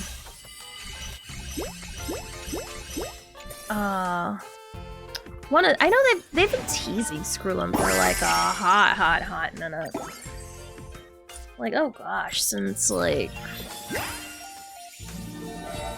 before 2.0 even. Yeah, even before 2.0. Alright, Scroolum! Hey, let's go. Alright. Ooh, alright. Let's get this going. Aw, thank you, Pretzels. Thank you all for being here, like, genuinely. Thank you for indulging me in my interests in stupid YouTube dramas. Or stupid drama. YouTube drama is a guilty pleasure of mine. Just because I like to learn from them, just as a person, what to do and what not to do on the internet. And Cinder's definitely a giant case of what not to do. Like, she's everything of literally, like, whatever she does, just do the opposite. Like, that is the, name of the game for her. Alright, so let's see. Okay. If we can get the Herta. Oh, whoops. Put her back. Switch her out with the Herta. And then I'll put Ron May here.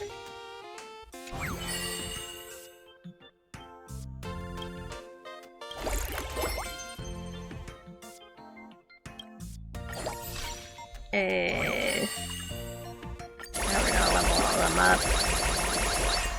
All them up. Charge your phones, people! And now he's the largest out of all. Goodness, I didn't mean that.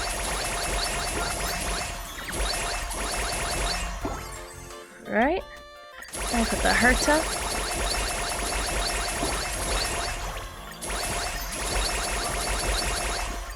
There we go. He's not out yet where I am.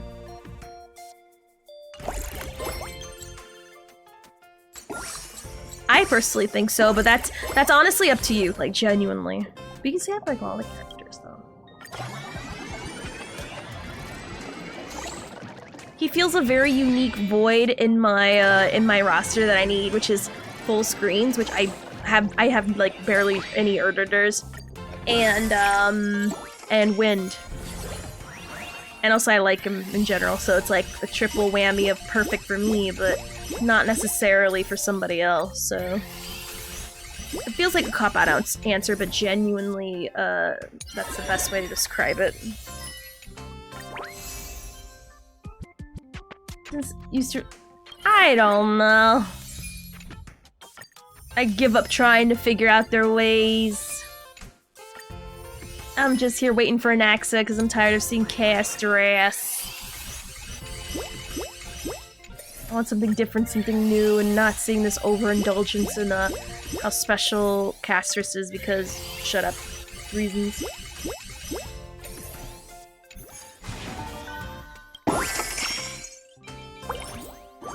Alrighty. What's resplendent? Oh, that! But yeah, you're right. Did you release on Tuesday? I don't know what happened.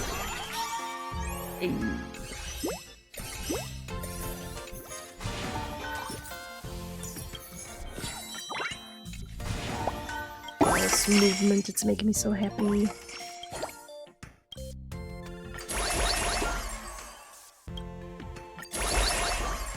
Okay.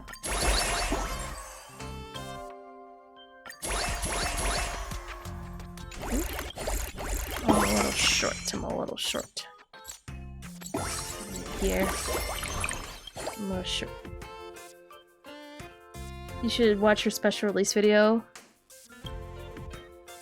Oh my god. That's one thing I kind of wish they would change is up the quality of the video. Please. Because watching the cutscenes is really difficult when they keep lowering the quality. Like, it takes away from me a little bit. Not too much, but just enough where it's like, come on.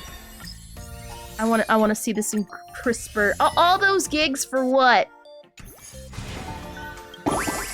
If I'm gonna download all those gigs, I better have some good quality cutscenes at the very...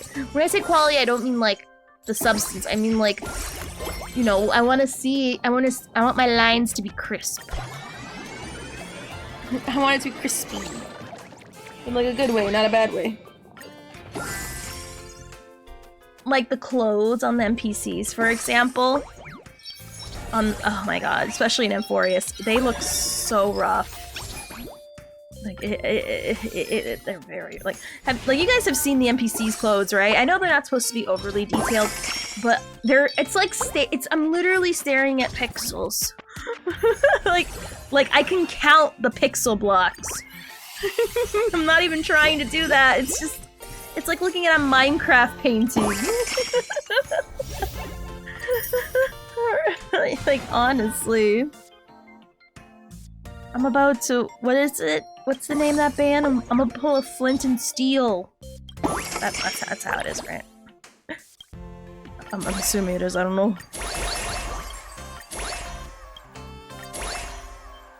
Right. Oh. I like everything being in the same range. Memory cards... My tis, I'm so happy. You don't understand. No! But I've seen enough of the memes where I prac. I've seen enough memes. I've seen enough of the memes to understand the general premise. I will watch it when it goes on streaming, though. see. I heard it's a very dumb, like, you know, like it's like the Michael Bay movie, but for kids. Does that make sense? Which I vibes. I like a good popcorn eating time. Try that.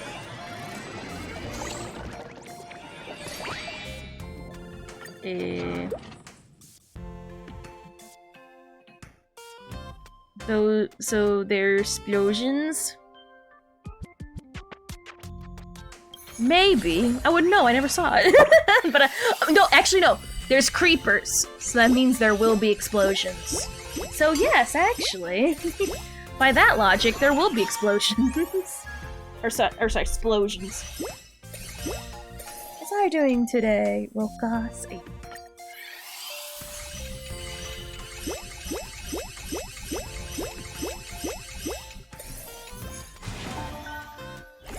Oh.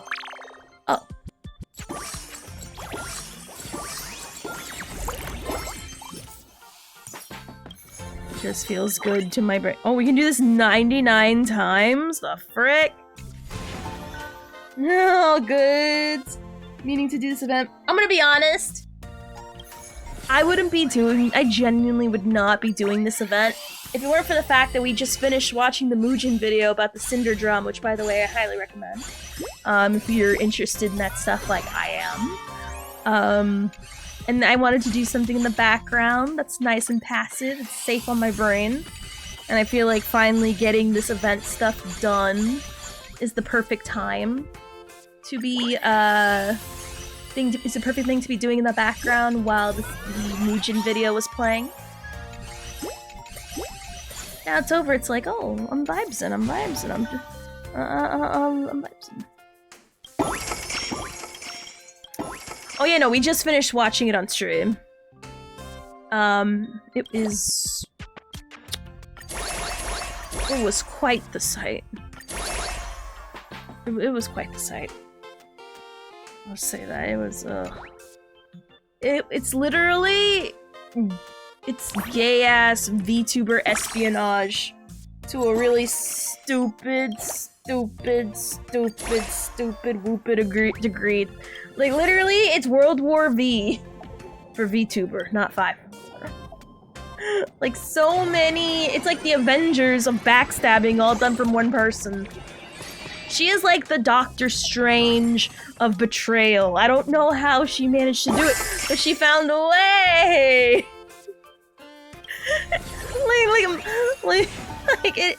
it blows your mind of how many comic book characters are like in this thing. Like, bruh. Oh yeah, for sure. I'm about to get off in a moment. I'm just getting last little bit of synapses being activated before I call it a night. It's rough. I'm about to like fall over. So yeah, tomorrow we'll definitely go straight into Kingdom Hearts.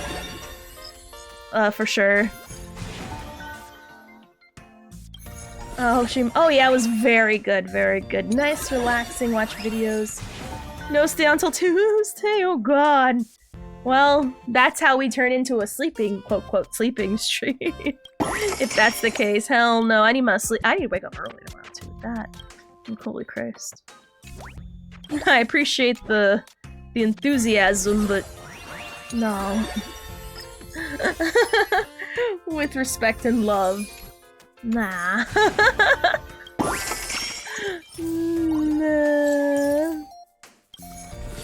No. No. Why? Because I'm cramping and bleeding and dying. I need my sleep! Especially on days I need to get up early. Because I need to get up super early to do my makeup. My skincare and my makeup. And then tomorrow's hair day. So I need my energy to clean my hair. And to be clean. I like being clean and smelling good. And I should be well rested for that. Because it is a very involved process. I think I have like an... Oh yeah, I was actually trying to count my steps in my skincare. Cleanser. Toner. Vitamin C serum. Hyaluronic acid. Moisturizer.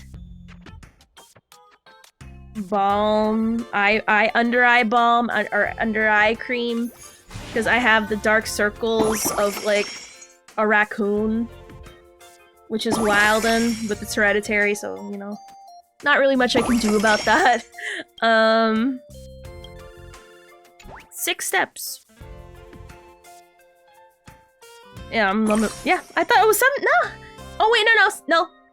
Vaseline for the lips. Well, not in the morning. In the evening, though. Because it messes with the lipstick slash lip liner. So yeah, so 7 at night, 6 in the morning. Today I wake up and wake up. I mean, waking up is a very important part of the day, I think. Oh no, men can do it too. It's just it's very good for my mental. You know what I mean? And I feel like a lot of people's mental would do much better if they if their skin felt good and they smelled clean and felt clean and soft. You know what I mean? Like having good skin, good nice smelling isn't just for women. It could be for men too. Like there's some men, even though their regimen isn't as rigorous as mine, you know, they still do it. I used to use some hair gel, but I wear a hat at work, so oh yeah, and also that wouldn't be very good for your hair. You do all that gel just to like have it be suffocated by a hat. That's how you get flakes. I struggle to stay awake, especially when ooh. Oh my god, that's how actually I've been thinking of getting up earlier because my makeup routine keeps taking too long. But to be fair, I want to look pretty. See, now that's the kind of effort I don't need to do. I choose to do because I want to look pretty. But you know, again, it's good for I'm not putting makeup on my face. I'm putting makeup on my happiness. Does that make sense? I'm putting makeup on my inner spirit to feel good. I got my mom's dandruff. I used to use special shampoo so I don't flake around. You know what's funny? Like genuinely, a lot of people like when you say the word Head and Shoulders for dandruff shampoo, people like make fun of it or look down on it because you know, they say, ooh, you got dandruff, ooh, blah blah blah. I'm gonna be dead ass honest. Head and Shoulders is the best goddamn thing you can put on your head. Like, with or without dandruff. I mean, it's just, like, if you use it, even if you don't have dandruff, it is so good it's so nourishing and good for your scalp. Like, so many dermatologists recommend using Head and Shoulders, even if you don't got it. Because it's healthy. It's good for your scalp. It thoroughly cleans. And it also helps prevent dandruff or fights it. Just, like, it makes your hair so silky. Head and Shoulders don't work for you? Well, here's the thing. There's different kinds of Head and Shoulders for different things. So, I don't know what you're using it for. If it's for dandruff, you might have something more severe. But, like, for example, I'll tell you the Head and Shoulders I use, because there's different ones that do different things. Besides, you know, they all fight Head and Shoulders. I mean, they all fight dandruff, but you have advanced dandruff, if that's the case, which normal Head and Shoulders, you might need prescription grade Head and Shoulders, as I smack the mic, sorry. My Head and Shoulders that I use is the shea butter. Hold on. Yes, I am. Yes, oh gosh. Okay, it's gone. Alright, so thank you, sorry. So the Head and Shoulders I use specifically is the shea butter one. And it's good for like coiled hair, which is what I have. I have like waves that can curl into coils. For curly to coily hair. Because there's different ones that are better for like hydration. There's different ones, like different smells do different things. Hold on, let's see what the apple one does. I wanted to get the ginger one, but I don't think it would help. Let me see. Let me look up the ginger one, because there's a ginger one, and hold on. Head and Shoulders. Ginger. Are the coils magnetic? When I hear coil, I think of magnets. I mean, my hair does bring all the boys to the yard, so yeah. It's like magnets. It's stupid, I'm sorry. I'm doing butter knives. Oh, I love that name, butter knives. That's so good. Alright, so... Oh, I'm looking at the shea butter again. I didn't mean to. I meant to look at the ginger. Oh, that's because I typed in shea butter again when I meant ginger. Whoops. Where's the ginger? Alright, so the ginger one... Also, I didn't get it because it was a 2-in-1. I didn't want a 2-in-1. It is good for... Where is it? It does something specific, but... Oh god, why do I go straight to the website? Like, bruh. I can't read it, it's too small! It does good things, okay? Oh wait, did I finally find one that had the description on it? It has a lot of antioxidants. Okay. And the flower one did something specific too. So the flower one is frizz control. I mean, besides different smells. So yeah, there's different scents do different things, and I chose the one to help with my curly/coily hair. It's more wavy, but still. But they all fight dandruff, is what I'm trying to say. I do not have dandruff, but I love the way it makes your hair feel so good. Like, bruh, don't shit on Head and Shoulders. Unless you're Jizu, who has, like, the double Yeti of dandruff. In that case, you need, like, the doctor stuff. I wonder, can you get that, what is it, Nizoral shampoo? Can you get that over the counter? Oh, no! Oh, wait. Oh, no, I've seen doctors recommend that. That bottle looks familiar. I've seen it. You know what's funny is that, you know how people like products that come in pretty bottles? Well, deadass, if it looks like it comes in a doctor's bottle, that's the sexiest product of them all. You know what I mean? Now I'm gonna show you guys what the bottle looks like that Jizu uses. Open this and let me tap. Oh god. That is not the most flattering image. I'm trying to like find it. Alright, how do I get this in a tab? Alright. Where is it? Right here.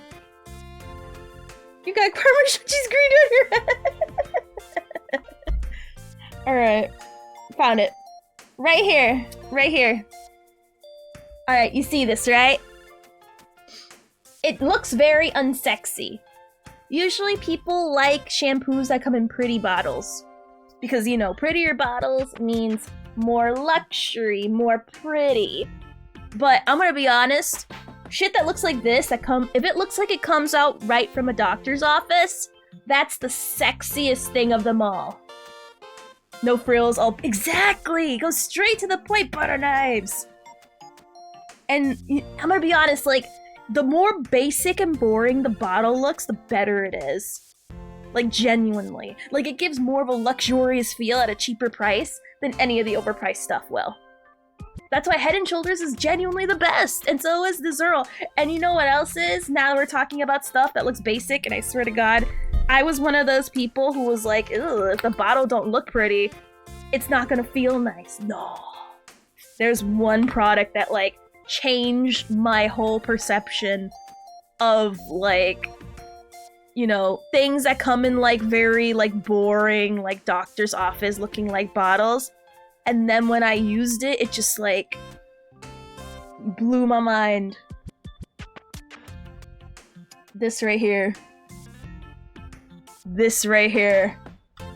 This, in my opinion, is the most luxurious facial cleanser ever. Even though, look at it. She's not a lot to look at. That is, she looks boring. She looks like what your doctor prescribes. But when you feel it, just... she is sexy! Like, she's like a lady that you talk to, and I don't even know how to describe it. Like, bruh, like, if you ever, like, deadass, Cetaphil's the best. If you don't have to do like a 6-7 step skincare like I do, just wash your face with Cetaphil. It feels so nice. And it's good for sensitive skin. And it's dermatologist. I sound like such an ad. I sound like such an ad, but I sound like such an ad. But for real though, I should get some of that stuff. I use Herbal Essence. Herbal Essence, I used to use it a lot, especially shout out to the blue bottle, the coconut one. Like deadass, the coconut. Where is it? Hold on. But it's more smells. Which there's nothing wrong with being smells, but I like my products to like do things. And not that it didn't do it just felt more for like the looks. I don't know, or not looks, but smells. My facial care is kojic-based soap that Aveeno is very nice. Okay, I can't find it, but it's the Herbal Essences coconut, okay? If you know, you know. It smells very good. Ooh, it's fantastic. Oh, I think I found one. It's on eBay? Really? Who sells that on eBay? Right here. This one. Oh, wrong one. This right here. I used to use this all the time. This stream is sponsored by Cetaphil. Cetaphil, we do skin, you do you. Hey, exactly, butter knives. But yeah, what was I saying? Oh yeah. So the simpler products straight from like the drugstore and the simplest bottles are the best performing products generally. Like for real. Just there's beauty and simplicity, and it's really effective and does things. Not only does she breast. Oh yeah, I was using Herbal Essence before the Head and Shoulder. Yeah. Like, I'm gonna be honest, Head and Shoulders makes me excited to shower. Besides cleaning, and of course, I also use Cetaphil. I do my cleansing process in the shower after I'm done with, like, you know, the hair and the body and stuff. Because, you know, that way, it's just quicker. That's why my Cetaphil in the shower as my last step before I go out, dry, and then immediately put on my toner, and then all the rest of the crap I do. But, like, Head and Shoulders, genuinely, it feels luxurious. Shockingly. It's the tingles, and then, now I sound unsponsored by Head and Shoulders. You know what? Genuinely, unironically, if this ever becomes a thing, my dream is to actually have a skincare line. But, like, you know, a good one. I want the kind of skincare line that's, like, affordable, but also feels luxurious. Like Cetaphil. You know what I mean? So that'd be funny, though. A VTuber having a skincare line and a makeup line. Because skincare and makeup go hand in hand, but obviously, you know. The makeup's optional. Skincare, though. Support. Especially sunscreen. Ugh! Sunscreen is sexy! We gotta normalize sunscreen being sexy, because a lot of people, like, don't want to wear sunscreen. That's the number one reason why people look old, is the sun. I work for a manufacturing company that does nutritional supplements and cosmetics, and to be honest, the lamer looking products are more concerned with ingredients and results over a quick sale. For real, they are! For real, that's why most of the things that dermatologists and, like, a lot of experts recommend, generally, is stuff like, oh my gosh, I'll be honest, you know who I used to hate on all the time until I realized, oh my god, they're that girl? Hold on, let me see if I can find it. I'll tell you who I used to, like, actually crap on before I realized, oh, you're that girl. And now I'm eating my words. I mean, I still don't want to use them. I don't know why. I tried them. I can't vibes with it, but it is very effective nonetheless. This girl. Right here. I used to super crap on CeraVe because of the packaging, I won't even lie. But CeraVe, I prefer Cetaphil, but Bruh, CeraVe just, I respect her now. I respect her now. Because so many doctors recommend this, and I'm like, the one I specifically have, it's good, but I don't know why I can't vibes with it. It's just a mental thing. It's not the bottle. Like, the actual formula is good. It's just, I don't know what it is. Cetaphil just hits different. It hits different, but CeraVe is still very good too. Like, but I take back all the bad things I ever said about CeraVe. I don't know what it is. I don't know what it is, but something about CeraVe felt so clinical, which is good because it does what it's supposed to do. But Cetaphil, it's clinical, but also it has like that nice, luxurious skin care kind of thing. It's really weird. It's the feeling of it. Just, I gel. The style of packaging is more targeted towards older people that don't trust products. It's also a pretty good indicator that it's using ingredients that are necessary, no additives. Exactly. Because the way the packaging is, it's protecting very important things that, you know, need to be in a particular bottle like that makes it look like a grandpa bottle. Yeah, I guess, yeah, that's a really great way to say it. Like, it's literally grandpa bottle. Because you look at this, you're like, ew. Like, hold on, let's look up, like, a fancy one. Ooh, I know a good one to bring up. Hold on, this is the one I hear all the time. Never seen it. I might try out their, sunscreen, though. Sunscreen.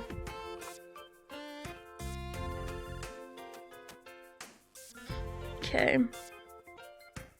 Not to say that they're a bad product. They're a very good product. It's just, you know, like, you can tell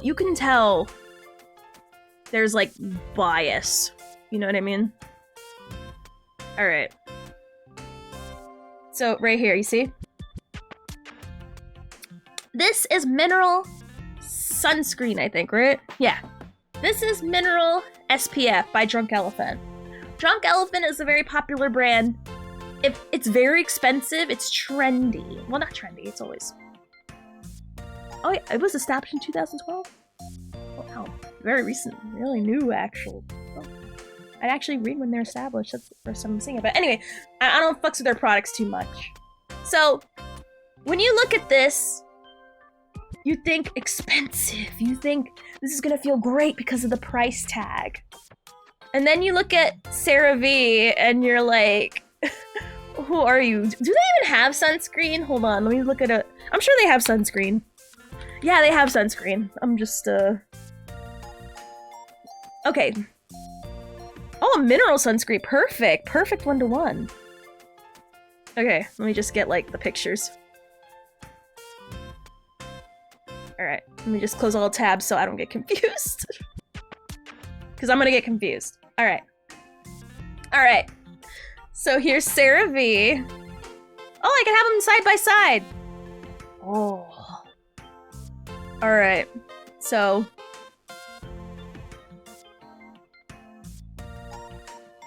So you can see a clear... Oh, so how you doing, Firehawk? Eh. So these are both... Well, I know there's some differences, but they're pretty much the same thing. There's CeraVe on the left, SPF. I assume that's 30 or 50. It's so pixelated, I can't even see. And then here's on the right, which is what most girls would probably be buying because look at it, it's so different. So pretty. And it's a higher price tag. Versus CeraVe. CeraVe, like, looks like the ugly cousin.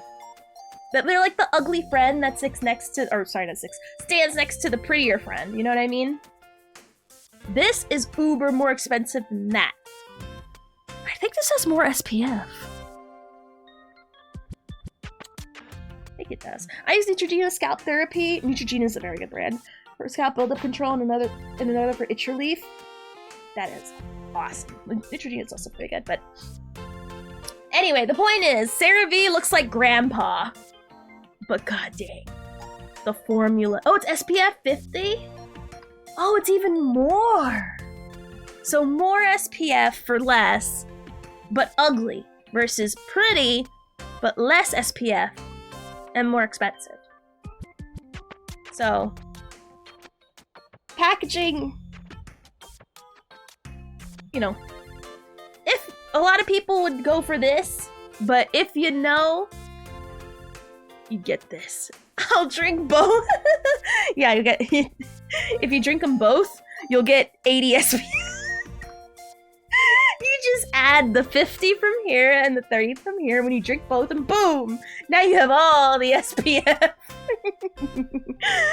Now that's thinking with Bortles. Because the maths. But yeah, your intestines will never get sun cancer, right? From all the SPF! It just makes too much sense, like, bruh. Anyway, but don't get me started on skincare. I can go on for, like, ever. Because, like, oh my god, it's like, I love it, it's so great. And yes, I also do believe in the Korean skincare. It's just unfortunate that, you know, the pricing of packaging and thing. We're not gonna go into that, but let's just say I like it. Do I have facial mask? I want to. My only issue with facial masks is that they're very wasteful for something I don't necessarily need to do. Well, depends who you ask. Some people say you have to. I personally don't want to. I like their moisturizers, though. My personal favorite, I'll show you the moisturizer I exactly use. But no, I don't like using facial masks because they're very bad for the environment. And I don't like using one-use products like that. Hold on. Let me see. It's an SPF moisturizer. I asked the same as you say. No, that's genuinely a valid thing to ask, because usually when people say they're into Korean skincare, it means they wear masks. Which valid, very valid question, very valid. Okay, I think I found a picture. Let me just find it here. Oops. All right. So this is the my personal moisturizer that I use. It is from the same people who make the banana soap. This is the aloe vera SPF 50 moisturizer / sunscreen. It is very good. It smells like watermelons a little bit. A little bit. It's not too overwhelming. It feels very cooling. It actually says right there, cooling. I never read my bottles. All I care about is the SPF, really, and the fact that it's a moisturizer, so it cuts down on extra steps. So I don't actually have an 8-step routine. Like, 2 of them are in 1 step. My last girlfriend was Korean, and she facial masked like a fiend. Oh yeah, no, they facial mask like mad. And they also have a lot of, like, devices they use that only, like, licensed dermatologists and, like, estheticians should be using, but we're not gonna talk about that. They have beautiful skin, and they're, like, the literal skin capital of the world, so you know what, they do them. But this is my personal one that I use. I might switch to another one, but honestly, the fact that this has such good SPF, and it's cooling, and it's a moisturizer, and it has UVA protection, whatever that means. I'm assuming that means I won't turn into the Hulk when I get mad in sunlight. I'll wait at night like a lady. But oh gosh, I went into a whole tangent about skincare for half an hour. I realized I have to go. I need to go to bed. I need to wake up early. But anyways, god dang it! I blame button knives. Don't get me. Wow, you showed me skincare, but not me. I show you my makeup. You see me in makeup. That's better than skincare. They hear me and see my products. You see the end result of all those products. Shut up. Like a lady. I come back and you're talking about skincare. Skincare, it's so important and good. If there's anything you take away from this, use Cetaphil.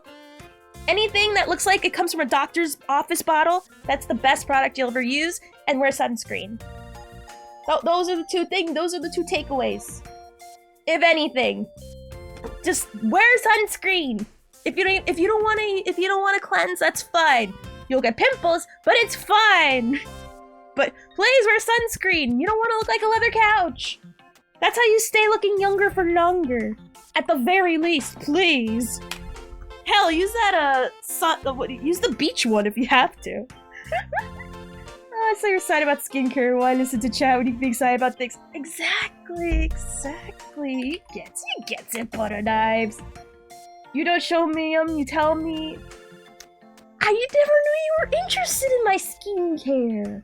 Hell yeah, I can tell you about my skincare geek offline though. Anyway, let's see. Ooh, you sure did. Mention skincare or any makeup in the slightest, and I'll start popping off at the mouth. Anyways, so please follow all the socials if you've not already. I'll be back on tomorrow. Thank you for the follow, Butter Nice. Thank you so much. I super appreciate it, even though you derailed me. It's okay. I love it. We have fun here. So let me see which one of my friends. Oh, I think I said Yui. Yeah. He is currently playing Monster Hunter. So we're going to raid him. The raid messages. I believe in Joe Hendry. Because you should always believe in Joe Hendry. Don't ask questions. Don't ask questions. Joe Hendry's the best. Yeah, I need to buy him. Of course. Sunscreen? Yes, you do. Sunscreen is very important. Unironically, like, I'm not even joking. Where's sunscreen? Like, ah!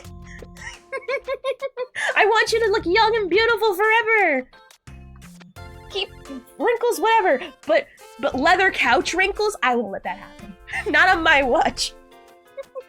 I'll wait till you sleep. Oh wait.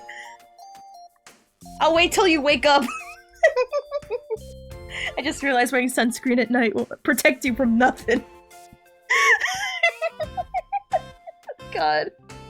Oh my god, I'm tired. Anyways, I'll see you guys tomorrow. Have a great night. Goodbye.